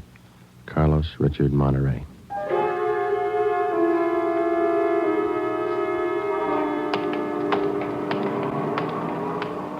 Here it is, Joe.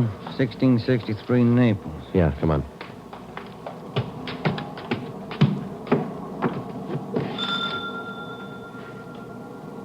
Somebody's coming. Yes? What is it? We're police officers. We'd like to ask you a few questions. Oh, yes. Would you like to come in? Thank you, ma'am. Yes? Would you mind telling us your name? Monterey. Isabel Monterey. What is it you want? You're married? Yes. My husband is Francisco Monterey. Would you explain why you are here? We thought you might be able to help us. We're looking for a man named Carlos Monterey. I don't understand you. We're looking for a man. We'd like to talk to him. Do you know where he is? Yes. Carlos is dead 7 years ago. He's dead, my husband told me. And does your husband know Carlos, or did he know him? He was his brother. What about your husband's parents, Miss Monterey? Where are they? They're both dead. Some time now. Have you ever met Carlos? No, never. I have only heard of him. What have you heard of him, Miss Monterey? Do not ask me. This is important, very important. Francisco would not like it if I told you. It's important, Miss Monterey, believe us. Carlos, he's sick. His mind. For 8 years, Francisco has not seen him, not heard from him. He thinks he's dead. But he only thinks so, Miss Monterey. No one's told him his brother's dead. He just thinks so. What else is there to think? Where's your husband now? At his work, the store, Rivera Street near Main, grocery, Monterey Cartwright grocery.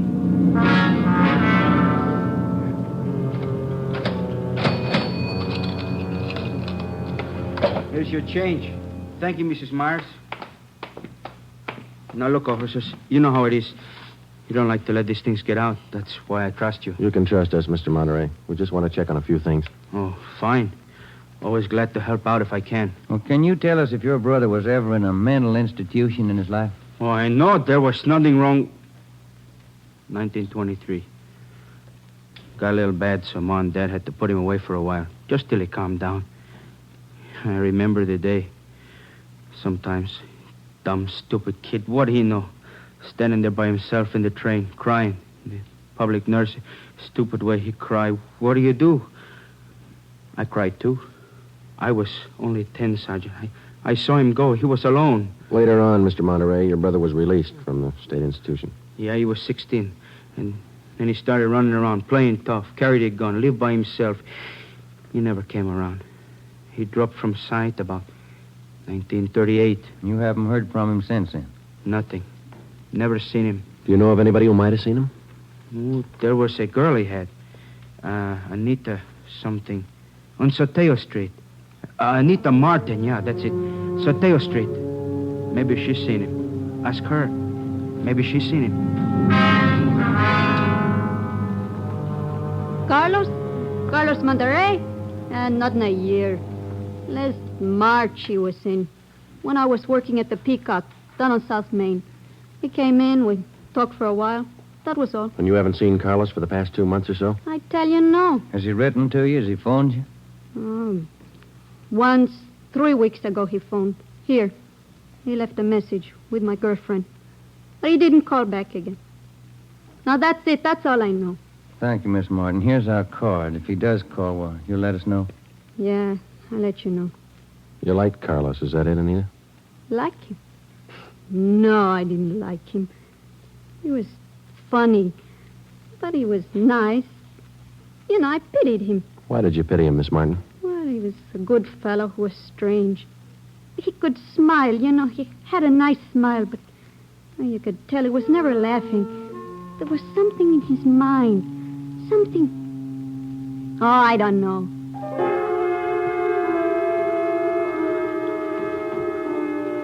At least a year, closer to 2, I haven't seen Carlos. No letters, not a card, nothing.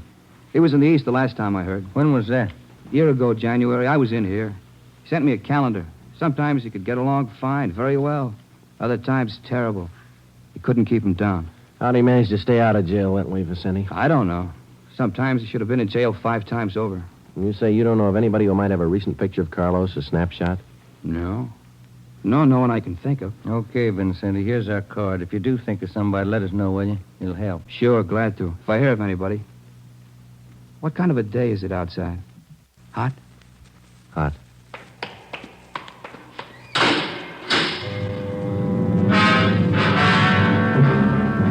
By 5 o'clock that afternoon, Ben and I were certain of one thing. Carlos Monterey was in the city of Los Angeles, somewhere. We drove back to the office and told Ed Backstrand about our interviews with Monterey's relatives and his friends. Inquiries and requests for further identification and information on him were immediately relayed to the state mental institutions. The 13-year-old picture of Monterey taken from the files was copied and distributed with a note of caution as to the age of the photograph. An APB was sent out. Stakeouts were placed at the home of Monterey's brother, at the brother's store, and at the apartment of Anita Martin. A special detail of 300 men was ordered to join the Dragnet already in operation. The details at the airport and the bus terminals were alerted, as well as the details at the Union Depot and the main post office. By 6 o'clock that night, almost 1,000 men were actively working at the job of tracking down Carlos Monterey. At 6:30 p.m., Ben and I drew a 4-hour relief period. We drove out to Ben's place, and his wife fixed us some dinner. At 10:30 that night, we reported into the office, picked up Ed Backstrand, and we drove out to join the manhunt. Unit 32R on the corner of South Flower and Loomis, the 390W, KMA 367. Unit 12A, code 1. 66A at 864 Wall Street. See the man about a 507, KMA 367. Unit 42, 5430 East Grand, Apartment 10, 311, KMA 367. We cruised with the Dragnet operation until 5 o'clock that morning. Ben and I took turns driving. Actually, the tremendous job of scouring 500 square miles of city for one man was only beginning. Unless there was an unexpected break, the search for Carlos Monterey could wear on for weeks. It did. Night after night, the manhunt went on, and day after day. There was no break. 16 days later, on a Sunday night, I went to bed early. I read a while, and then I turned off the lamp and went to sleep.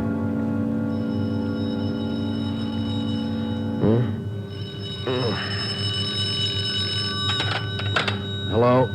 Friday talking. Sorry, Joe. Get in here as fast as you can. What's the matter? That girl Monterey knew. The one you talked to? Yeah? She left her apartment, went to her girlfriend's. Yeah? She's dead.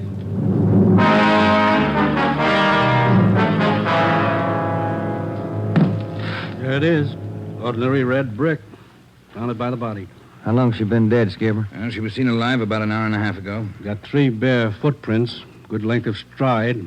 Found them down in the lot beside the house. What do they look like? Same guy. First toe missing from the left foot. The same weight impression. Should be about 5'11". That checks out with what you got, doesn't it? All right, so it's the same guy. What about those shoes we found, Lee? Yeah, they correspond. They were impregnated with foreign matter. What'd you find? Particles of lettuce leaf, dry onion skin, traces of red cabbage. Maybe a vegetable counter. Maybe. What about the city wholesale market down on Front Street? What about any market in Los Angeles? No, Lee, that wholesale market is big enough to hide anybody. Hundreds of transients work in there. Some of them even sleep there.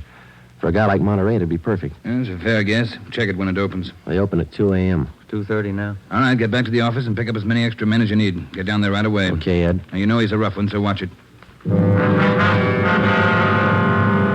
On Monday, June 23rd, at 2 minutes past 3 a.m., we pulled up at the city wholesale produce market.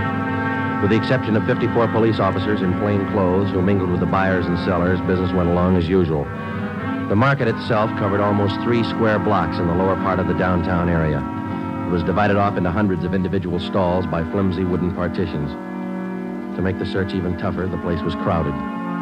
For the first 45 minutes, we had the men circulate at random through the crowd on the chance that one of them might spot Carlos Monterey from the 13-year-old picture. It didn't happen. After that, we started a systematic canvass. We talked to the customers, we talked to the managers of the different booths, we gave them Monterey's description, we showed them his picture. Nobody recognized him. We checked the employment records one by one. Not a sign. Sorry, Sergeant. I'd like to help. I've never seen the guy. Okay, Mr. Snyder, thank you. We sure picked the sweet jobs, don't we? Oh, yeah, we could spend a year at this. Oh, Sergeant Friday. Yeah, Kamansky. Did you find something? Guy at the booth over there against the far wall. Thinks he might have hired Monterey a couple of days ago. Come on, Ben. Where? Over there, Sergeant. You showing Monterey's picture? Yeah, he thinks it might be him. Mr. Fresnetti, this is Sergeant Romero, Sergeant Friday. Yes, I told your boy, Sergeant. This fellow Carlos, I hired him to help last Thursday. Big rush for me now, so I hired him. You sure he's the man? In the picture? I think so. A little older, maybe. Oh, but I know faces. He's the man. You're looking for him? You say you hired this man last Thursday? That's right. It's a big rush for me now in the morning. I hired him Thursday. He worked Thursday, Friday, Saturday. But he don't show up this morning, so I got no use. Too many men to pick from. He don't show up, I let him go. What kind of work did he do for you? Same as he did for Schiller down there. Heavy work. Moving the stores, cleaning up. What kind of produce does Schiller handle, Mr. Fresnetti? Fancy, very fancy vegetables. Choice. New potatoes, expensive red onions. Schiller sells to the big hotels. Does Schiller handle brown onions, Mr. Fresnetti? Oh, only the best. Big dealer that Schiller. Sells it to the big hotels. How long has this Carlos been working around the market? Oh, I don't know. It's just like the rest. First he worked for me, then Largo Massini, then Schiller. Hey, why are you looking so hard for him? He stole something? He murdered somebody. Him? Mamma mia, murder. Do you have any idea where Carlos lives? Me? No. And if he comes back here, I tell him to get out. I got nothing to do with this trouble. No, you'll tell him nothing, Mr. Fresnetti. Here's our card. If you see Monterey again, call us. Say nothing to him. Oh, sure. I remember. Joe, call the chief at the office, will you? Message just came in. Thanks, Al. Come on, Ben. Yeah, there's a phone booth. See? No, I don't. Where? Straight ahead, little to the left. Oh, yeah. You got a nickel? Let's see. Oh, yeah. Yeah, there you are. Thanks. I'll see what Ed wants.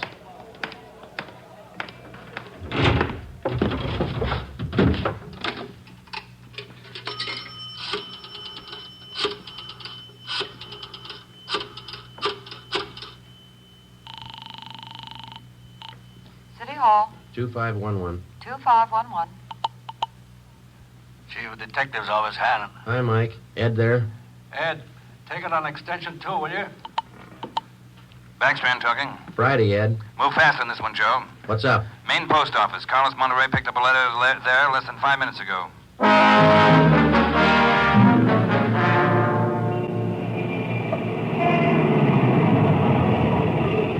Come on, Ben. There's Ed over there with Wellberg. Yeah. Traffic short jammed up around here. Hi, Ed. Friday, Romero. You all set, Wellberg? All set, Chief. Spring Street to San Pedro.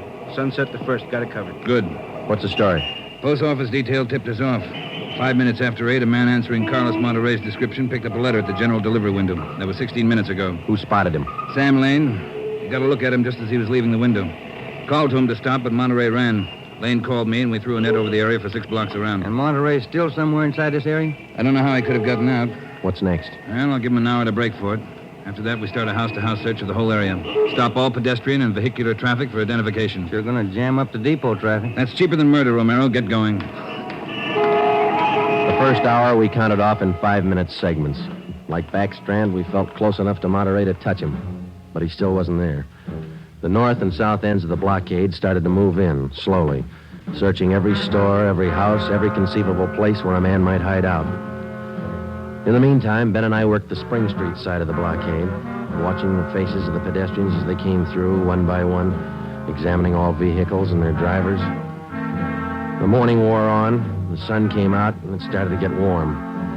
By 11 o'clock that morning, Monterey still had not been found. The temperature was 93 in Los Angeles. It was still climbing. The search went on. At 10 minutes past 2 p.m., Backstrand made the rounds. How's it look, Skipper? Not good. Going slow. How much longer you figure? I don't know. It'll go to after dark, that's sure. District down here is like a rat's nest. Yeah. Nothing? Nothing. But he's someplace inside this blockade. He's got to be. Any chance getting relief for the men in our squad? Some of them been working straight through since yesterday. I'll see. Check with me around 5 this afternoon. Thank you, Skipper. Keep a sharp lookout. One slip. That's all it takes. The search went on. At 3 o'clock that afternoon, the temperature was 95. We sweltered and we waited. At 3:45, Backstrand sent a squad of men into the Union Depot to search it from top to bottom. There was one false alarm when one of the men thought he saw Monterey slipping out a side door into a taxi. He turned out to be a train conductor. At 25 minutes past 4, Backstrand passed along the order to our detail to start moving in, house by house. It was a tedious job, and it went slow. The men were tired. At 5:30, the relief squad showed up. Ben and I stayed on. After another 2 hours of house-to-house searching, the trap was narrowed down to a 3-square-block area, a single block wide and 3 blocks long. It started to get dark. Backstrand ordered out batteries of floodlights. By 8 p.m., the cordon closed in around the last 2 square blocks. Lines are all set, Skipper. Ready to move. Good. What do you think? We'll know pretty soon, one way or the other. Frank, keep that traffic moving. All right, you two, get going. See you later, Skipper. Joe, let's take a look in here. Okay. Sure is an old building. Yeah.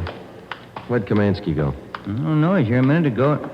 Oh, wait, there's his flashlight. Down the end of the corridor there. He's signaling. Yeah, come on. Kamansky? Yeah. Down below, Sergeant, in the basement. Come on. Monterey? He's been there, I think. Here, this way. Where? Over here. Now, watch your step. The light's bad. Here he is.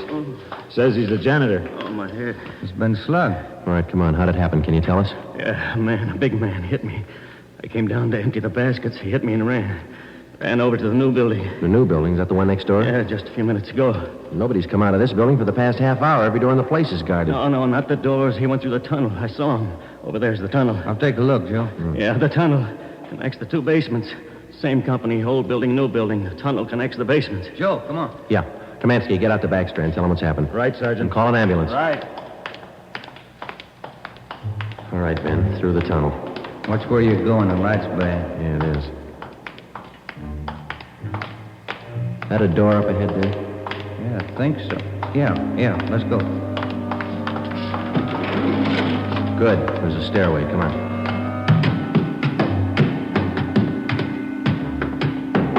Watch the doors. Joe, the elevators. They're both on the 3rd floor. Let's head for the stairs. Ben, come on.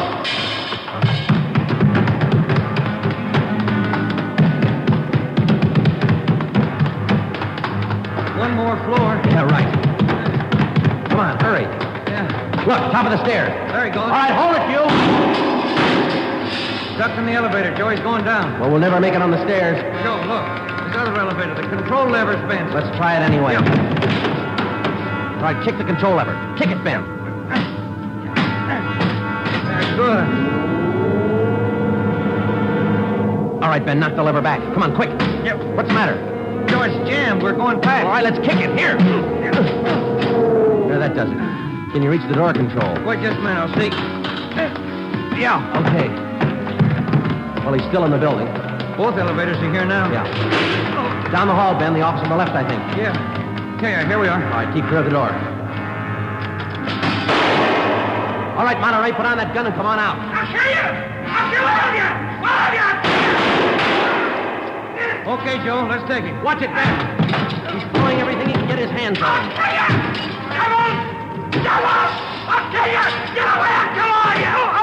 All right, Monterey. Come on, you. Everywhere you kill you! Okay, Ben, take him. Yep.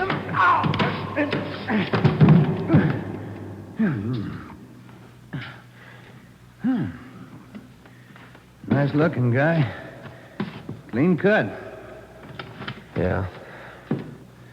Doesn't figure, does it? What's that? My wife would say he doesn't look like a killer, does he? What's a killer supposed to look like? The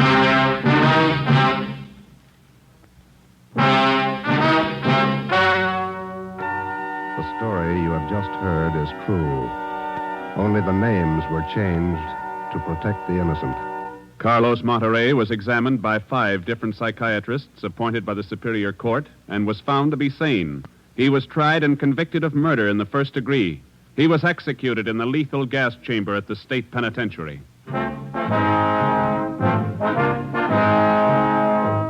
You have just heard the 17th in a new series of authentic cases from official files. Technical advice for Dragnet comes from the office of W.A. Wharton, Acting Chief of Police, Los Angeles Police Department. Tonight's program is dedicated to motorcycle patrolman John Kramer of the El Paso, Texas Sheriff's Department, who on the afternoon of April 26, 1940, gave his life so that yours might be more secure.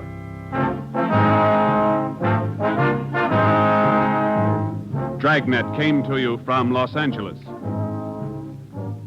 Your tune for the stars on NBC.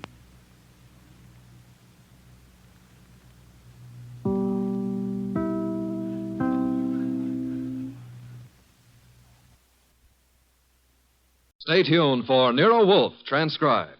Later this evening, the unique Mr. Monty Woolley stars once again in the new comedy series, The Magnificent Montague, the delightful saga of an embittered Shakespearean ham.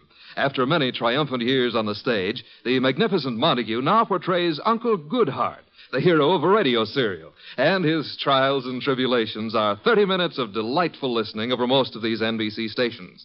And today being Friday means another visit to Duffy's Tavern, where Archie the manager presides over another sparkling session of mischief and madness. Ladies and gentlemen, the ringing of that phone bell means adventure. Hello? Hello? The young man answering the phone is Archie Goodwin. Yes, this is Nero Wolfe's office. The mountain of a man in the oversized armchair, staring at Archie with a beady eye, is Nero Wolfe. Mr. Wolfe is in. Mr. Wolfe is always in. Would he stay in until... He would. Archie, what on earth? Boss, she sounds blonde. Phooey. Don't believe I can tell over the phone? Okay. Excuse me, miss, but are you blonde? Oh. Go ahead and laugh. Thank you. Mr. Wolfe, we'll see you. Goodbye.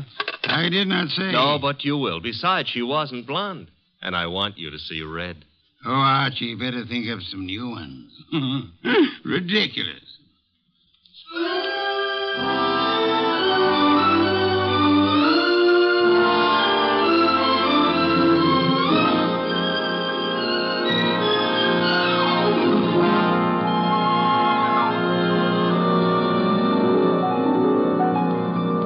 Ladies and gentlemen, it's the bulkiest, balkiest, smartest, and most unpredictable detective in the world. That chair-borne genius, Nero Wolfe, created by Rex Stout and brought to you in a new series of adventures over this NBC network in the person of Mr. Sidney Greenstreet.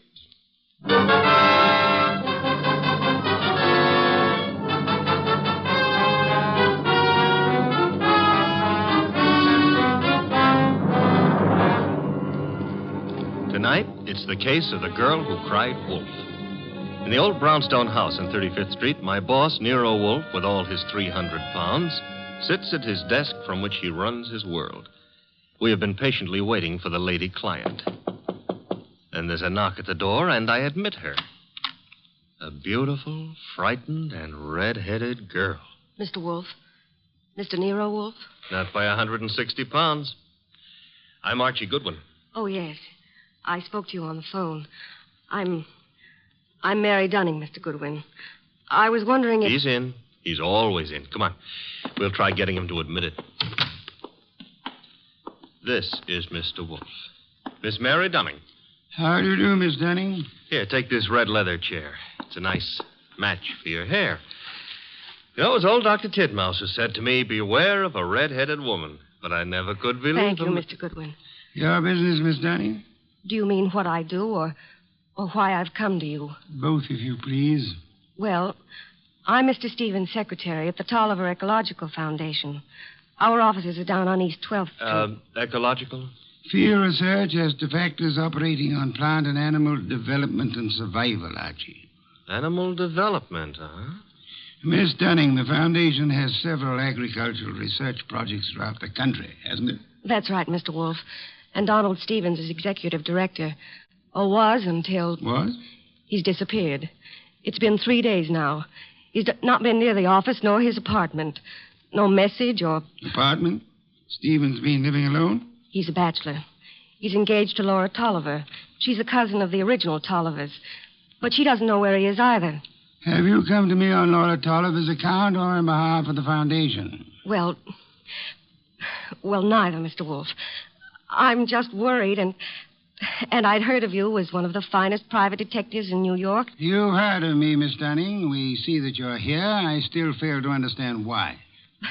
But I've told you. Mr. Stevens has dropped out of sight. And there's another thing. The last time I saw him, he had a caller with him in his office. Caller? Male? Female? I don't know.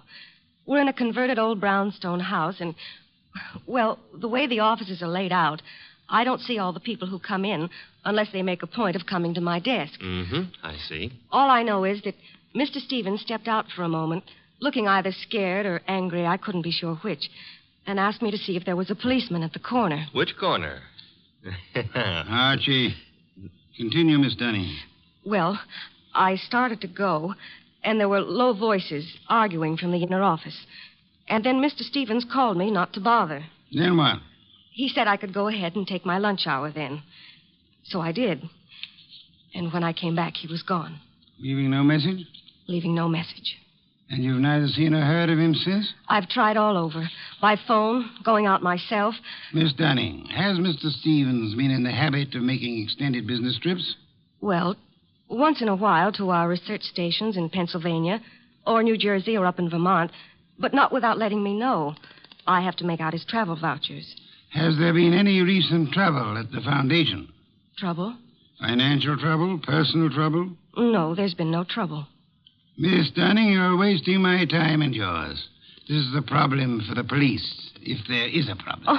Oh no, Mr. Wolfe. I'd have gone to the police, except, well, if there should be an innocent explanation, it didn't seem fair to the foundation to risk the unpleasant publicity I said for the police. Wait a minute, Mr. Wolfe. It's your say-so, but when a girl walks in here and asks... The young lady can depart by the use of the same rather trim legs that carried her here, Archie. Oh, now, look, boss, just because I Miss look at... Dunning, I can think of a dozen reasons that might take your bachelor director out of town for a few days without the formality of explaining his actions. Then you won't look into this? Despite Mr. Goodwin's frowns, no. Should Mr. Stevens not turn up tomorrow or so, I suggest you advise the police or whatever attorney acts for the foundation. There is such a person, of course. Yes. Jonas Dowd is counsel. He's also a Coke trustee. Consult him, then, by all means. But you don't seem to understand. If you'll excuse me, I'm overdue for an important conference with my cook. We have just received a shipment of truffles from France. Well, of course, if Mr. Wolfe, if you ask me... Precisely what I've refrained from doing, Archie. Would you be good enough to escort Miss Dunning to the door? To the door, Archie. Good night, Miss Dunning. Good night. Good night. And thanks, just the same. Look, Mr. Wolfe, it's your shop, and you can get as surly as you please. But can you give me one excuse for that high-handed brush? One thin shred of an excuse? Miss Dunning was sitting in this chair... The girl was lying, Archie. Lying? How can you say that? At least twice. And possibly from the moment she opened that undeniably pretty mouth. Now, if you'll excuse me, Archie, I have an appointment with a truffle.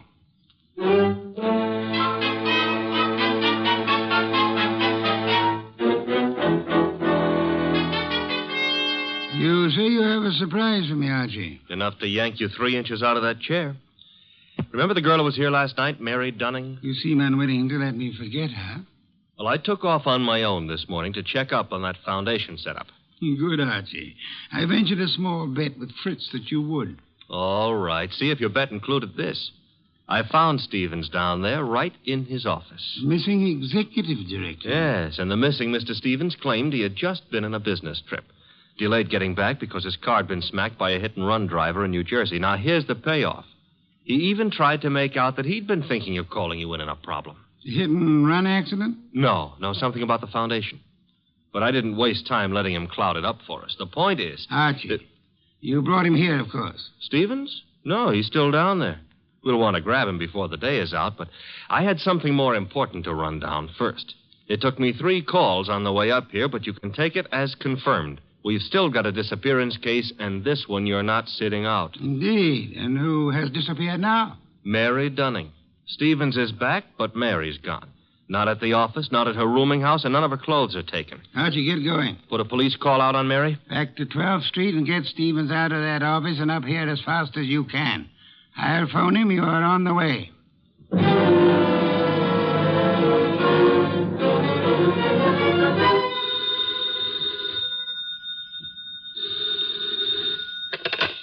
Hello?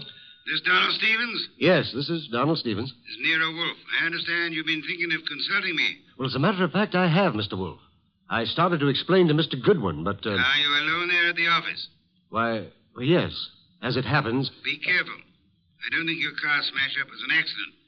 I've just sent Mr. Goodwin to ask you to come here. Meanwhile, I'd suggest... Oh, excuse me, Mr. Wolfe. There seems to be someone coming in now. Wait, Mr. Stevens. There hasn't been time for Archie to get there yet. Excuse me, Mr. Wolfe. Don't. Just hold the wire a moment. Wait, Mr. Stevens. Come on in. I haven't had a chance yet. Oh, what? No! No!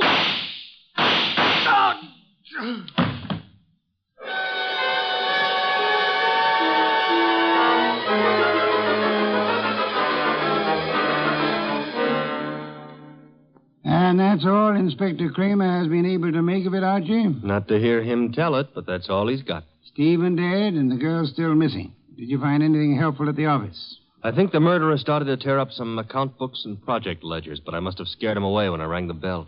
Couldn't have been more than 3 or 4 minutes after the shooting when I got there. But you saw no one? The murderer can cover a lot of ground in 3 or 4 minutes.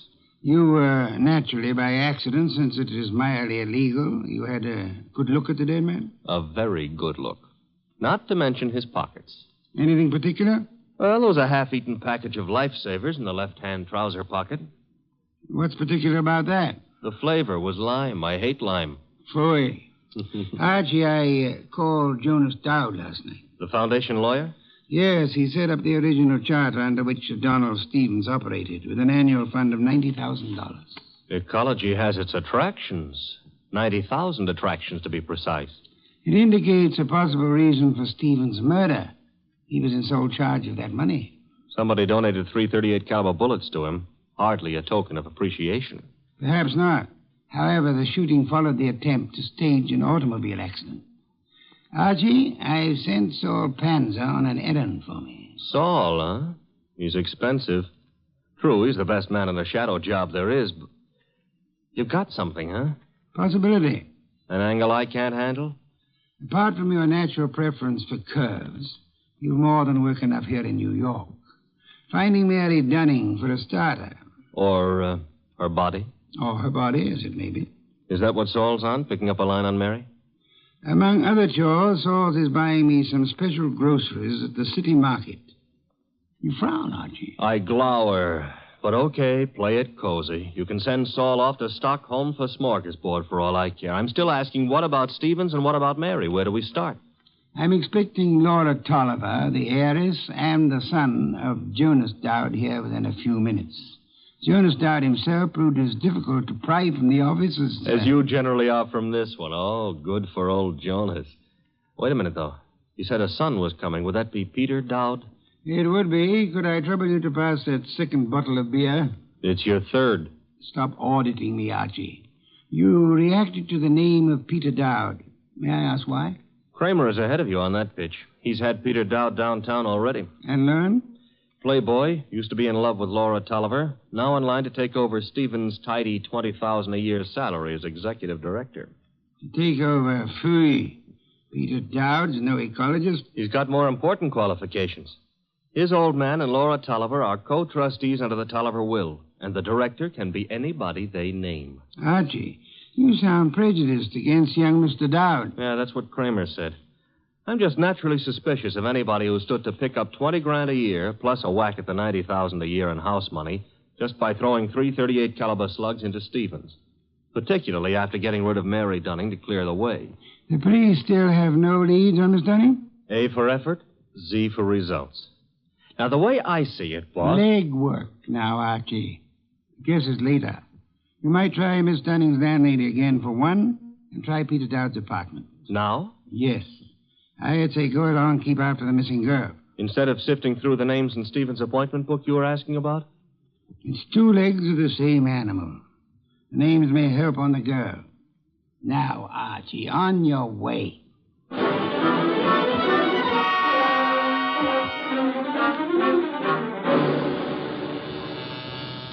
Come in. Mr. Wolfe? Yes, come in, Miss Tolliver, Mr. Dowd. Sit down. It's good of you both to come. Miss Tolliver, I'm profoundly sorry of your loss. You were to marry Mr. Stevens, as I understand it. Yes, 3 weeks from today.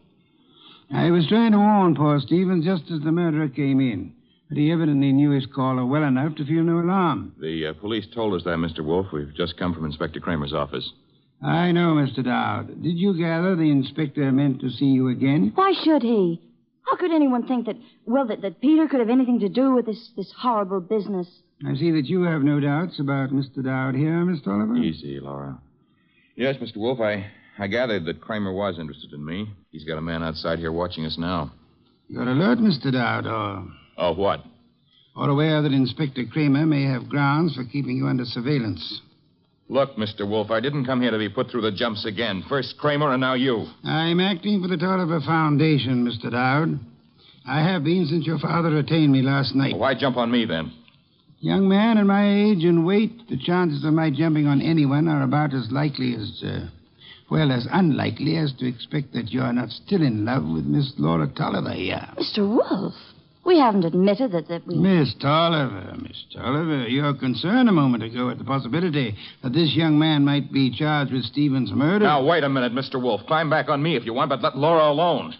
If you're trying to make... I'm no longer trying, Mr. Dowd. You both confirmed the point for me. All right. I am still in love with Laura. And I think Laura's known ever since she accepted Stevens' ring that their engagement was a mistake. What are you going to make of that? Did Stevens know you hadn't given up on Laura? I told him twice. I even went down to the foundation just... Just when, Mr. Dowd? This morning while I was telephoning Stevens, for example? I haven't been near the foundation office for days. I've been out of town. Mr. Wolfe, you've no right to twist and turn everything Peter says. I do love him, but Laura. Well, that's the first time you've come right out with it since... I'm sorry, Peter. I've wanted to tell you 1,000 times. But, you kept going away on all those trips, and I never knew whether it was for some other girl or... Mr. Dowd, Miss Tolliver, could this tender exchange be postponed till you two find yourselves alone? Go ahead, Mr. Wolfe. Ask anything you want, as long as I know it's all right with Laura here. Roundly spoken, Mr. Dowd. May I ask about Mary? What's Mary Dunning got to do with this? I'm glad you're aware of the Mary I meant. Well, I've met her at the foundation, of course. We've all heard she's missing. You couldn't suggest where she might be. How would Peter know? Let's return to Mr. Stevens. Can either of you explain his 3 days' absence from the city? I've been out of town myself. Miss Tolliver? He could have been inspecting any one of the research plants. He didn't tell me, if that's what you mean. Stevens said this morning he had been wanting to consult me. You can't suggest why? Well, no, I can't. About foundation business or personal business? 338 caliber bullets kept Mr. Stevens from making that clear, Miss Tolliver. Mr. Dowd's father is sending me over some material, but as yet it's not in my hands. Are you familiar with the personnel at the research stations? There aren't any more than 4 or 5 project managers. Halsey in Vermont, Schwartz down in Pennsylvania.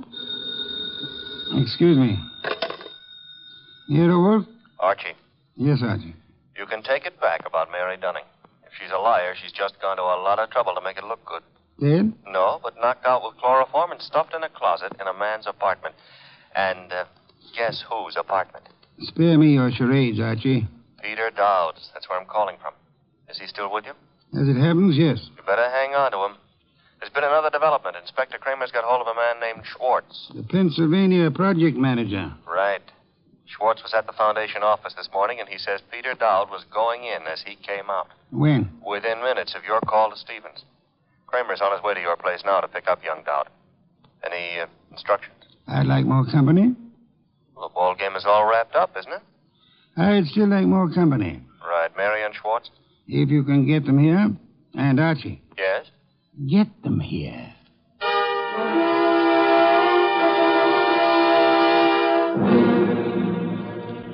I'll have that 5th bottle of beer, Archie. 7th and quarter for the night.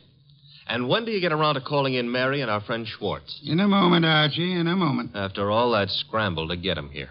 I've been studying these project reports that Jonas Dowd sent over. Fascinating field ecology. I know. The factors playing on the development and survival of living organisms. Too bad poor Stevens didn't figure on a factor named Peter Dowd. Archie, I'm ready for Mr. Schwartz now. No Mary? I'll risk you in the next room with Miss Dunning for the time being. Okay. One Schwartz coming up. Oh, come in, Mr. Schwartz. Mr. Wolfe? How do you do, Mr. Schwartz? My apologies for this long wait you've had. And I'll try to make our business brief. Yes, sir. Mr. Schwartz, you managed the Tolliver Agricultural Research Station in Pennsylvania for some time. 2 years. I am not sure I didn't once enjoy a shipment of mushrooms that came from your place. You've experimented with Maya arenaria. Maya arenaria? Yes, of course. Yes, we've done some work with mushrooms. They were excellent. By the way, I understand you saw Mr. Stevens just before he was shot down. If I'd stayed 10 minutes longer, he might still be alive. May I ask the purpose of your call? I was delivering the monthly reports. No special trouble you came to discuss? No, sir. You met Peter Dowd coming in at the Foundation as you were going out. How did he look? In a hurry. How so? He just pushed past with his face turned away. You're sure it was he? Yes, I had seen him at the Foundation maybe 2 or 3 times before. Were you aware that Mr. Stevens and Mr. Dowd were both apparently in love with the same young lady? I'm a research worker, Mr. Wolfe. I wouldn't know about Mr. Stevens' personal affairs. Just an hour ago, before Inspector Kramer took him from here, young Dowd admitted that he'd been there today. I didn't think I could be mistaken. But he said only because Stevens had phoned him to come. Were you there when that call was made? No, there was no call to Dowd while I was there.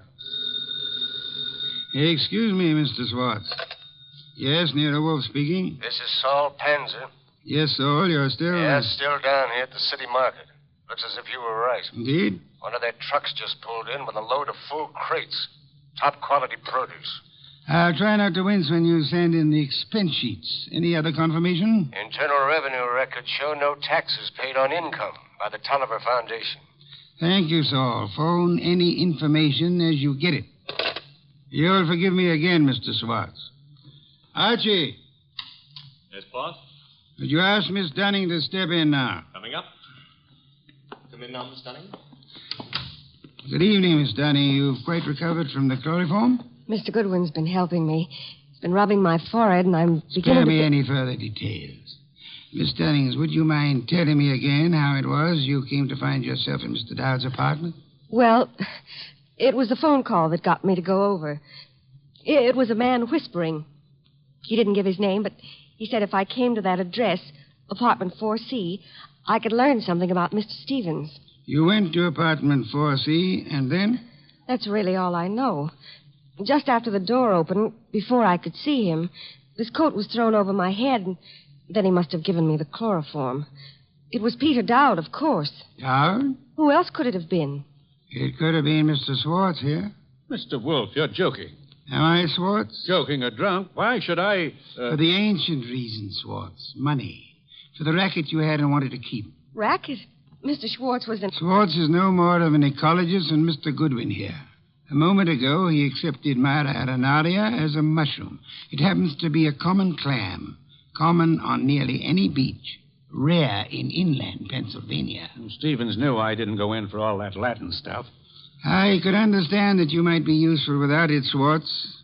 But to get away from your station operations, you faked a scientific knowledge you never had. All right. Suppose I am more of a farmer than a fancy scientist. Our job at the research station is to raise vegetable crops, isn't it? As you worked it, Swartz, of course. You turned the agricultural research project into a commercial farm. All expenses met from tax-free funds, and not a cent of return shown for the produce sold. So that's why Saul Panzer drew the rutabagus run. Stephen had the innocence of a specialist interested in his own field only. But even Stevens finally began to get onto those doctored reports of yours, Swartz. And when was it the Internal Revenue men began asking questions? Look, Goodwin, is this fat guy out of his mind? You had to get rid of Stevens after the last inspection trip. Were you even counting on taking over his job after Peter Dowd was put away for Stevens' murder? Mary, if you'll just explain to this lunatic... Watch it, Archie, watch it. I've got his gun. Adroitly done, Archie. Wait a minute. This is a 32, and it was a 38 that did the murder. Mr. Wolfe, that's my bag. You can't... Take this pistol from it, I have, my dear. This extraordinary effort you put me to, of actually leaving my chair to secure this weapon, we'll add that to the score against you. Mr. Wolfe, if you aren't too tuckered to answer, that gun from Mary's bag. It's a 38. It may be the one used on Stevens. But Mary couldn't. She didn't. If ballistics tells us that this is the weapon, then Swartz must have passed it to her for safekeeping, till it could be planted in young Dowd's apartment or car or whatever. I didn't have anything to do with it. Miss Dunning, you had to do with more than you know. Do you realize that if Mr. Goodwin hadn't found you at the Dowd apartment when he did, that you might not be alive at this moment? You were the one person who knew Swartz's crime. Mary, don't listen to him. She's listening, Swartz. Miss Dunning, you thought the chloroform scheme was directed solely against Peter Dowd, and so you let Swartz talk you into it. Mr. Goodwin tells me the door of that closet was sealed with Scotch tape. I didn't know that. Schwartz actually tried... Your chloroform sleep was meant to turn into a permanent one, Miss Dunning. And I was trying to cover for him. All right, here it is. Schwartz planned it all. He did try the hit and run, and he did shoot Stevens. He's a liar. Mary, you've been juggling those books since... Say the details for Inspector Kramer, Swartz. There's guilt enough to be divided between you and guilt enough to burn you both.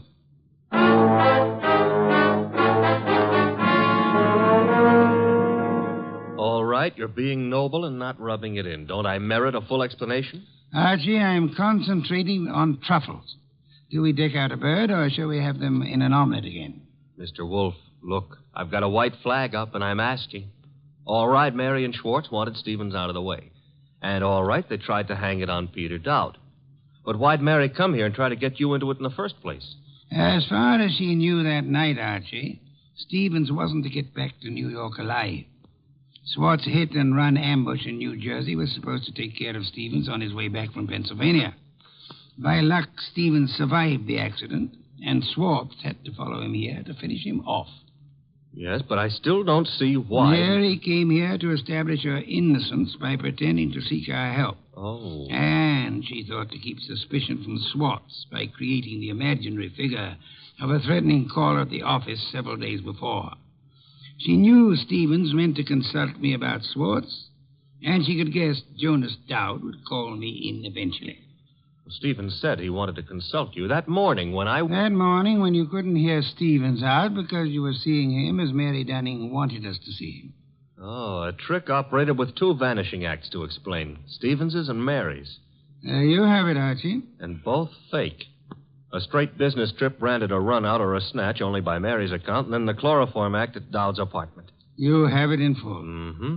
Except how you knew she was lying to start with. Point one, the girl offered no fee, no prospect of a fee. Mm-hmm. Stay at that. Could anyone claim knowledge of my reputation, Archie, and still seriously expect that I would take an arduous labor for the love of it? I'm ashamed of myself. Point two, she told us of a caller coming to see Stevens. Of Stevens asking her to fetch a policeman, then changing his mind. When asked to call a policeman, what woman's curiosity would be satisfied by being told not to bother? How utterly brilliant you are. Yes. Archie, a bottle of beer. All right. And now back to a serious problem, you know. I think I see a compromise on these truffles. Between bird and omelet? Archie, Why not both? Ah.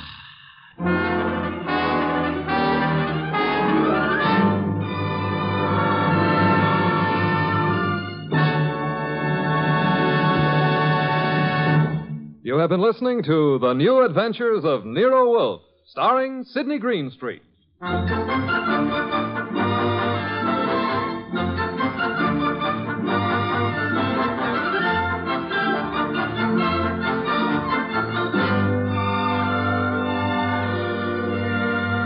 Tonight's transcribed story by Charles O'Neill was based on the characters created by Rex Stout. This is an Edwin Fadiman program, produced and directed by J. Donald Wilson. In the cast were Larry Dobkin as Archie Goodwin, and Charlotte Lawrence, Howard McNear, Mona Keneally, Lamont Johnson, and Herb Butterfield. Next week at this same time, Nero Wolfe and Archie will bring you The Case of the Slaughtered Santa Clauses. Don Stanley speaking. 3 chimes mean good times on NBC. There's no cover charge at Duffy's Tavern. Just keep your dial tuned to NBC later as Archie the manager and his delightful friends cook up another mad and merry session at that remarkable restaurant, Duffy's Tavern.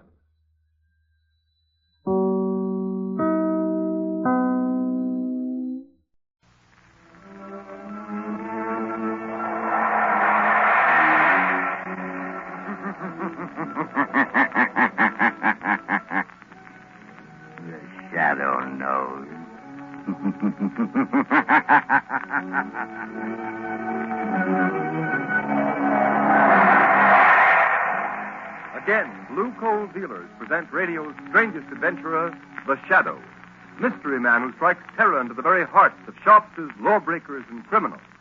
Today, Blue Coal brings you The Shadow's latest adventure, The Plot Murder.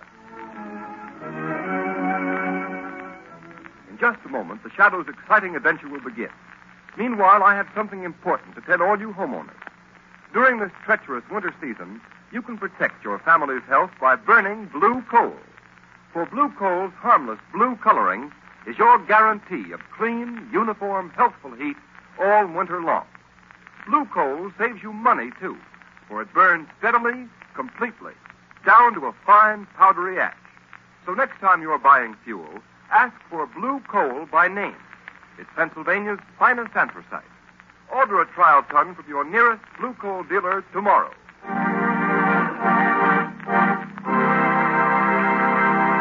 An important announcement. Just before going on the air with today's adventure of The Shadow, we received a telegram from the American Police Review, presenting The Shadow with a special award.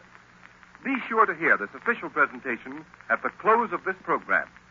And now, Blue Coal presents The Shadow in The Plot Murder.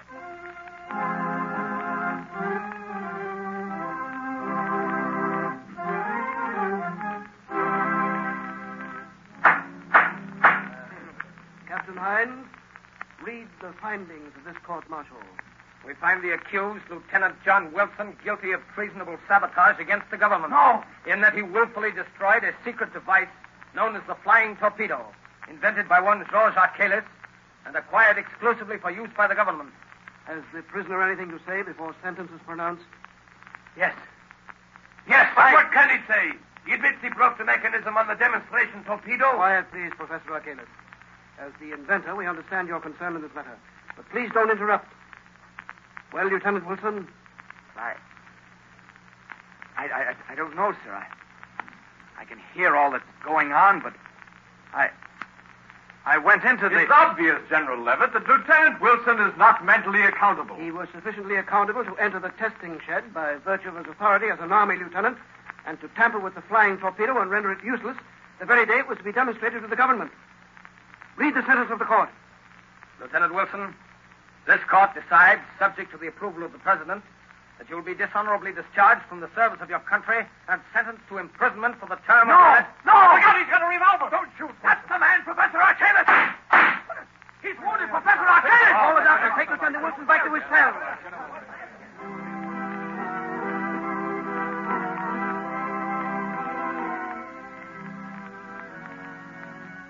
Lamont Cranston, I tell you John Wilson can't be guilty. He just can't. Why not, Margot? After all, traitorous army officers are not unknown to history. Yes, but the peculiar way John Wilson talked on the stand makes me think there's something strange about the whole thing. He acted, well, almost like a man in a trance. Lamont, just what is this flying torpedo he's supposed to have tampered with? That's what its name implies, a sort of aerial torpedo filled with high explosive flying under its own power. And once it's launched into the air, instead of flying a predetermined course, its direction can be guided by radio beams from an observation plane flying high above it. Oh, I see. Imagine its tremendous effectiveness in warfare, deadly accuracy in hitting even a fast-moving target like a troop train or a supply ship. Sounds tremendously important. Who invented it? This man Archelaus, who was to demonstrate it last week at the proving grounds before a large delegation from the capital. Besides being members of the War Department, a great many high officials and other branches of the government were to attend the test. Well? Since your friend Wilson gained access to the laboratory and put the flying torpedo out of commission, the test has been postponed until tomorrow. And who is Archelaus? Where did he come from? A famous foreign inventor. He's quite a reputation abroad. Lamont, you don't suppose it's possible Archelaus has the boy under some strong mental influence? Possible. They've got Wilson temporarily in the city jail. Won't you call on him as the shadow? Margot, do you honestly think that this case warrants my attention as the shadow? Lamont, I don't ask many favors, but I have the feeling John Wilson is innocent. All right, Margot. If you're really serious. The shadow will pay a call on John Wilson in the city jail.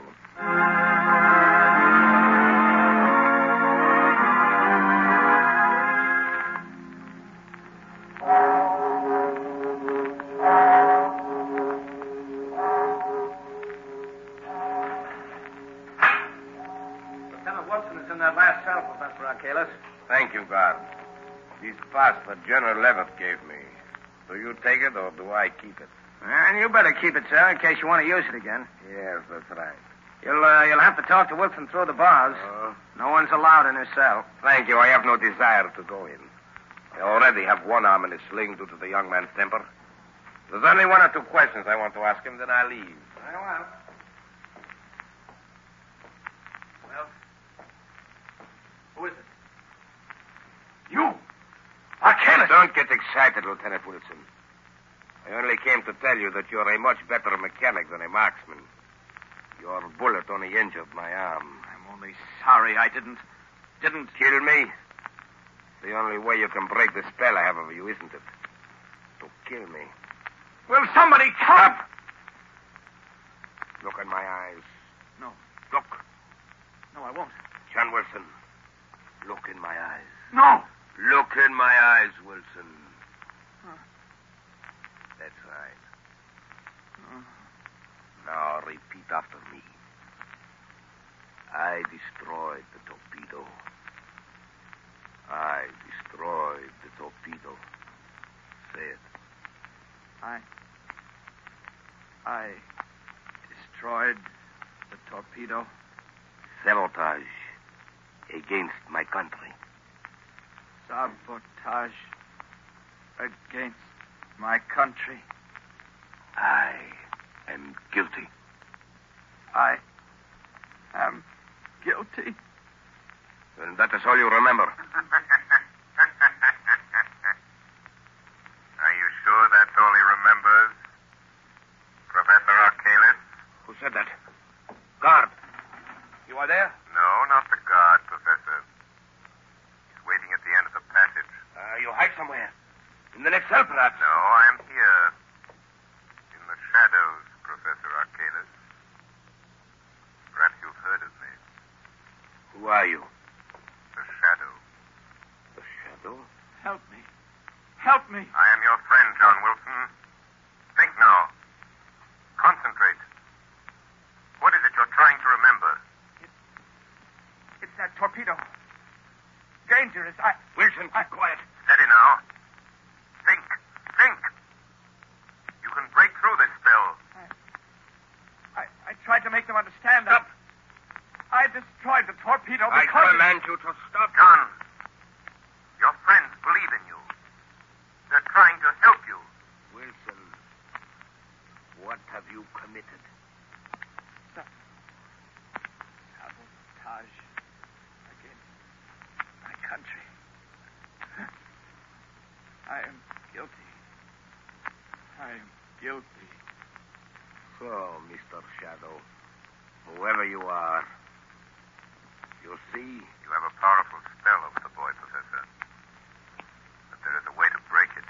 What way, Shadow? If you don't know, I have no intention of telling you. Yet.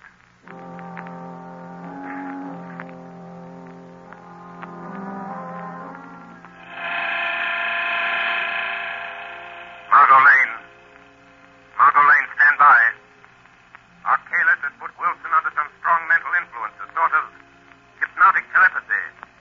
The boy's subconscious is dominated by the thoughts Arcalis plants there. We must weaken Arcalis' hold on Wilson's mind so we can find out if he's guilty or not. Stand ready for another call. Tonight I'm going to pay a surprise visit to Professor Arcalis at his hotel. I have a feeling that if we're not successful in getting Wilson to talk, this country of ours may suffer a terrible disaster.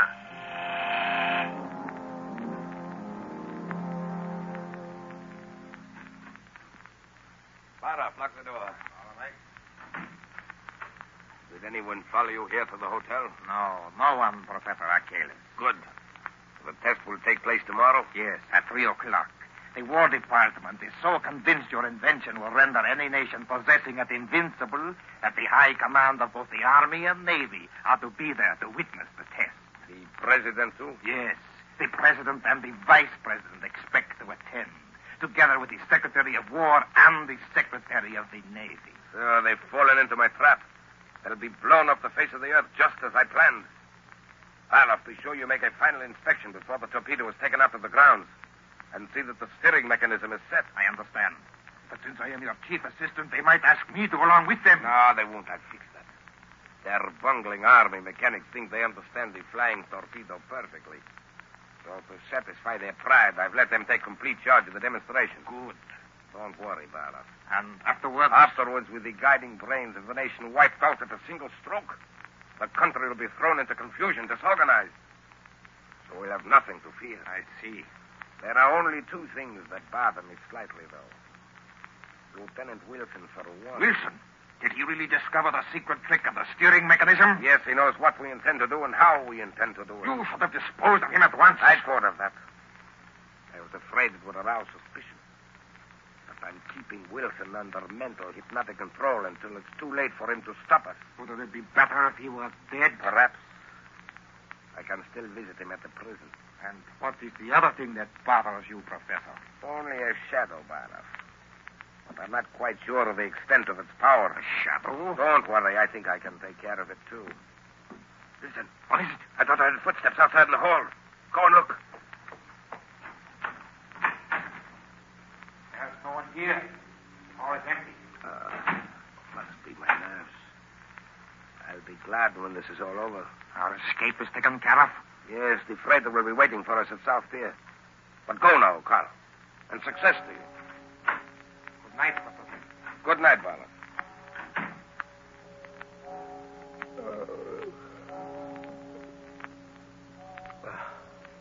The shadow.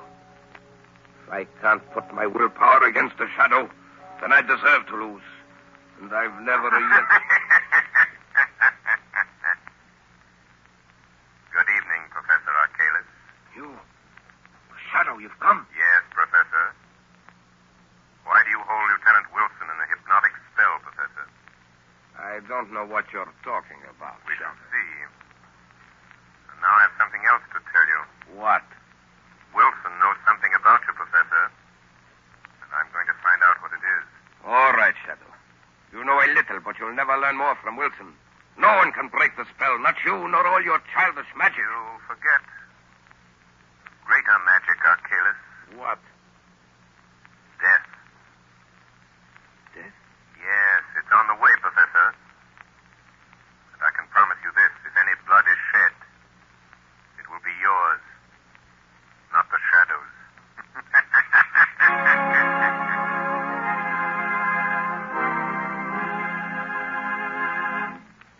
The second part of the Shadow's adventure will continue in just a moment. Meanwhile, here's some interesting information.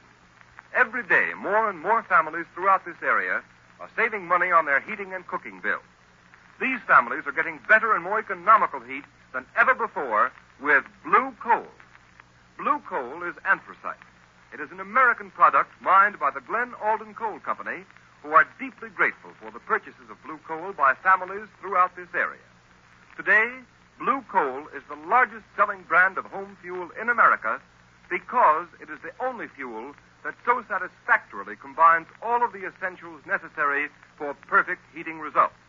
It is superior in quality, cleaner than most fuels, and economical because it burns long and steadily down to a fine powdery ash. Furthermore, there can be no substitution when ordering blue coal because it is the only solid fuel actually trademarked with a blue tint so that you can identify it at a glance. These are a few reasons why in Watertown, New York, blue coal sales this winter show a 29% increase over the same period a year ago. So take a tip from Watertown, New York families. Order blue coal by name. You will find the name of your nearest blue coal dealer listed in the Where to Buy It section of your classified telephone directory under the name Blue Coal.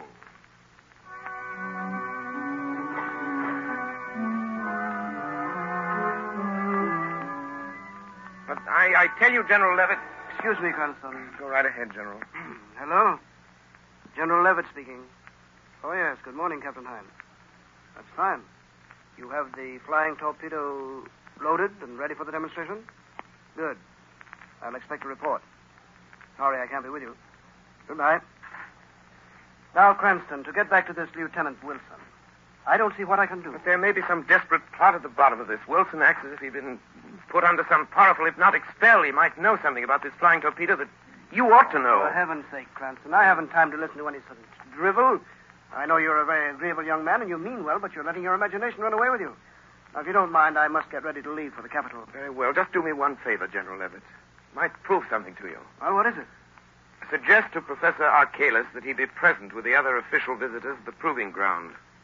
The demonstration starts. Well, of course, Professor Archalis will be there. Why shouldn't he be? That's what I'd like to know. Unless I'm very much mistaken, General, Professor Archalis has made arrangements to be far, far away from the scene of his triumph. George Cranston, I believe you know something. Excuse me, sir. Well? There are two gentlemen here to see you, sir. Professor Archalis and another man. Oh, all right. Show them in. General Levitt will see you, General. Thank you. I'm sorry to interrupt you, General Levitt. That's all right. This is Mr. Cranston, Professor Archalis, and Mr. Barlow. How do you do? How do you do? If you don't mind, Mr. Cranston, I'd like to speak to General Levitt alone. Not at all. I'm sure you have weighty matters to discuss. Good day, gentlemen. Thanks, Cranston. Goodbye. Oh, orderly. Yes, General Levitt. Is my luggage ready? Yes, sir. Fine. Then take the next train. Yeah, there's one leaving in 20 minutes. Can you make it? Yes, sir, if I go now, sir. Go ahead, then. I'll close the office. I'll meet you in the capital tomorrow. Yes. Well, what brings you here, Professor? Oh, sit down, Mr. Barlow. Thank you, sir. Barlow here has just returned from the proving ground, General. He supervised the loading of the torpedo early this morning. Everything was all right, I hope? Perfect. Your Army mechanics seem very proud they're going to handle the torpedo by themselves. Of course, we'll be anxious to know how it comes out.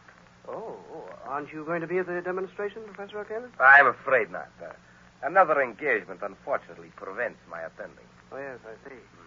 But I can't understand how anything could be more important to you than seeing your own invention demonstrated before the highest officials of our government. I admit I'm terribly disappointed, General. However, I've left instructions for a telephone message to be sent to me at my hotel the minute the demonstration is over. Professor, I'm not sure that this test should be made without your being there. What do you mean? Suppose I order you to go. But no, that's impossible. Why impossible, Mr. Barlow? You must excuse Barlow, General Levitt. He is a little excited. Excited? What about? Look here, Professor Archalis. Why don't you want to go to the proving ground? Must I repeat my previous statement? This stalling and hedging is very suspicious. By George, you'll go whether you want to or not. Don't touch that phone. Barlow, be careful. You can't give me orders in my own office. You hit him too hard, Barlow. His head was bleeding. He struck the desk when he fell. Yeah, drag him in his closet and lock the door. He knows something, Professor. Yes, the fool suspects something, but how? And we've got to act quickly. I wonder if Lieutenant Wilson has talked. But you said he's still under your hypnotic spell. Perhaps it would be better if Lieutenant Wilson died. Yes. We're going to murder him? No, I'll merely suggest that he kill himself. No, Barlow, if you'll tie up the general... Professor, look at him. What? General Levitt. is dead.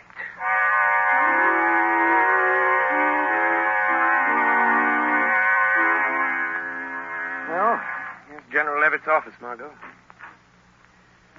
No one seems to be here, Lamont. Well, that's odd. The General was here less than an hour ago. General! General Levitt. Look, here on the corner of the desk. Blood. Word to Commissioner Weston at once. Tell him something has happened to General Levitt. Yes, anything else? Yes, tell him to send a squad of men to South Pier. I overheard Professor Arcalis and Barloff talking about meeting on a freighter there. Where are you going? I'm going to the jail. I'm going to make one more desperate attempt to get John Wilson to talk. You've got to find out what this is all about before it's too late.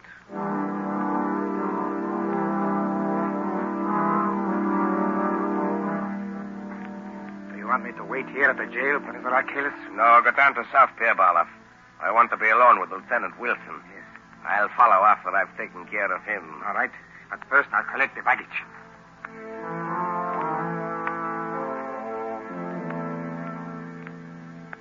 But you remember only this, Lieutenant Wilson. See always my eyes in front of you. Yes. You will forever do what I tell you to. Stop! Leave me alone. No, never. Look, Wilson. See what I have? A knife. Here. Take it.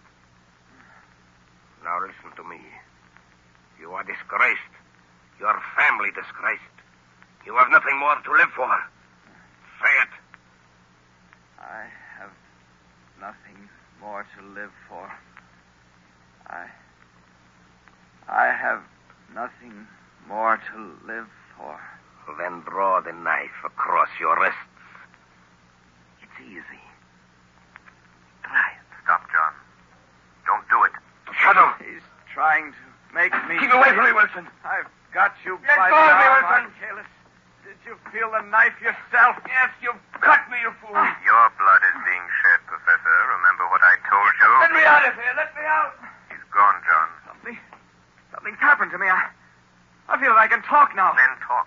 Tell me what you know. Arcalis' spell is weakened. I can't see you. I don't know who you are, but you've got to help me. I first suspected Arcalis and his crowd when I saw that the steering mechanism of the flying torpedo had an extra attachment. An extra attachment? Yes, you see, the flying torpedo is supposed to be steered by radio beams from an accompanying plane. But this extra attachment I'm talking about would render the radio beams ineffective. In other words, the rudder is set so the torpedo will fly in a complete circle and come back and strike the point from which it was sent, like a boomerang. If it does that in the demonstration today, it will wipe out all the important government officials. Yes, that's their plan. Just as I made the discovery, Arcalis came into the workshop. I accused him, and he put me under this spell. I tried to talk, but I couldn't. Never mind that. I'll get in touch with Commissioner Weston, have him go to the proving grounds. He can stop the test flight of this flying torpedo if he gets there soon enough.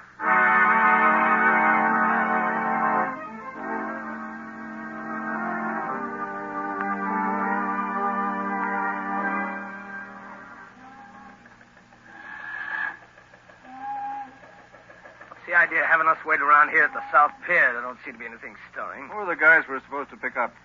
Two birds for the name of Professor Arcalis and Barloff. Foreigners, huh? Yeah. What are they going to do, make a getaway? I don't know. Commissioner Weston just said to make sure we got them, that's all. If it had been that important, don't you think the commissioner would have come down here himself? Well, he was coming, but he got a last-minute call to go over the place where they're trying out that new flying torpedo. Oh, yeah, I read about that. All these inventions. Now, wait a minute. Somebody coming down the dock. Hey, you. Hey, stop where you are, I'll shoot. What's this all about? Nothing. Where are you going? That is my business. What's your name? Come on, what's your name? Are you Barloff? What is it to you? Answer me. Are you Barloff? Yes. Well, that's all we wanted to know. Come on. Come on. Why are you taking? I have done nothing. Look out, he's got a gun, Sergeant. What? I'm sorry, Sergeant. I had to do it. That's okay. This Arcalis will probably be along in a minute. Put this bird behind those boxes. We don't want Arcalis to... Hey, look out. Here comes another guy down the dock. All right, quick. Right. Behind this piling here. This Come one on. must be Arcalis. Yeah, I guess so. Professor Arcalis? Who are you? The police. We want to ask you what... Well, you can't get me to talk. You'll never make Look me... out, Sergeant. He's got a gun there. Drop that gun. You can't Arcalis. take me. The police can't touch me. You asked for it. Oh, you nailed him, Sergeant. Did he get you? Oh, I'm okay. Here comes the parole. Must have heard the shots. Oh, they didn't have time. Oh, Commissioner Weston? Yes, Sergeant. So you got our man. Yep. Is he dead? I don't think so, sir. Well, Kalis, maybe you'll talk. I'll never talk. Commissioner Weston. Shadow, what are you doing here? We can't waste time, Commissioner. Did you stop the test of the flying torpedo? Yes, but... Good. Commissioner, you've saved the lives of thousands of spectators. To say nothing of some of our highest government officials. Then it was you. Yes. Yes, I had a friend of mine call you. And now, Professor Archaelis, let's have the story. You haven't much time. I know. I'm dying, Shadow. It was a plot against our national defense, wasn't it? It was. Who employed you to do it? That I won't tell you. But Lieutenant Wilson is innocent. Yes. Wilson is innocent. Commissioner, you're a witness. Lieutenant Wilson is cleared. Yes, Shadow. And what about General Levitt? Barloff killed him. Where is Barloff? We got him behind these boxes. How did you know about General Levitt, Shadow? We found blood on his desk. But this time the blood is yours, Archaelis. Yes. Mine. Well, Shadow, Archaelis is dead. Yes, Commissioner. And you've been instrumental in averting a national calamity. Archaelis is dead. The innocence of Lieutenant Wilson has been proved. And the integrity of the men who protect our liberty is again vindicated.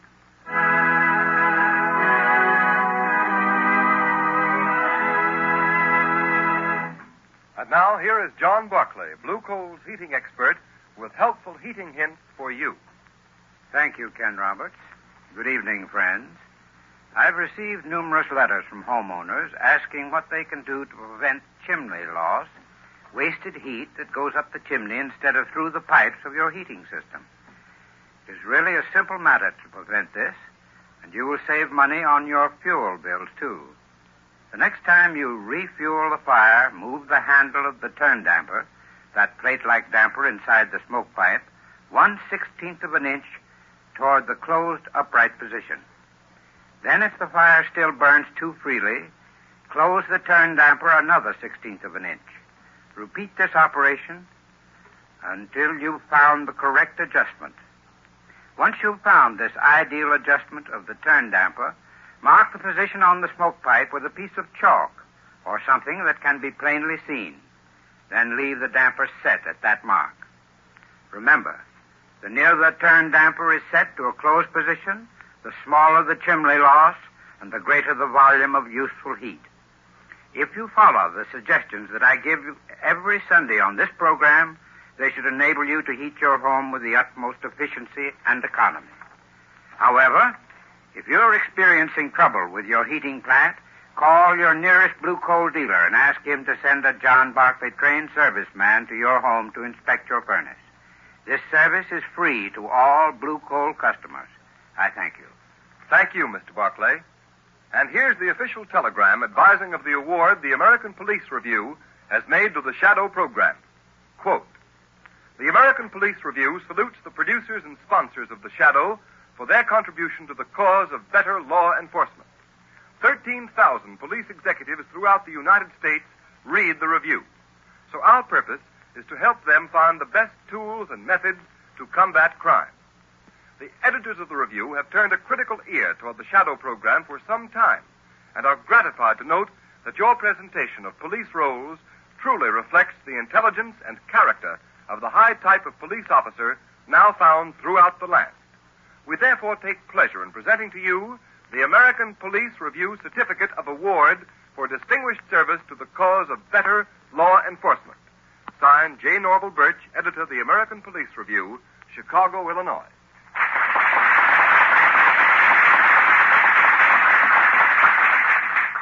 And so, on behalf of Blue Coal dealers and of all those who assist in the weekly programs of The Shadow, we tender our thanks and appreciation to editor J. Norval Birch and the American Police Review for their splendid testimonial.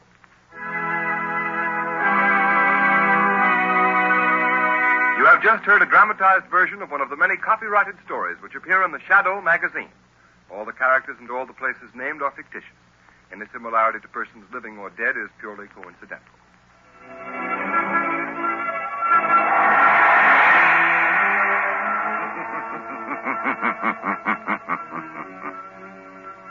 As you sow evil, so shall you reap evil.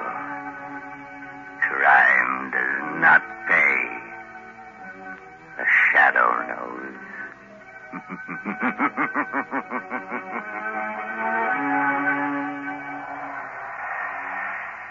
Next week, same time, same station, Blue Coal, America's finest anthracite, will again present another thrilling adventure of the Shadow. Be sure to listen, and be sure to burn Blue Coal, the solid fuel for solid comfort. This is the Mutual Broadcasting System.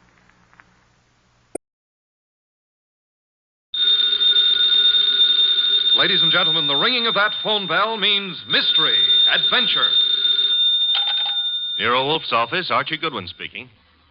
Yes? Yes, I know that in 48 hours it's going to be Christmas, but who is this? Who? Look, I'm a big boy now, so... Okay. Tonight at 8. Goodbye. What the devil was that? This may come as a shock to you, Mr. Wolfe, but that was Santa Claus. You've been drinking. Uh-huh, the usual, milk. He's coming to see you at 8. He's got a problem. Indeed.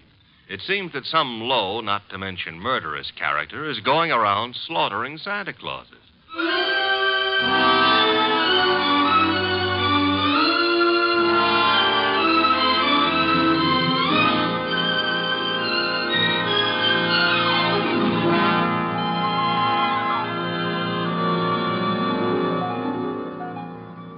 Ladies and gentlemen, it's the bulkiest, balkiest, smartest, and most unpredictable detective in the world. That chair-born genius, Nero Wolfe. Created by Rex Stott and brought to you in a new series of adventures over this NBC network in the person of Mr. Sidney Greenstreet.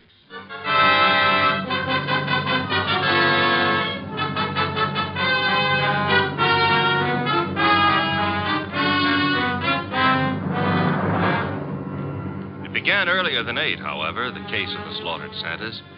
It began, to be precise, on the corner of 34th Street and Carlisle. The hour was close to 6, the weather cold, the sky dark. How you doing, Santa? I'm freezing to death, officer. It's a cold day. You packing up? Yeah, I guess so. Not many people around anymore. Oh, heading for home and dinner. How was the collection? Well, I don't need no armored car, but a few dozen kids are going to have something for their Christmas stockings. Your competition, the guy in the opposite corner, is already screaming. Probably got low blood pressure. Yeah, give me a hand to get the collection part off the chains, eh? Sure, there you go. Yeah, thanks. Yeah, I'll just walk you down the block. Got to phone in. Okay, fine. One Santa's still left. Wonder what he's waiting for. Santa Claus. Well, watch yourself going down those chimneys tonight, eh? Sure. Well, I'll cut across the avenue here. Be seeing you. Hey, that car coming down the street. Got its lights out. Look out!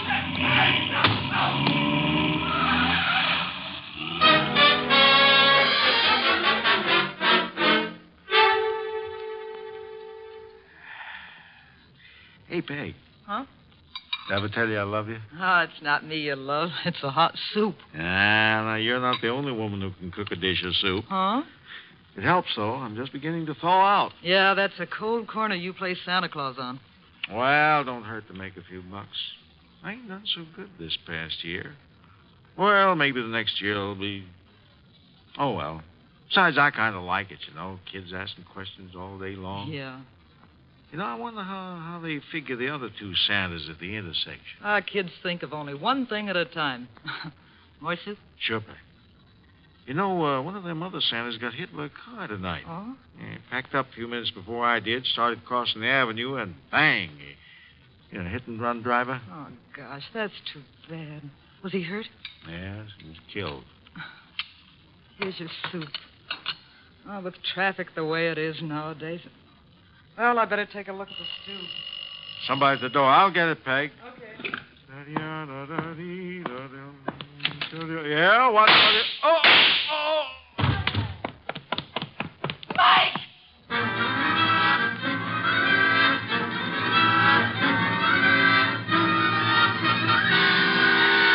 Wolf? Yes, Archie? I've been thinking. Good heavens. Oh, I admit it won't bring about a national emergency, but Mr. Wolf, Christmas is only a couple of days away. If you're hinting about your present. No. I was just imagining you behind a team of reindeer. Your imagination is morbid. You'd make a wonderful Santa Claus. Phooey. You got the perfect build for it. Of course, as for character. Archie. Yeah. Can you picture me scrambling down a chimney? Well, they might have to build bigger chimneys, but... Bah. There's that, too. However... That is the front door. True. I was thinking... You might see who it is. Well, if nobody's been lying to me on the phone, that'll be Santa Claus. Let him in. But I haven't decided what I want for Christmas yet, Mr. Wolf. For example, should she be blonde or brunette, tall or short? Archie. On my way.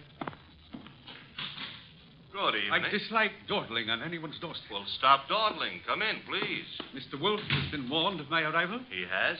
Through here. Mr. Wolf, this is Santa Claus? My name is Barton, John Barton. How do you do, sir? I have no time for the social graces, Mr. Wolfe. I'm about to be murdered. Hardly in my house. I have objections. I'm a frightened man, Mr. Wolfe. Indeed. This costume you see me in is responsible for it all.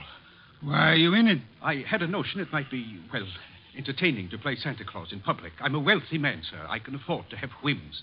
Therefore, I have assumed this masquerade. However, it apparently is going to be the death of me.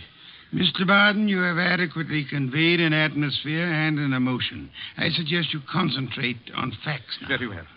I have been acting as Santa Claus for the Tuberculosis Fund. My station is the corner of 34th Street and Carlisle Avenue.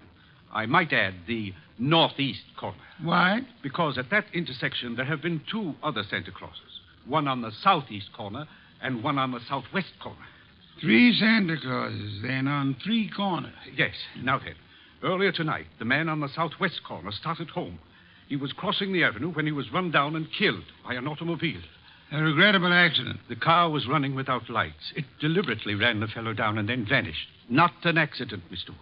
You saw this yourself? I did. 1 Santa Claus dead. The man on the southeast corner got home all right. According to the radio news flash, that's where he was killed by bullets. Coincidence? Possibly, but I wouldn't want to risk my life on the chance. This is Friday night. In the nature of things, you would have made 2 more appearances. Very well, Mr. Barton. I'll write you a check as a retainer, then hurry along home. I'm late now. No. I beg your pardon. You will neither hurry home nor notify anyone at your home of your whereabouts. But you will remain here until such time as I think it's safe for you to leave. The house is well guarded. I can't do that. In which case, I cannot accept you as a client. I fail to understand. Mr. Barton, it is very easy to murder someone. Avoiding the consequences of such an action is something else again. However, I'm assuming that you're not primarily interested in what happens to your murderer after you're dead. Of course not. Therefore, you will remain here. Archie? Yep. First, the corner of 34th and Carlisle, a complete report. But that's nonsense. The corner will be deserted now. Mr. Barton, you're hiring my intelligence. You will therefore permit me to use it as I see fit. A complete report, Archie? Right, sir. You will then visit Inspector Kramer at headquarters. You will, in whatever manner you find effective, collect all the police information about the 2 already murdered Santas. Fine. The manner, I think, will be applying a blowtorch to the inspector's toes. Your levity is ill-timed. The inspector is likely to throw me out of my ear. Your problem. My ear? And on your way home, you might stop in at Mr. Barton's place. I don't see any purpose in that. Mr. Barton, there is a basic problem to which we must find an answer. Whether those 2 men were murdered because they were Santa Clauses or because their deaths were merely preliminaries to yours. Archie, I suggest haste. Yes, sir. And avoid blondes. I would like you to be home in time for Christmas.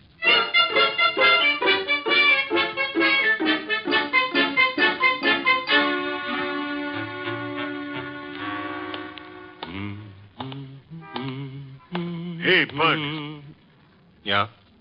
Got the price of a cup of coffee? You sure you mean coffee? Either you're going to dig it up or you ain't. Never mind the questions about my personal affairs, see? Oh, I apologize. Here. 2 bits. Thanks. You're welcome. Don't let me keep you. You're not. 34th and Carlisle, huh? During the day filled with milling throngs. Hey, that's a nice phrase. I'll have to remember it. Milling throngs. And now, desolate and deserted. Well, that's life. Is that a fact? That's philosophy. Yeah? Well, for 2 bits, I don't have to listen to no philosopher, see? Good night, Bud.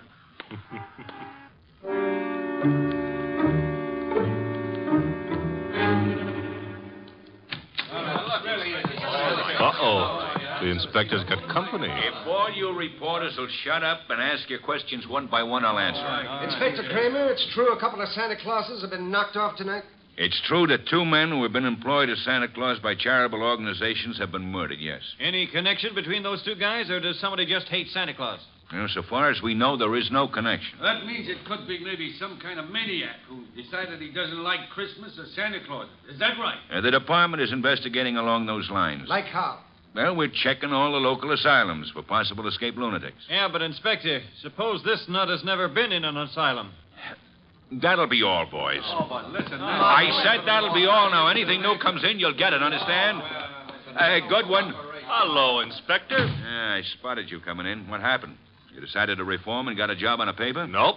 I'm a public-spirited citizen, that's all. Yeah, I could add a few things to that description with practically no strain at all. Mr. Wolfe and I are very sentimental about Christmas. We object to Santa Claus's being killed. Nuts. Oh, Inspector, aren't you in favor of Christmas? I'm in favor of Christmas. I'm in favor of motherhood. Leave motherhood out of this. Neither of us are mothers. Our chances of becoming mothers aren't too good either. And furthermore, Okay, you're not giving, so get out of here. Thank you, Inspector. But Goodwin. Yeah? In case Wolfe decides to send me something for Christmas, you know what I wish he'd send me? What? Your head.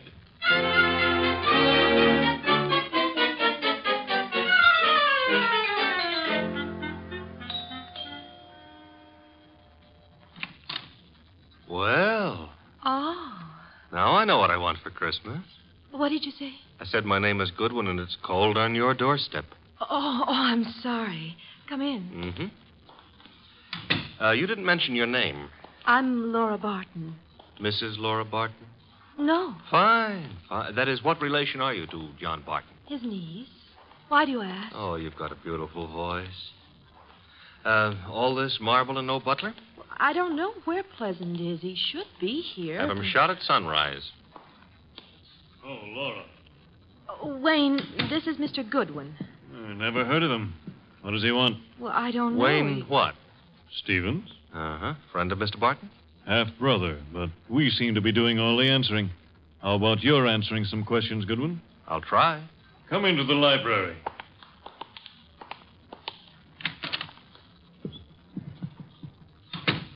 What do you want? For Christmas?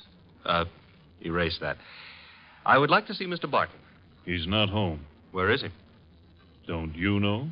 I wouldn't have come here asking for him if I did, would I? I suppose that's true. What did you want with him? Conversation. About? Anything. You see, I like to talk to rich men. Are you rich?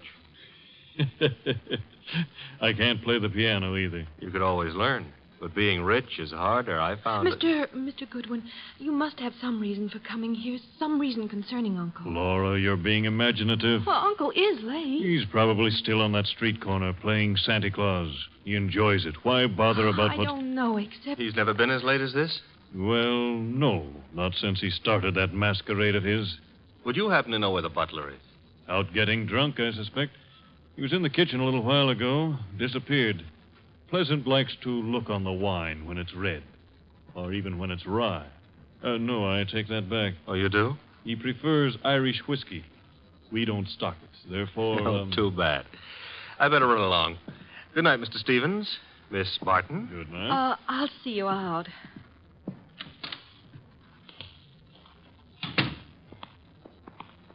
Prettiest butler I ever saw. Blonde. Now, old Dr. Tidmouse always said, beware of blondes because... Mr. Goodwin, Well, I'm waiting. Well, Mr. Goodwin, you must know something about Uncle, something you didn't want to tell us. Makes you think so? Well, otherwise your visit was just pointless. Let's suppose I know. Now, I might be a kidnapper. Oh, no. My honest brown eyes. Your first name is Archie, isn't it? Archie? Archie Goodwin. Goes together nicely, don't you think? You work for Nero, Wolfe. You're going back to him now? I might be, but then again, I might be going to the movies. I recognized you. Your pictures have been in the papers. Take me with you to see Mr. Wolfe. You can trust me. I never trust blondes. That's unfair. Well, no, I don't trust brunettes either. Furthermore, I'm not sure Mr. Wolfe would want to see you, so So? So why don't you, trail me home,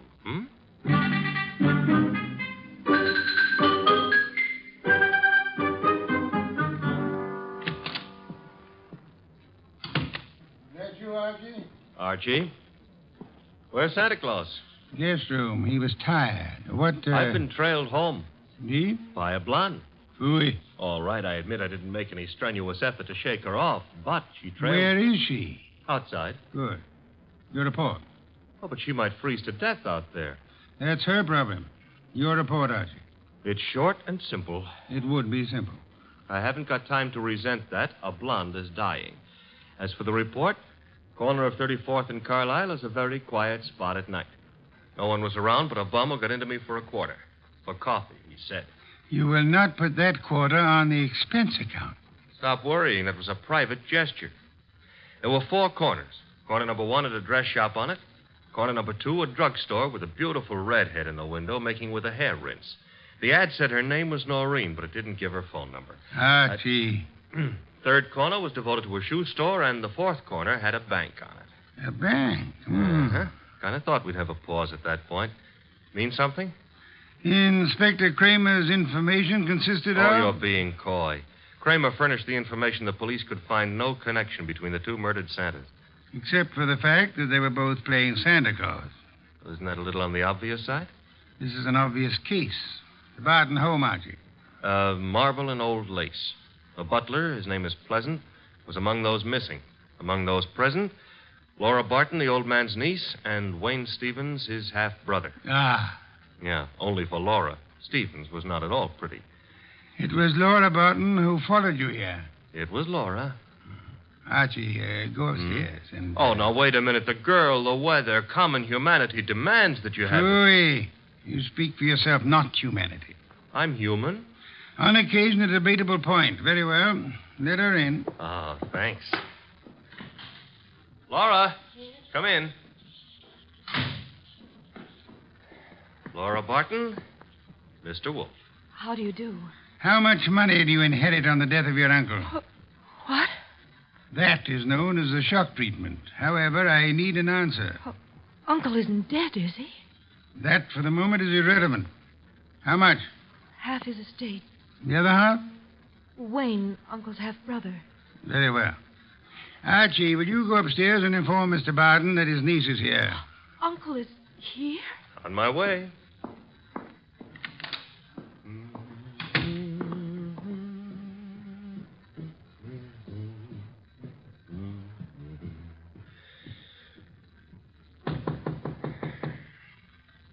Yes? Archie, Mr. Barton. Come in. Mr. Wolfe would like you to come downstairs. I suppose he has a reason. Mm-hmm. A blonde reason, your niece. My niece? That's right. Hey, where'd you get that? A man of my wealth finds it safer to carry a revolver. Yeah, but it's not safe to point it at people, especially for the people. Turn around, Goodwin. But, Mr. Barton, we're protecting you. By letting that girl into the house? If I had the time, I'd be amused. As it is...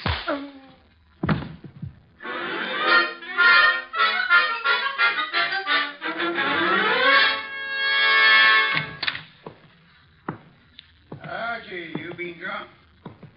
Good heaven. Uh-huh. Santa Claus came early. Your head. Which one are you referring to, my own or the one Santa gave me?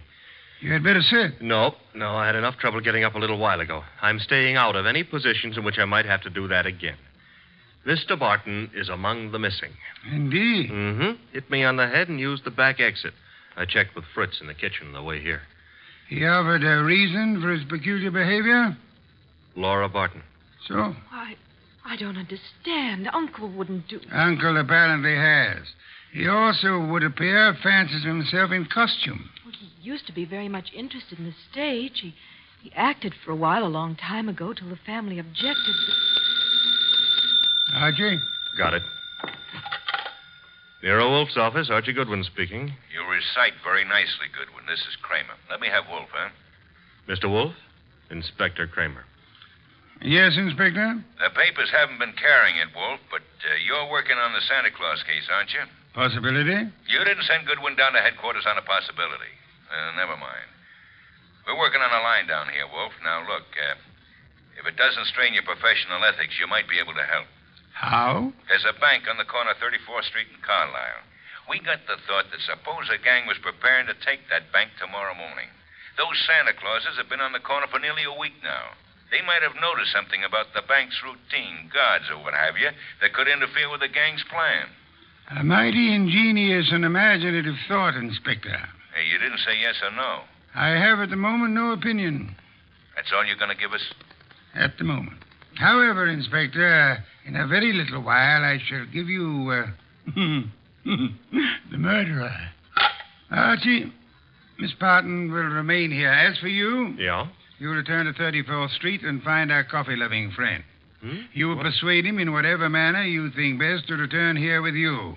Huh? Yes. You know, I think it possible you may be able to put that quarter on the expense account after all.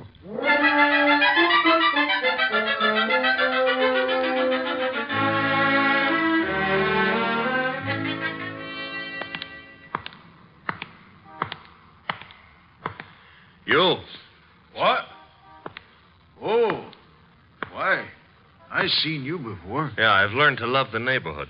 That's why it's going to break my heart. What is? Leaving it with you. With... It's sensitive about having guns pulled on me tonight. Let go of me, will you? Not until I tell you that, McGill. Yeah. Will you? Gun looks in a lot better shape than you do. You're coming with me. Oh, where? Mr. Wolfe would like to see you. Nero Wolfe? Yeah. Well, why? He's trying to salvage a quarter.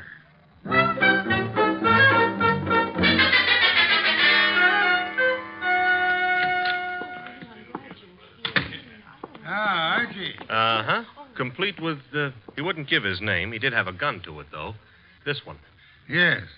Archie, you know Miss Barton, of course? Aye. And Mr. Stevens? He joined us a moment ago. Miss Barton thought she'd be happy if he were here. Hello, Stevens. That's not the only reason I came. My brother is still missing. I'm concerned. Yes. You, sir, will you sit down? Watching people stand makes me uncomfortable. I don't have to. You do. Archie is stronger than you are. All right. That's better. If you don't mind, Mr. Wolfe, I've never been here before, never met you. But you look as though you could handle things. I think my brother's been kidnapped. Possibility we shall have to consider. Miss Barton, perhaps you have a theory, too? Well, I don't know. Uncle's been behaving strangely for weeks now. In what way? Well, I'm not sure. Wayne... Well, of course, John's always been a little peculiar, but I'm afraid I saw nothing especially strange. Outside of this Santa Claus stunt, of course. I see. Miss Barton, your uncle played Santa Claus all week on one of the corners of 34th Street and Carlisle. I know. On two other corners, two other men indulged in the same activity. Those two other men are now dead. Oh, no. Well, wait. Mr. Wolfe, you mean they were killed by mistake? Fort Barton? It is true that one man, made up of Santa Claus, looks very much like any other man similarly costumed. But the answer is no. One of the two men was shot in his home after he had removed his costume. Well, then, what connection? Miss Barton, in the event that you wanted to hide a tree, where would you hide it? Hide a tree? Why, I wouldn't even begin to know. If you were very clever, you would hide it in a forest. If you wanted to hide a murder and were very clever, you would adopt the same principle. Wait. You mean that if someone wanted to kill Uncle and didn't want to be suspected, he'd... Go about murdering several people with an ostensible, if lunatic, reason. He would, let us say, go about killing Santa Clauses. I get it. Then people would think the man he really wanted dead for a special and private reason had been killed for something that didn't point to him. True. That was why 2 Santa Clauses were murdered tonight. The third Santa Claus, however, the real object of the murderer's attention, was luckier or suspicious. He fled. Do I have to hang around here and listen to all this? You do, my unwashed friend. Mr. Barton fled, and the murderer was in a quandary. He had, so to speak, invested in 2 murders merely to make the third one confusing. But he found himself unable to commit that third murder. He couldn't find his victim. Could he ask the police to do so? Hardly. But he might try to inveigle a private detective such as myself into the job. That makes sense, Mr. Wolfe, but why would my brother have deliberately fled from your house? I mean, he was protected here, so... But do I make myself clear? Very clear, Mr. Stevens. Archie, that gun you took from the dirty gentleman, you still have it? I still have it. Then would you mind pointing it at Mr. Stevens here until the police remove him?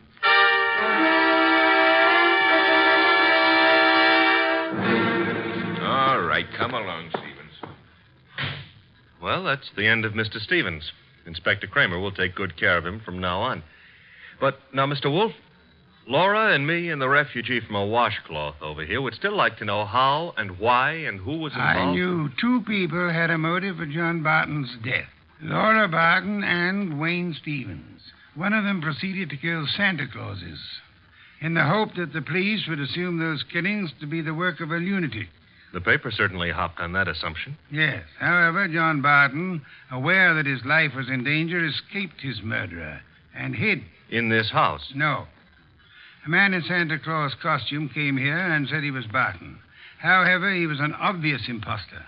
He proved that by his flight when his niece came here. You mean he could fool you, but he knew he wouldn't be able to fool me, so... Precisely, therefore, was not Barton. Who was it? Who else had disappeared at the propitious moment? The butler, Pleasant. True. I distrust coincidence. Stevens needed an accomplice, hence he sent Pleasant here. And Pleasant would give you a song and dance about Barton's danger and then scram. You'd start investigating, discover Barton was missing, try to find him, and lead Stevens to his victim, huh? I frustrated that part of the plan by insisting on Pleasant's remaining here, which he did until... That part of it's fine. But how did you choose between Laura and Stevens? It was Stevens who knew, without being told, that Barton had been in this house and had fled from it. Yeah. You yourself mentioned that Stevens had only been here a moment, so you hadn't told him. Obviously, the butler phoned him as soon as he had hit you over the head and escaped. Furthermore, the butler masquerading as Barton had attempted to throw suspicion on Miss Barton. That convinced me of her innocence. Well, you've done it again, Mr. Wolfe, except for one minor detail. You're not very successful at irony, Archie. What minor detail? Where is Barton? In this house. Huh? When did that happen? You arrived home with the gentleman sitting near you. The bum? Wait a minute. This I ought to be able to figure out myself. Laura said Barton used to be an actor. That's item 1, huh? Yes, Archie. Also, why is a supposed tramp hanging around a deserted intersection for handouts? The answer is he wasn't. He was keeping an eye out for trouble he knew was after him. Oh, so it turns out I gave a quarter to a millionaire. Uncle, your uncle. Well, that is... I know, my dear. Yes, I'm Uncle. I did rather a decent job, didn't I? No one recognized me. Except, of course, you, Mr. Wolfe. Not recognition, Mr. Barton. Logic. Archie, open some beer for us. Yes, sir. Logic, eh? Well, whatever it was, Mr. Wolfe, I owe you a good deal.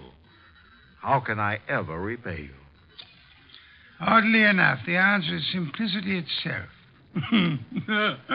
Make out a check.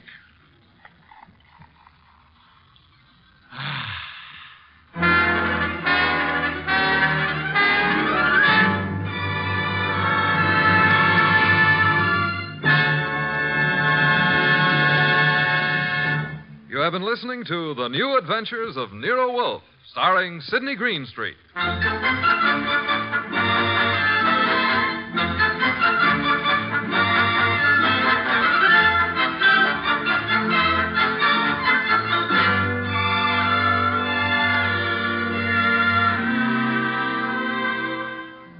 Tonight's transcribed story was based on the characters created by Rex Stout. This is an Edwin Fadiman program produced and directed by J. Donald Wilson. In the cast were Larry Dobkin as Archie Goodwin, and Howard McNear, Grace Lennard, Vic Rodman, Herbert Butterfield, Bill Johnstone, Gene Bates, and Bob Bruce. Next week at this same time, Nero, Wolfe, and Archie will bring you The Case of the Bashful Body. Don Stanley speaking. 3 chimes mean good times on NBC.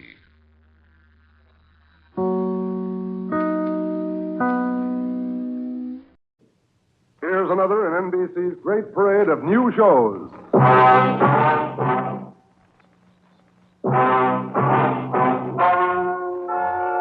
Ladies and gentlemen, the story you are about to hear is true. Only the names have been changed to protect the innocent. NBC brings you Dragnet.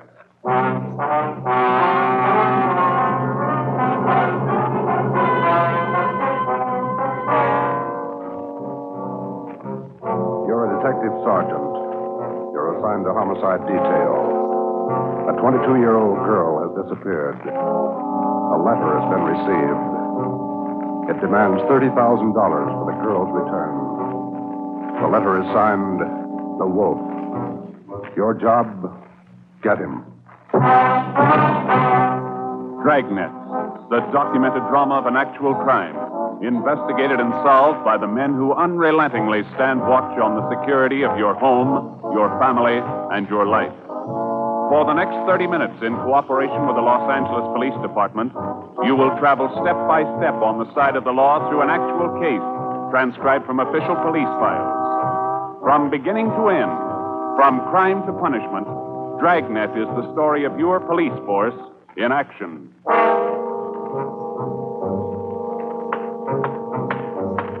It was Tuesday, October 18th. It was cloudy in Los Angeles. We were working the night watch out of homicide. My partner's Ben Romero. The boss is Ed Backstrand, chief of detectives. My name's Friday. I was on the way back from the stats office, and it was 3:26 a.m. when I got to room 42. Homicide. Got those mugs you asked for, Joe. Here they are. Thanks, Harris. Backstrand leave yet? In a minute. I'm going out with him. What's the address out there, the Sullivan place? 814 Castro Boulevard. You go straight out Santa Monica, take a left at Castro. I remember. You ready, Chief? Yeah, man. Friday, you call Romero yet? Right now. Get on it. This one we don't fool with. Yeah. Come on, Harris.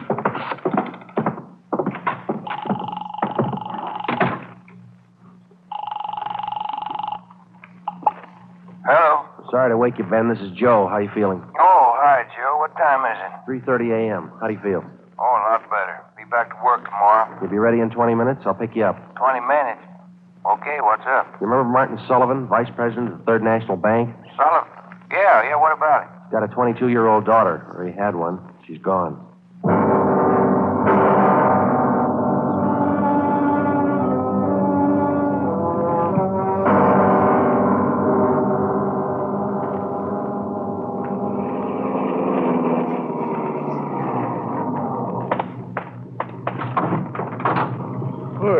Good, good time, Joe. Where are we headed? Sullivan home out on Castro Boulevard. Ed's out there now with Harris. Any leads to work on? No, nothing so far. The girl disappeared a little before 1 o'clock yesterday afternoon. At 11 last night, he got a letter. They want $30,000. Sullivan hasn't got that kind of money. Yeah, I know it. Poor guy's almost out of his mind. Fill me in. How did it happen? Well, the guy took the girl out of business school. He had her called out of class. Told her father was sick, said he was a friend of the family. Well, how about the teachers? What was their story? Said the girl didn't want to go with the man at first, but he finally talked her into it. Kept telling her father was dying. That's about as low as they come? Yeah. Did he use a car? Witnesses said it was a blue sedan. They didn't get the license number or the make. Did they remember what the guy looked like? About 5'9", 160, brown suit, dark hair. Nothing else? No. Here's a copy of the letter. The usual. Read it. Yeah. I have your daughter, Judy. Get, what's that? $30,000. $30,000 quick if you want her back alive. Don't call police or I'll kill her. Contact you later. Signed, what was it? The Wolf. Oh, Wolf, huh? I could think of a better name. Come on, here we are. Who's got the original note, Joe? Lee Jones down at the crime lab. He's checking it for prints and handwriting. Well, if he was... Oh, hi, David. Right on the house, boys. Just waiting for you. Thanks, Dave.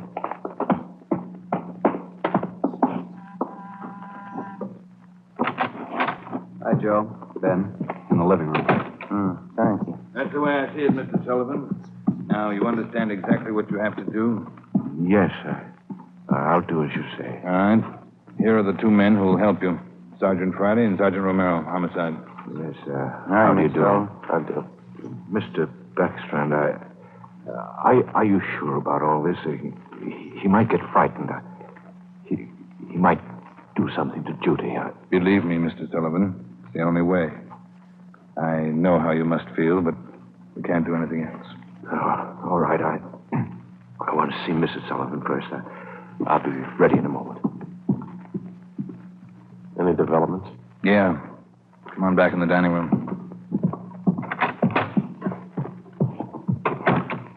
There it is on the table. Second note from the guy. Telegram. When'd this come? About half an hour ago.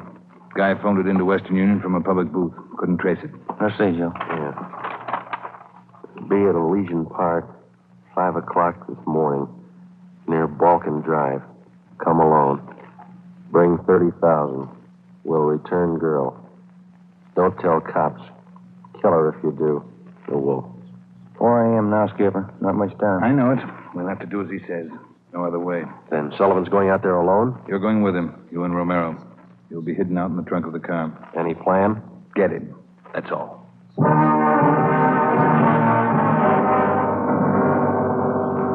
Ben and I went out the back door and into the Sullivan garage. We jammed ourselves into the trunk compartment, and Harris closed the door on us. The latch was fixed so that the door could be pushed open from the inside. A few minutes later, Mr. Sullivan came out, got in the car, and we drove off. At 3 minutes to 5, we pulled up at the meeting place in Elysian Park. We waited. Nothing happened. At 5 minutes past 5, it started to thunder. That's all we need now. Thunderstorm. Stuff in here in this trunk, isn't it? Oh, yeah. Ben, listen. Sullivan? Must be. Wonder if he's seen anything. Sounds like he's pacing up and down alongside the car, doesn't it? Now, listen. Can't hear anything else. Can you? No, we better stay under cover. Yeah. The rain's starting in. Wonder what happened to the wolf. Cold feet, maybe. Let's wait it out.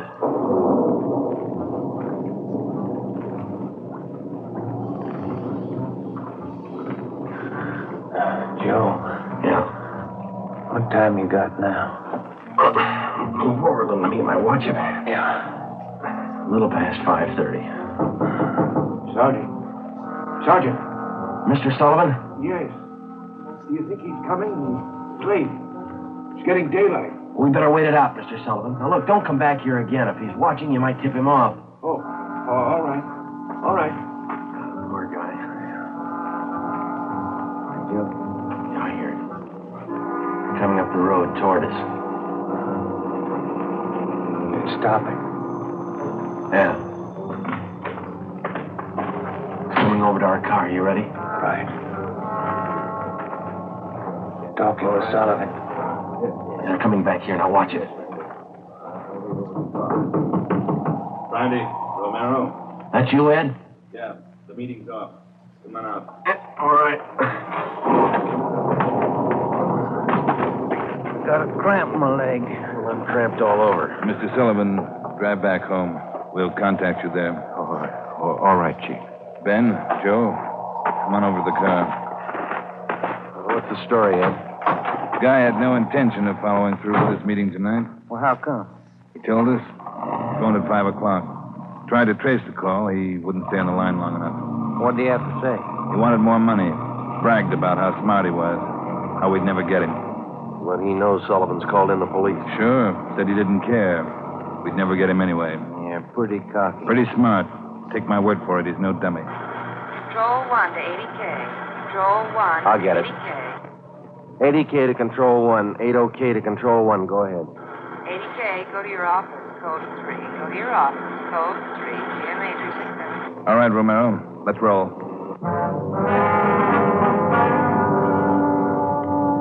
More than 12 hours had passed since word of Judy Sullivan's disappearance had been phoned in a homicide. During that time, an all-points bulletin containing the descriptions of the suspect, his car, and the girl had been sent out on the teletype to law enforcement agencies throughout the area. The same descriptions were broadcast over the police radio every hour. The Sullivan home had been placed under strict surveillance, and Mr. Sullivan instructed not to contact the suspect without knowledge of the police. He'd raised almost $10,000 in cash to buy him off. The serial number on each one of the bills had been copied by a police stenographer and then rechecked by a homicide officer. So far, the Wolf, as he called himself, had made 3 separate contacts, but he'd covered his tracks well. We knew that he was somewhere in the city, 500 square miles of it, and we knew we had to find him fast. It was 18 minutes past 6 when we got back to homicide. Hi, Chief. Fellas. You got something for us, Mac? Here, this letter. Special delivery. Came in about 25 minutes ago. Can I see that, Mike? Stay away from Sullivan. If the kid's found dead, it's your fault. Stay away, the Wolf. All right, Mike. Get it over to the crime lab and have Lee check it for prints. Right, Chief. Will you find any prints on the second note, Mike? 2. Running through R&I now. Friday, Romero, get down there and see if they got a make. Right, Ed. Let's go, Ben. Who's watching the Sullivan house beside Harry? Carpenter and Davis. Backstrand's afraid the girl's father will try to make a deal with the guy. Has he tried it yet? No, he hasn't yet. You couldn't blame him if he did. Worried sick. Oh, yeah. Here we are. Hi, fellas. Just coming down to see you. You got something, Larry? Those 2 prints Lee Jones listed off that letter got a make on them from the single print file. Good, Larry. Let's see, huh? There it is. Pull the whole package on him. Donald Alfred Kiefer. Looks like a real bad one, doesn't he? Donald Alfred Kiefer, male, Caucasian, age 29, 5 feet 8 inches, 170 pounds, brown eyes, dark brown hair. He had 1 previous arrest for forgery in Los Angeles 10 months before. Kiefer's occupation at the time of his arrest was listed as bank clerk at the Third National Bank. Ben went back into the files and pulled the crime report. Then we called Ed Backstrand. There's the answer, Skipper. At the time Kiefer pulled that forgery job at the bank, Mr. Sullivan was one of the vice presidents. Go on. Sullivan was the one who preferred charges against Kiefer and saw that he was prosecuted. Where's this Kiefer now? Let me see. He was placed on probation, and on May 16th this year, he returned to his home in Omaha, Nebraska. That's 1380 Mackinac Avenue. All right, Romero. Get Omaha on the phone and have them check out Kiefer. Right, Skipper. Friday, take Kiefer's package and this note down to Don Myers.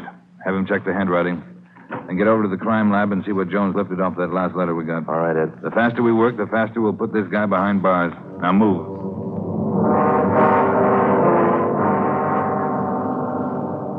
How's the writing compared, Don? What'd you find? Yeah, looks good. See here? Slants as crosses, double loops as L's, open A's, pressure on the downstroke. Donald Kiefer, Wolf, same handwriting.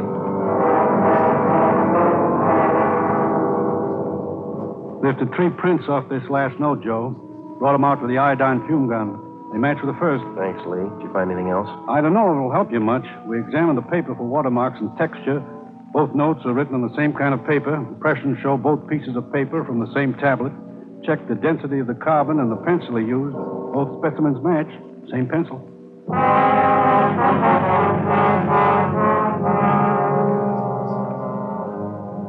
By mid-afternoon, Donald Kiefer's description had been broadcast throughout the area. Bulletins were dispatched to all departments, and an APB was teletyped to the entire state. Men were stationed at every post office in the city to watch for notes that might come through the mail. The bus depots, railroad terminals, the airports, and all the main roads leading out of the city were under strict surveillance. The entire Los Angeles area was broken down into single square-mile districts, and a house-to-house canvass was started. A squad of men were assigned to cover each square mile. Outlying towns and cities were requested to do the same. By 5 o'clock that afternoon, the greatest Dragnet operation in the history of the city was underway. We were sure Donald Kiefer was somewhere inside. At 12 minutes past 5, Ben got the call back from the Omaha police. Yeah, I got it. 6 X-ray 419. Nebraska Place, right. Well, thank you a lot. Yeah, bye. They had a make on the car. Lots more. The Omaha cops are looking for Kiefer, too. Want him for a robbery there 2 months ago. Yeah? In that robbery, he used a stolen 1939 blue sedan. Nebraska license plate, 6 X-ray 419. How about his family and his friends back there? They all been checked? Yeah. Well, get that car description to communications, huh? APB, teletype, and broadcast. I'll tell Ed. Yeah, right, Joe. Friday, Romero. Yeah, Ed. What are you tied up with? Well, just got a call from Omaha. Make on Kiefer in the car. Give it to me. You two get out to the Sullivan house fast as you can. See Harris. What's happened, Skipper? Martin Sullivan's disappeared.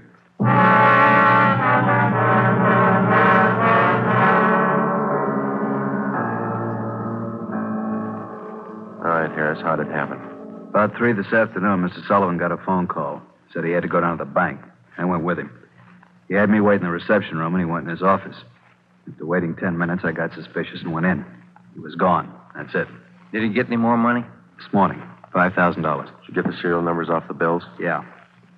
Shouldn't have let him get out of my sight. Forget it. Right now, we've got to find out where he's gone to meet Kiefer. Did you talk to Mrs. Sullivan about it, Harris? She says she doesn't know anything about it. Let's try her again. Come on, let's go inside. All right, fellas. All right. Where's Mrs. Sullivan, Dave? Back in the sitting room, lying down. Doctor's with her. Come on.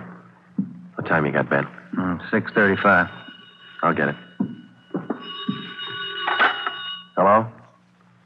Where are you? Oh. Where are you now? Where are you now? We'll be right out. That was Martin Sullivan. He met with Kiefer out in Laurel Canyon. Did he get his daughter back? Yeah. Wrapped in newspapers.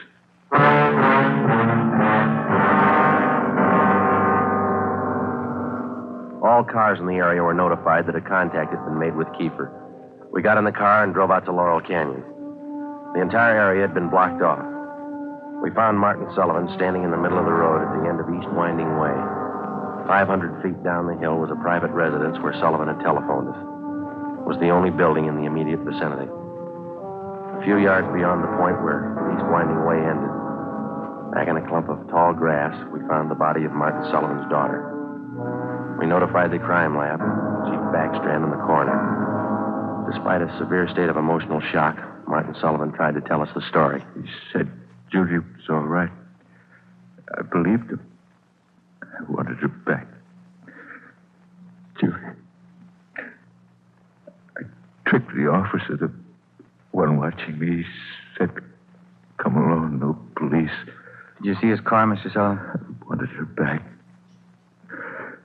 I wanted Judy back. I did as he said. I drove here at 6 o'clock and I waited.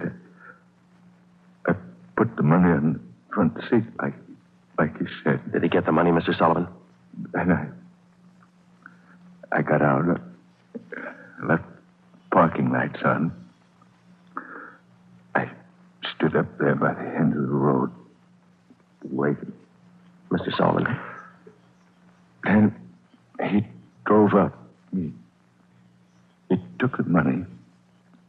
Then he came up to me. He had a gun. I wanted Judy back. He had a gun. Did you see his car? He said she was up there, beyond the road, tied to a tree. I wanted her back. Mr. Sullivan, did you see his car? I went to look for Judy. He drove away. She wasn't there. By the tree. Couldn't find her. On the way back, I saw her bundle on the way back.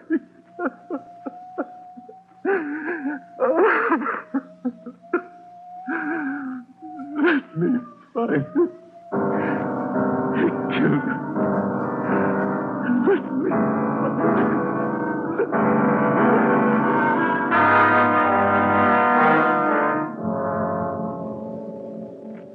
Before he went into a state of complete collapse, we showed Martin Sullivan a picture of Donald Alfred Kiefer. He definitely identified him.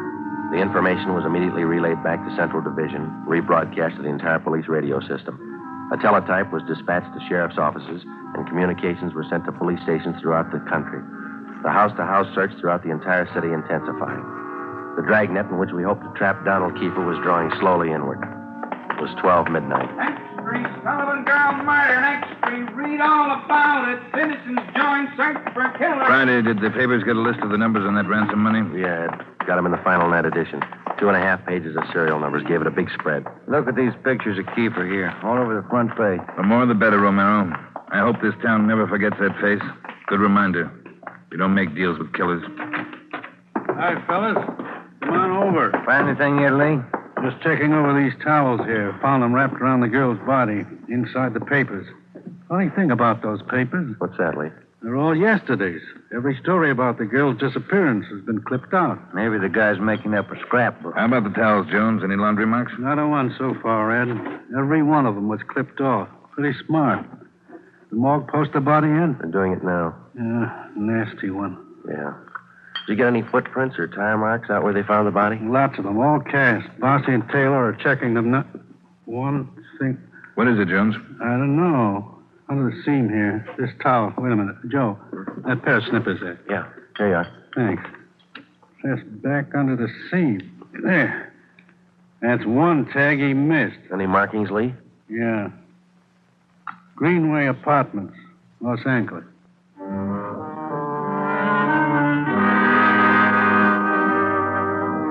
One look at the apartment was enough. In an adjoining garage, we found the car which Kiefer had used, a blue sedan.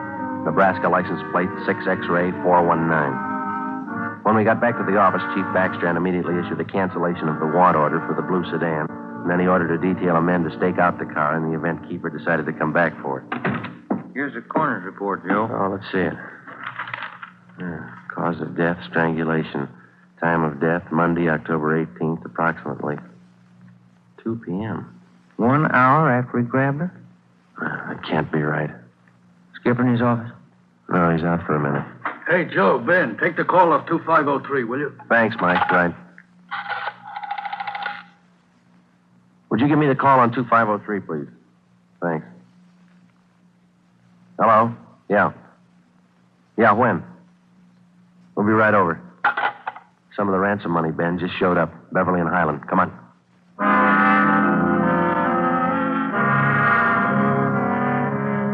The man's name was Ralph Donahue. He operated a used car lot on the corner of Beverly and Highland. He told us that early that morning he sold a dark blue late model coupe to a man who gave his name as Fred Sims. The man paid for the car in cash. Donahue told us that he checked the serial numbers on the bills after the man had driven away. Serial numbers check out, Joe, every one of them. If I only thought to look, officer, and you know I generally do. I'm the suspicious kind anyway, but, this morning I must have been asleep. You got the full description on the car, Ben? Yeah, Joe. All right, let's get it on the air right away. I saw his mug in the paper while I was waiting for you. Too late.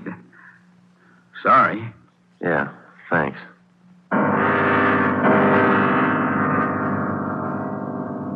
At 10 minutes past 3 that afternoon, another piece of the ransom money turned up at a busy downtown department store. The clerk was unable to remember who gave her the bill. The detail throughout the general downtown area was strengthened. The house-to-house search of the entire city for Judy Sullivan's murderer went on. The afternoon dragged into the early evening. At 20 minutes to 7, Ben and I had a hamburger and a cup of coffee in the drugstore at East Broadway and 3rd.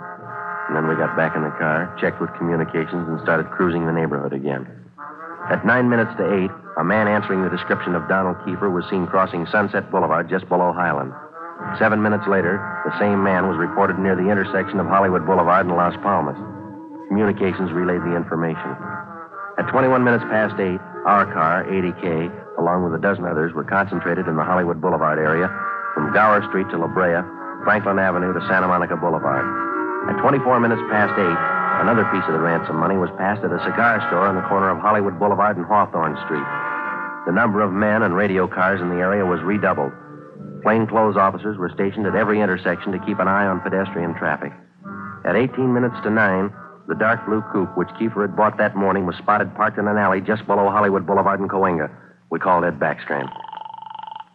City Hall. 2503. 2503. Chief of Detectives Office, Allen. It's Friday, Mike. Chief there? Yeah, wait a minute. Just going out the door. That is for you. Backstrand? Friday, Ed. Just spotted Kiefer's car, the one he bought this morning, parked in an alley off Cahuenga. Harris and I are on our way up there now. We'll take care of the car. You take care of this call. Just came in. What do you got? The theater on the corner of Hollywood Boulevard and Fairview. The girl in the box office just took in a $10 ransom bill. Yeah? She got a good look at the man who passed the bill. She says it's Kiefer.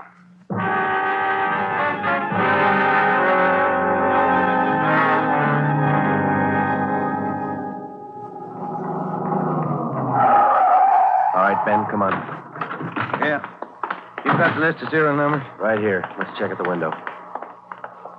Yes, sir. How many, please? Police officers. Sergeant Romero, Sergeant Friday. Oh, yes, sir. Mr. Rayburn, the police are here. Would you step around to the side door, Sergeant? Yes, ma'am. Margie, relieve Francis for a minute. Francis, come here. Bring that $10 bill with you. Sharp girl, officer, that Francis. Sharp. Here it is, Mr. Rayburn. All right, Sergeant. There you are. $10 bill and the list of serial numbers. Check out all right, Ben? That's it, Joe. Good work, man. You reported the man came in about a half hour ago. You're sure it was Kiefer? Yes, sir. I have his picture in the box office just behind the change machine. I recognized him right away. And as far as you know, he hasn't left the theater. That's right, sir. All right, Mr. Rayburn, I'm sorry. I'm afraid we'll have to interrupt the show. Anything you say, Sergeant. Anything. Ben, you keep an eye on the front exit. I'll call communications. All right, Joe. 80K to Control 4. 80K to Control 4. 80K, go ahead.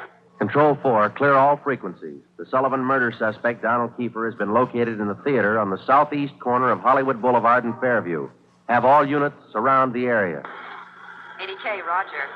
Attention all units. Attention all units. Assist 80K at the theater on the southeast corner of Hollywood Boulevard and Fairview. The Sullivan murder suspect has been located in the theater.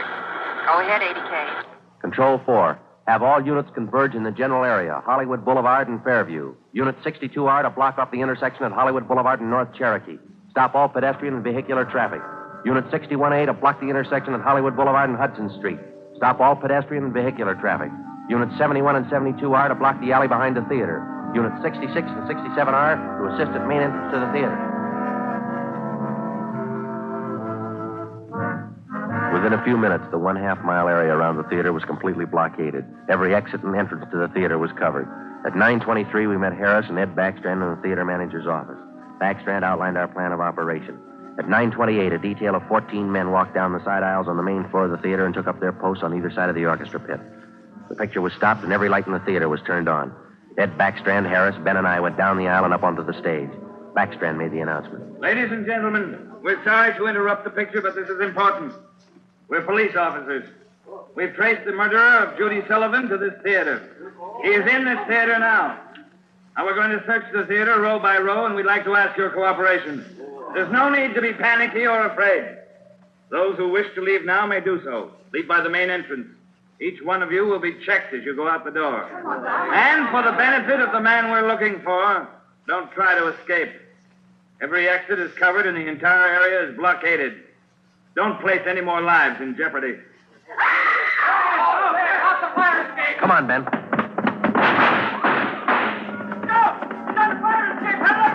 Backstage, Joe. We can make it from there. All right, let's go. Come on, hustle it, Ben. Yeah. The next building.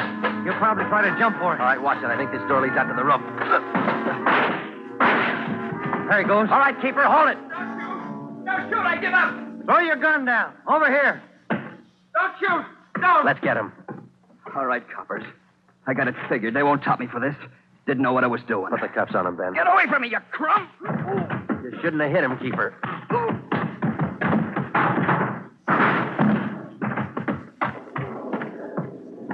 All right, Ben. Try the cuffs now.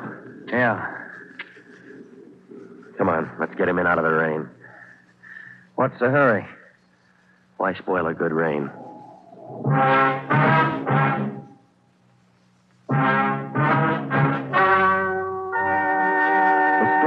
Just heard is true. Only the names were changed to protect the innocent. Donald Alfred Kiefer was tried and convicted of murder in the first degree. He was executed in the lethal gas chamber at the state penitentiary.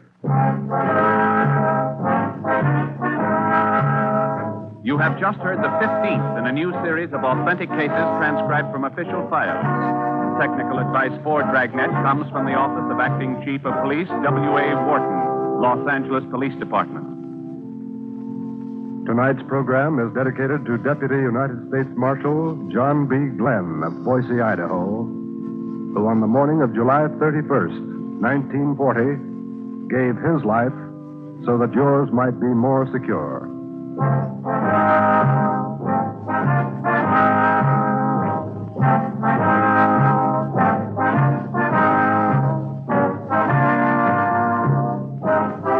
Dragnet came to you from Los Angeles.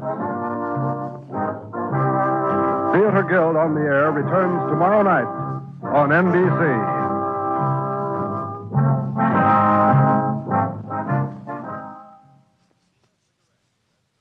Stay tuned for Nero Wolfe, who follows transcribed in 30 seconds. Later tonight, over most of these NBC stations, Duffy's Tavern comes your way. And on the menu at Duffy's tonight, there's a blue plate special of grilled English language, served up by the delightfully ungrammatical Archie, plus laughs garnished with chuckles, brought to you by Archie's remarkable crew. There's no cover charge at Duffy's Tavern. Just keep your dial tuned to NBC. And this Sunday means another broadcast of The Big Show. And your guests include Fred Allen, Douglas Fairbanks, Danny Thomas, and many, many more. Tallulah, of course, is your hostess on The Big Show. Ladies and gentlemen, that phone bell means adventure. Hello? Hello? The young man answering the phone is Archie Goodwin. The mountain of a man engaged in deep thought in the oversized armchair is Nero Wolfe. Mr. Wolfe, we've got a case. I'm not sure whether somebody's going to kill a rabbit or a rabbit is going to kill somebody, but either way, it's going to be murder. Please, Mr. Wolfe, even orchids have to eat. Phooey.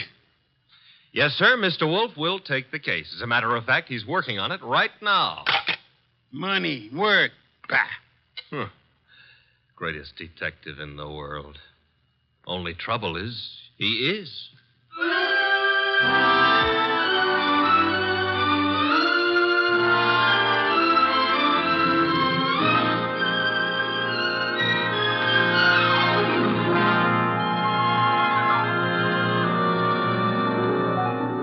Yes, ladies and gentlemen, Archie is right. Nero Wolfe is the greatest detective in the world, and the fattest, and the least energetic. Nero Wolfe, created by Rex Stout, and brought to you over this NBC network in a new series of adventures by Mr. Sidney Greenstreet.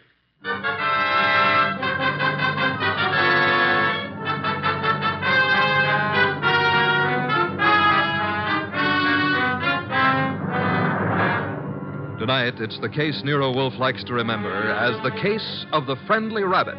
He sometimes prefers his proverb scramble. It began in lots of places. Let's take a look at a few of them. In particular, the richly appointed library of a man named Veek. Mr. Veek, what's happening? Relax, Haynes. Your blood pressure. I thought it was a gag, but you really are shutting the club down. I'm shutting it down. Why? I got the joint rolling. The suckers are pouring in. And next week, the governor's committee. Huh? It's moving out of Baylor County. Our joint enterprise is in Baylor County.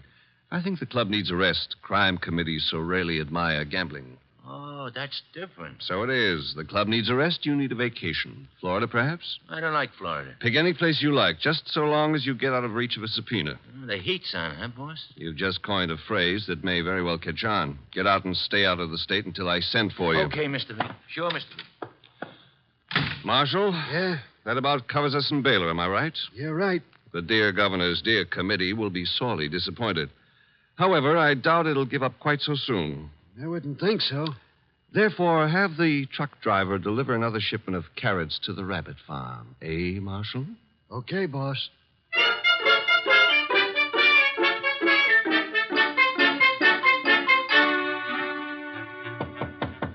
Come in, Williams. Good afternoon, Governor. Good afternoon. Williams, I'm disturbed. The crime committee, sir? It was doing well, very well. And then I know, sir. there's a leak. Someone is passing on confidential information. Who? That's the problem. Who? Started 3 weeks ago. A three-man committee, Wilson, McCarthy, Tolliver. One of them, Williams? I'd stake my life, sir, no. Then who? You've forgotten Collier, committee secretary. You have reason to suspect him? No, nothing that means anything. Except... You do suspect him? Well, he's been watched, telephone calls checked, mail. I have no reason to suspect him. Except that one thing bothers me. What's that? He has a small farm in Greendale County. He rarely went near the place in all the time he's been up here at the Capitol. But that suddenly changed. 3 weeks ago? Yes, sir. He's been staying at the farm for 3 weeks. Is there anything unusual about that farm? Nothing unusual. Except Jimmy Collier has gone in for raising rabbits.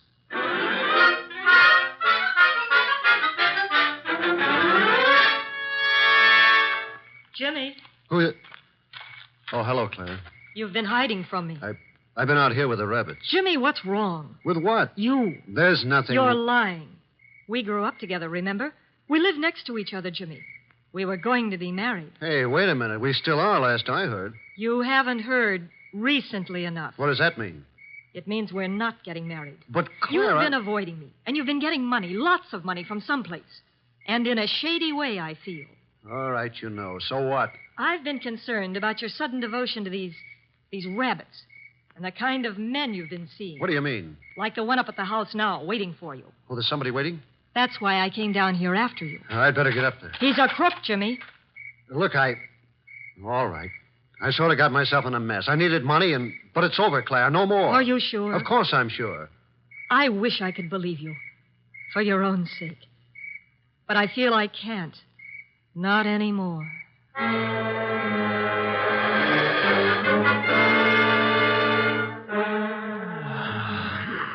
Archie.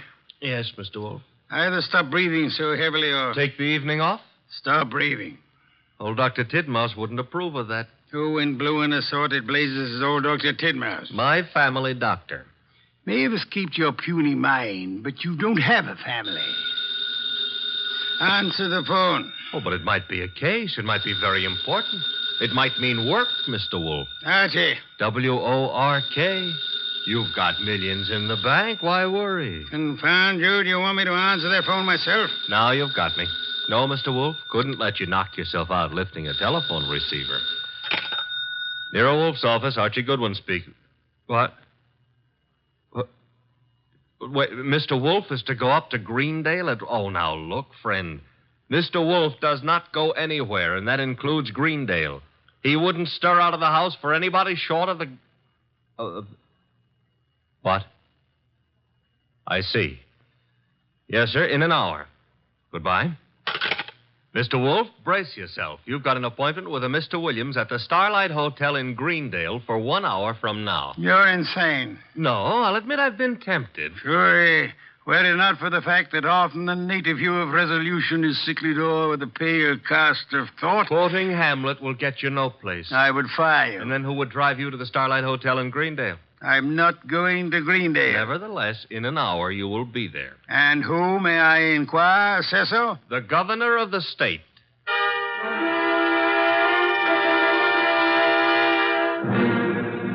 Is that all, Mr. Williams? That, Mr. Wolfe, is all anyone knows about the situation. Except the guilty man, of course. An admirably clear summary, Mr. Williams. Obviously, our meeting here at the hotel was necessary. I couldn't be seen entering your house, nor would it have been advisable for you to visit the governor. I can appreciate that. You're quite sure I need pay no attention to anyone on the committee except James Collier? Quite sure. Police surveillance of Collier is deemed unwise. He has suddenly taken interest in rabbits, but although keeping them may perhaps be considered suspicious, it is hardly in itself of value. You have no other evidence against Collier? I know we're clutching at straws, Mr. Wolfe. But there is a leak and work is being nullified. Something must be done.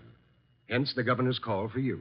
Very well, sir. I shall attempt to be more than a man clutching at a straw. I said attempt. Archie, unpack. We shall stay at Greendale near Collier and his rabbits.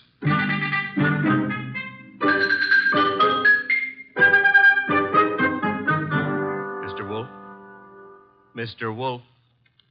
Oh, naturally, I know that shutting your eyes and pushing your lips in and out indicates you're thinking feverishly, but there's nothing for you to think about. Three. Oh, I accept your correction. What are you thinking about? Hotel beds. They're notoriously flimsy. Oh, you gave up on the case so soon. Fiddlesticks. I already know exactly what role the rabbits play in our problem. Therefore... We're going to drive out to Collier's farm? You are. While you test the hotel beds, fine. It'll be necessary for you to spend the night at Collier's place. You'll drive out there and pretend you've lost a cylinder or something. Oh, a lost cylinder. Oh, fine. Confound you, Archie. You can invent something plausible as a pretext, and if you are properly charming, Mr. Collier will, I hope, invite you to stay the night. And during the night I sleep, happily breathing the fresh country air. Trust not. Okay, Mr. Wolfe, I accept the assignment. I will learn all I can from Mr. Collier's rabbits. Incidentally, remember the play Harvey? I do? Why? Harvey was an invisible rabbit, a figment of a man's imagination. I hope this rabbit venture is more tangible, Mr. Wolfe. It is, Mr. Goodwin. Will you desist and depart? Okay. Oh, if anyone calls, just say I've gone out to Greendale to cross-examine a rabbit. Archie. I think you're going to be quite surprised. Yes.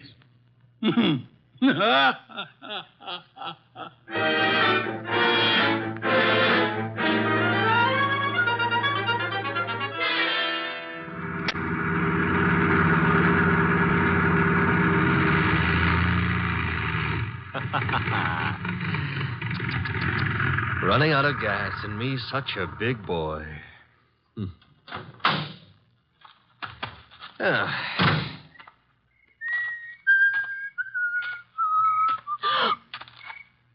Hello. Hello? That tree a friend of yours? The tree? Yeah, the one you're clutching. Oh, I was leaning against it. It's an idea, but not a good one. Trees are notoriously skittish. The instant you really need one, they're out sowing wild oaks or something. You sound as if you know a lot about trees. Oh, I do. I was brought up in one. Look, now, if you really have to lean, I can recommend... No, thanks. Well, I tried. Nice moonlight we're having. My name is Goodwin, and blondes call me Archie. I'm not blonde. Brunettes call me Archie, too. And what do redheads call you? Oh, we'll just skip that, huh? And your name is... Claire. Claire. I approve. Now, you may not believe this, but I have just run out of gas. You think I might wangle some up at your house? My house? You mean Jimmy's house? All right, I mean Jimmy's house. Well, I don't know. He might have some. Now, why don't we go up to the house and ask him? Well, all right. Mm-hmm. Jimmy who? Collier. Uh-huh. I like to be formal when I'm borrowing gas. Would you mind waving your left hand in front of my nose? Waving, Mike? Yes, just try it. Don't worry. I won't bite it. All right. I did. And very gracefully, too. No ring on the third finger. You're not Mrs. Collier. There isn't any Mrs. Collier. Are you applying for the position? Mr. Goodwin, Now, remember what I confided in you about brunettes. All right. Archie, you're a little rapid. Maybe. But I always remember what old Dr. Titmouse said. What did he say? Gather ye rosebuds while ye may. Old time is still a-flying. Robert Herrick wrote that. He did? Dr. Titmouse is a liar. How much farther is this house? Well, it's just beyond those trees. What? There was something ran across the path. It brushed my legs. It frightened me so. Must have been a rabbit. I guess it was. Oh, I'm sorry. That was silly of me. Oh. Don't worry about it. Also, you will have noticed how much more satisfactory I am than a tree. We're clutching at moments of stress, I mean. Archie. Mm-hmm. But you'd better let go now. What And we'll get on to the house. See, I don't need a haircut, and you're not the right type for Delilah anyway. You mean something by that. Something nasty. Well, that depends. What I meant is you've already signaled whoever you're supposed to signal. Nothing frightened you back there. Why? That scream had a lot of carrying power. Oh, that's the house, huh? Looks peaceful enough. Archie, Who were you supposed to warn if anyone came up the path to the house? For no one. Something did frighten me. Honey, I've been lied to by experts, and you're not one. Oh. Think I ought to knock? No, we don't think I ought to knock. Dark inside, except for a handful of moonlight filtering in through the windows. Kind of early for Collier to turn in, isn't it? I wouldn't know. Let's go find out. Now, relax. Grandpa's making with the chimes. Time is... 10 o'clock. Oh, it's getting late. Come on. This would be the living room. Filled with early American furniture. The early Americans would be pleased. Nothing here. What's that door lead to? I don't know. Or won't tell? Smaller room. Dark as...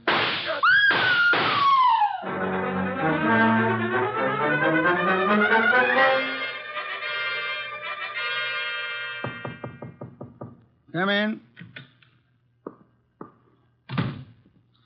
Put the beer on it. Oh, you're not the bellboy. I'm sorry. I should have remembered to bring some beer. Indeed, and you are? I'm a fellow guest at this hotel, Mr. Wolfe. My name is Veek.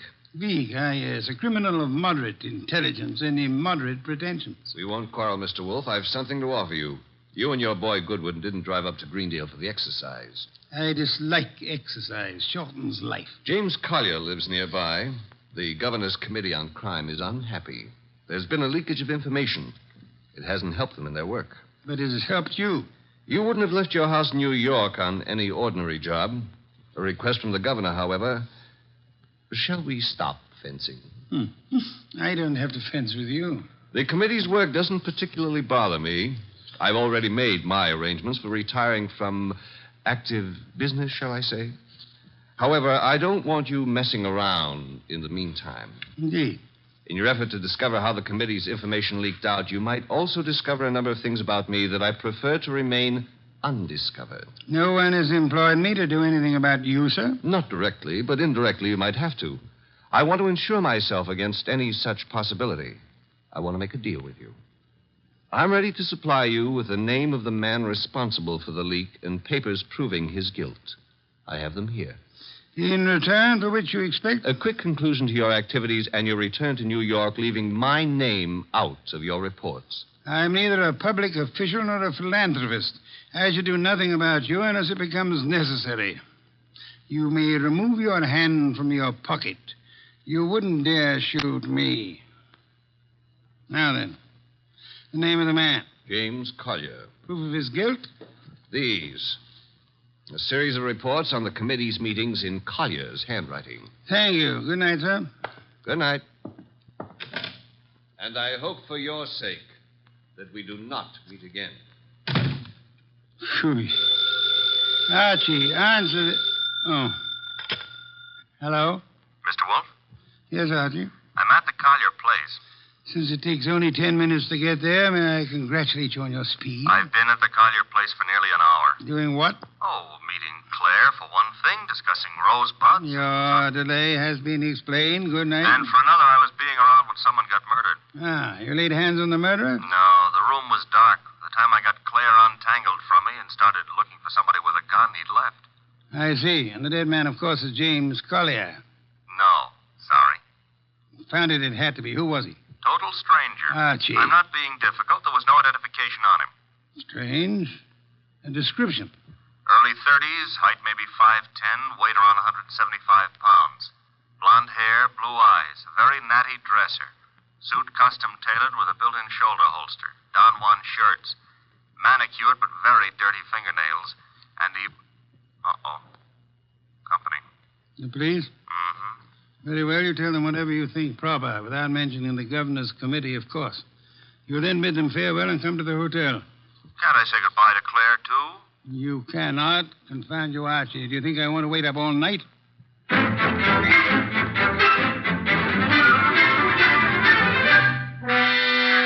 Police were not happy about letting me go, but I threatened to tell you on them, so they gave up. You have told me the entire story of what occurred at the Collier farm, Archie? Mm-hmm. All details. If you like, I wouldn't mind repeating the parts about Claire. Phooey. You may call it phooey, I call it love. By the way, did you know that it was Robert Herrick who wrote that Confound you, be quiet. Okay, push your lips around, but you've missed something. I have? Mm-hmm. The burning question of the day. Night, rather. Which is? Where is James Collier? Ah. Stop buying. The cops want him on suspicion of murder. The way it shapes up, he shot our unknown pal and then headed for the nearest border. Nonsense. Mean he didn't shoot our unknown pal? I mean Collier's whereabouts are not a mystery. You know where he is? I know where he is. I don't believe it. You couldn't know. You haven't been out of the hotel. You haven't had any calls. Archie, I use my intelligence. If you had used yours instead of voting the girl... I still wouldn't know where Collier is. Never mind. I'm impressed. What do I do now? You get Mr. Veek on the phone. Huh? He's staying here at the hotel. Oh, old home week. Operator. Mr. Veek, please. Hello? Hello, Mr. Veek? Who is this? Mr. Wolfe wants to speak with you. Just a second. Here you are, sir. Thank you. Mr. V, where were you at 10 o'clock? Why, on my way to the hotel. You checked in at... 10:15, then came directly to your room. One other question. You have an employee, a man in his early 30s, blonde-haired, blue-eyed, and well-dressed. Am I correct? Yes, that is Marshall. No, that was Marshall. Good night, sir. Having done that, whatever it meant, we now go to sleep? Phooey, we go to the Collier farm. Okay, but why? Because, Archie, The time has come to cross-examine the rabbits.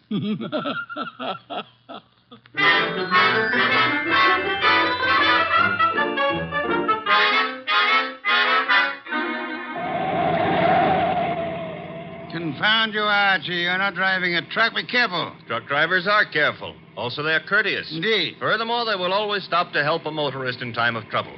Archie, are you training to become a truck driver, or have you fallen in love with a truck driver's daughter? Her name is Susie, her hair the color of wheat fields at high noon. Never mind turning purple. I'm about to change the subject. Boss, I have a theory. Stick to truck drivers. As follows. Our boy Collier had been selling information to Veek, had a change of heart, and decided to turn ethical. But Veek's man, Marshall, at Veek's orders, tried to apply pressure, so Collier shot him and headed for Canada. And the girl's roll? Must have brightened my life. Oh, you mean about her playing sentry? Well, she's in Veek's employ, too.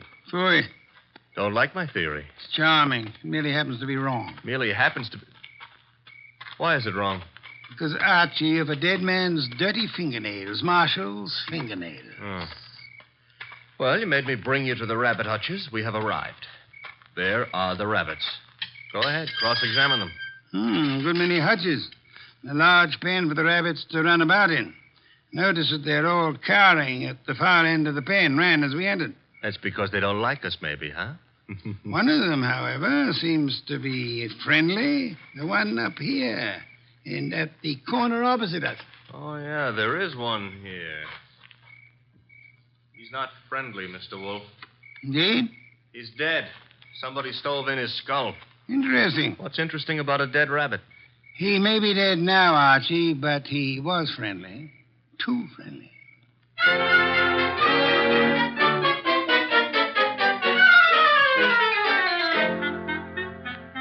Claire, this is Mr. Wolfe. Mr. Wolfe, this is Claire. Claire, I'm Archie. Ah, chair, Archie. A chair. Try this one. Be gentle with it. If you break it, all the early Americans will hate you. It'll serve. Steady. Oh. Well, now then. Mr. Wolfe, I'm dreadfully tired. The police have... Are idiots. What?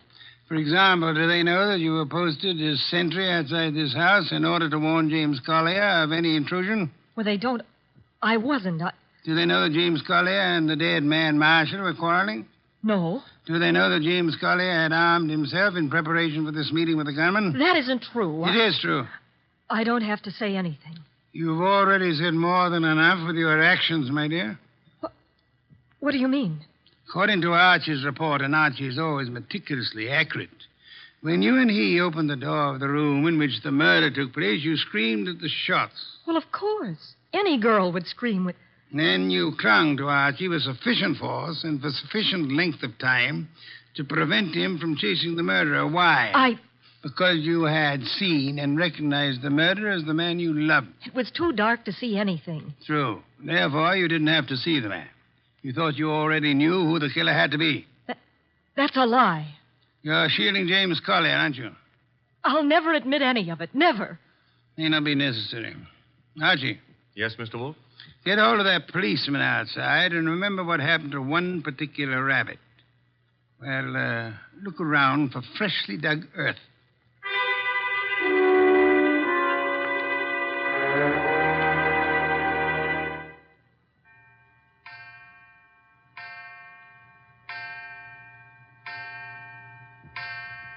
Midnight. What are we waiting for? A return? Archie's? No, it'll take him longer. Well, then whose? Mr. Veek's, of course, complete with revolver. Come in, Mr. Veek. It couldn't have been easier. No one outside, only the two of you here. I warned you, Wolfe. Fiddlesticks. You merely tried to use me as a prop for an alibi and a rationalization for a motive. I don't understand. Mr. Wolfe does. Indeed, I do.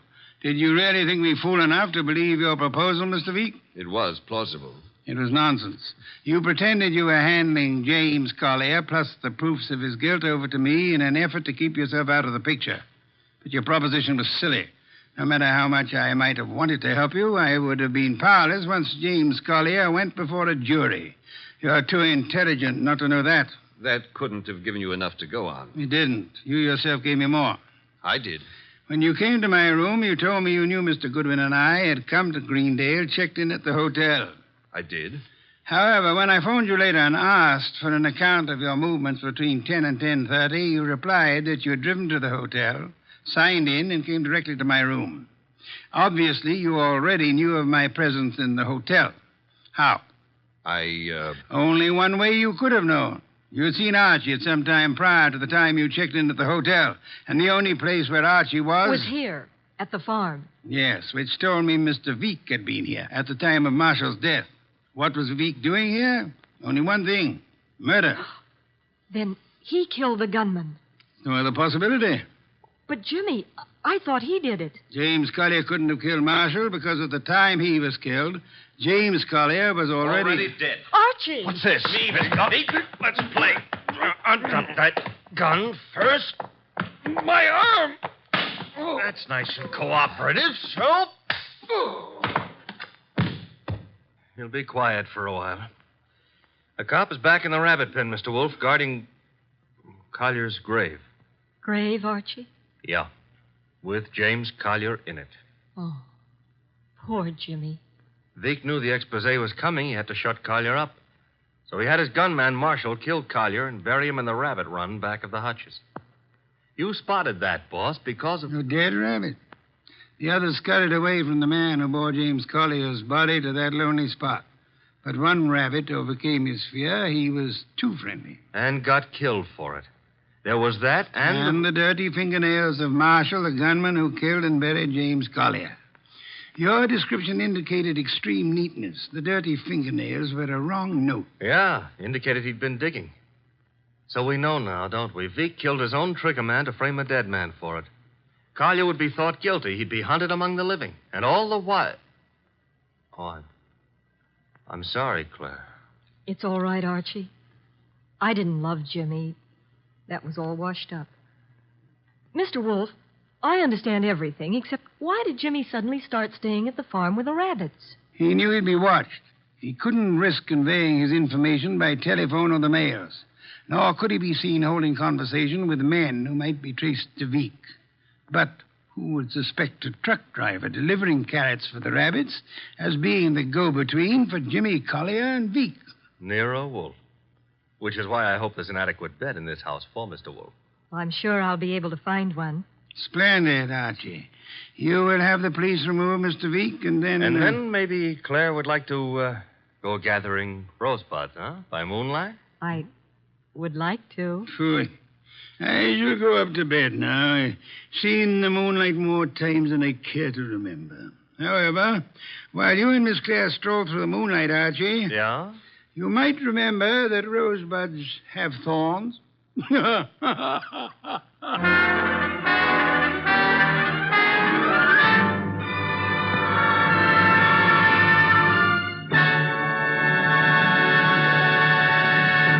You have been listening to The New Adventures of Nero Wolfe, starring Sidney Greenstreet.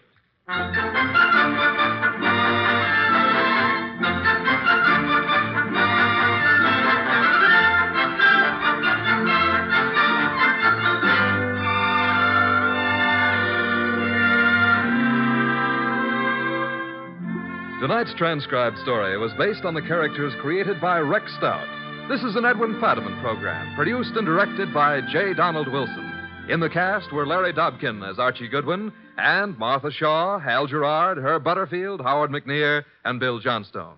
Next week at this same time, Nero Wolfe and Archie will bring you The Case of the Impolite Corpse. Don Stanley speaking.